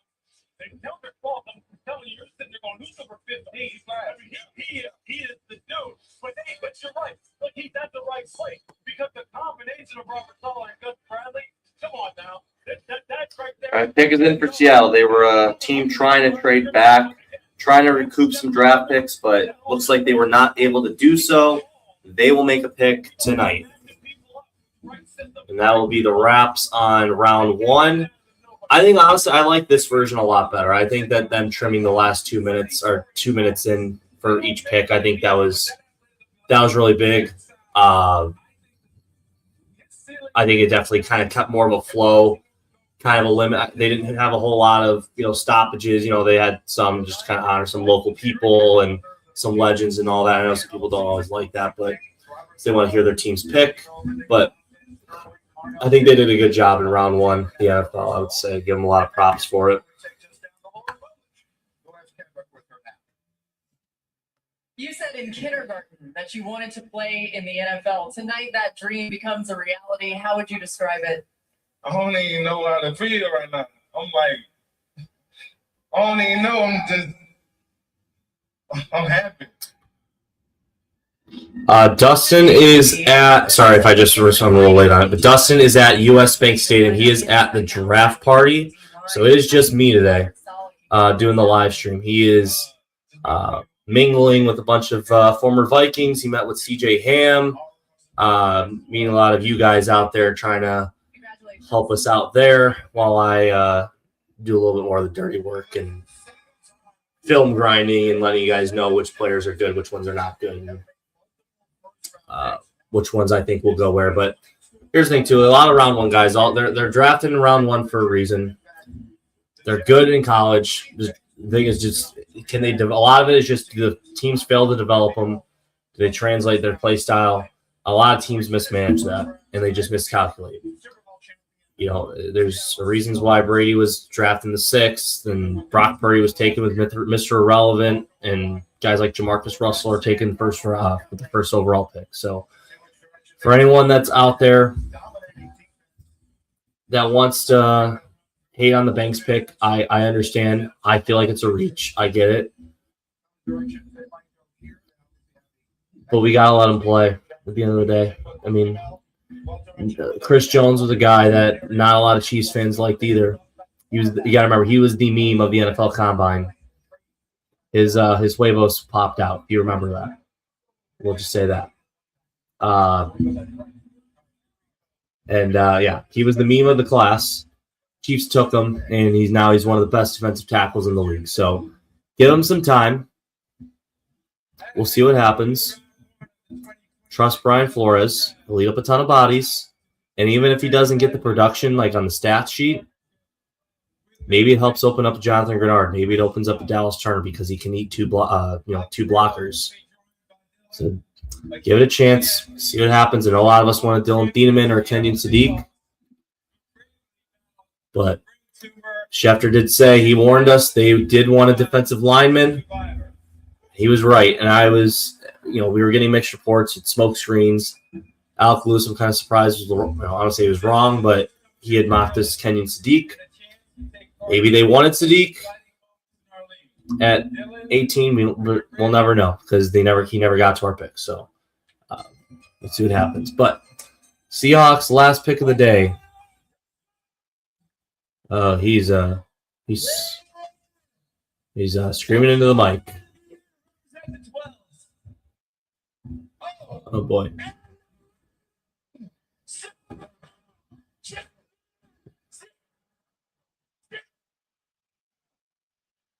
Oh boy.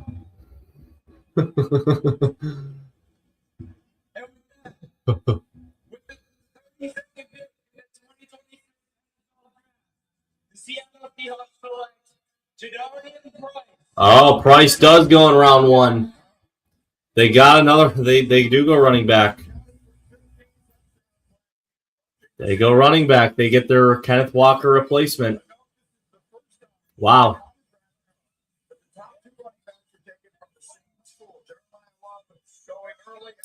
Yeah, this definitely reminds me of Sony Michel, Nick Chubb situation. If you remember way back when he got drafted, I think it was I want to say it was like 2018, 2019, somewhere around there. Probably like 2018, I want to say.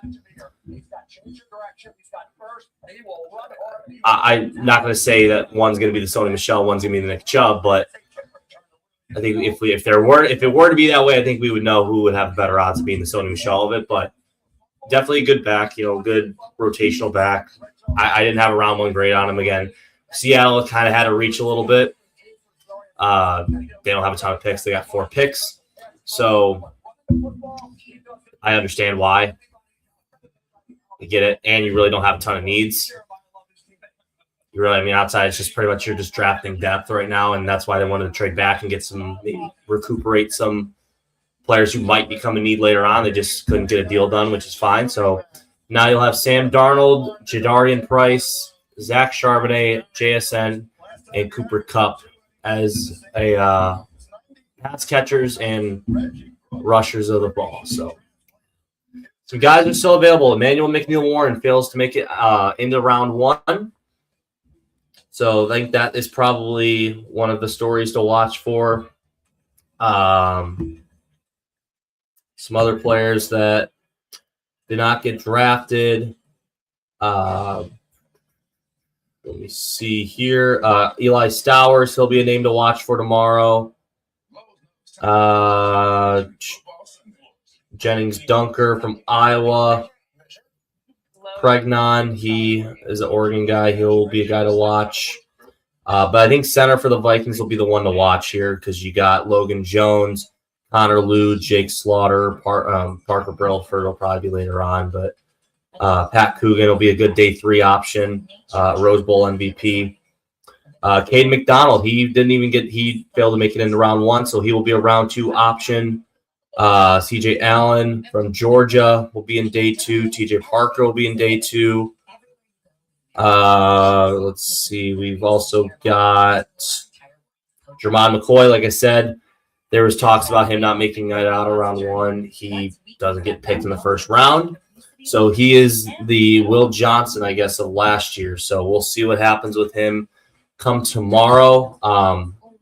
Not sure when he'll get taken, but could be a guy the Vikings could look at if they want to get cornerback of the future and really build off that. So we'll see what happens there.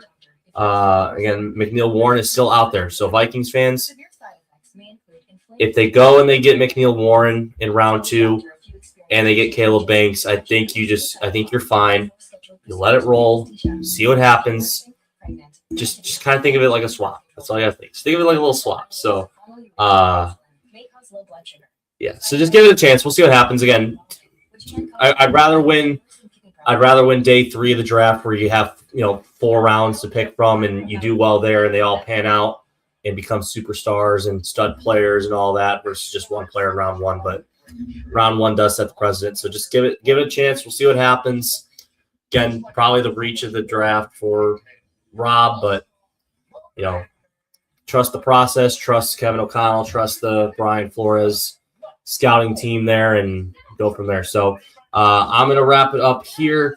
So I will we'll see. We'll make an announcement if we're gonna go live for round 2. I will talk with our other co-host Dustin Clue. Go give him a follow at that Vikings fan on TikTok, and make sure you drop a follow and subscribe to the channel. But yeah, Vikings take Caleb Banks in the 2026 NFL Draft. So we will see what his career will be in the Minnesota Vikings uniform. School Vikes. Just a sound. It moves through your body. That's it. When I'm 4 I feel alive from the top.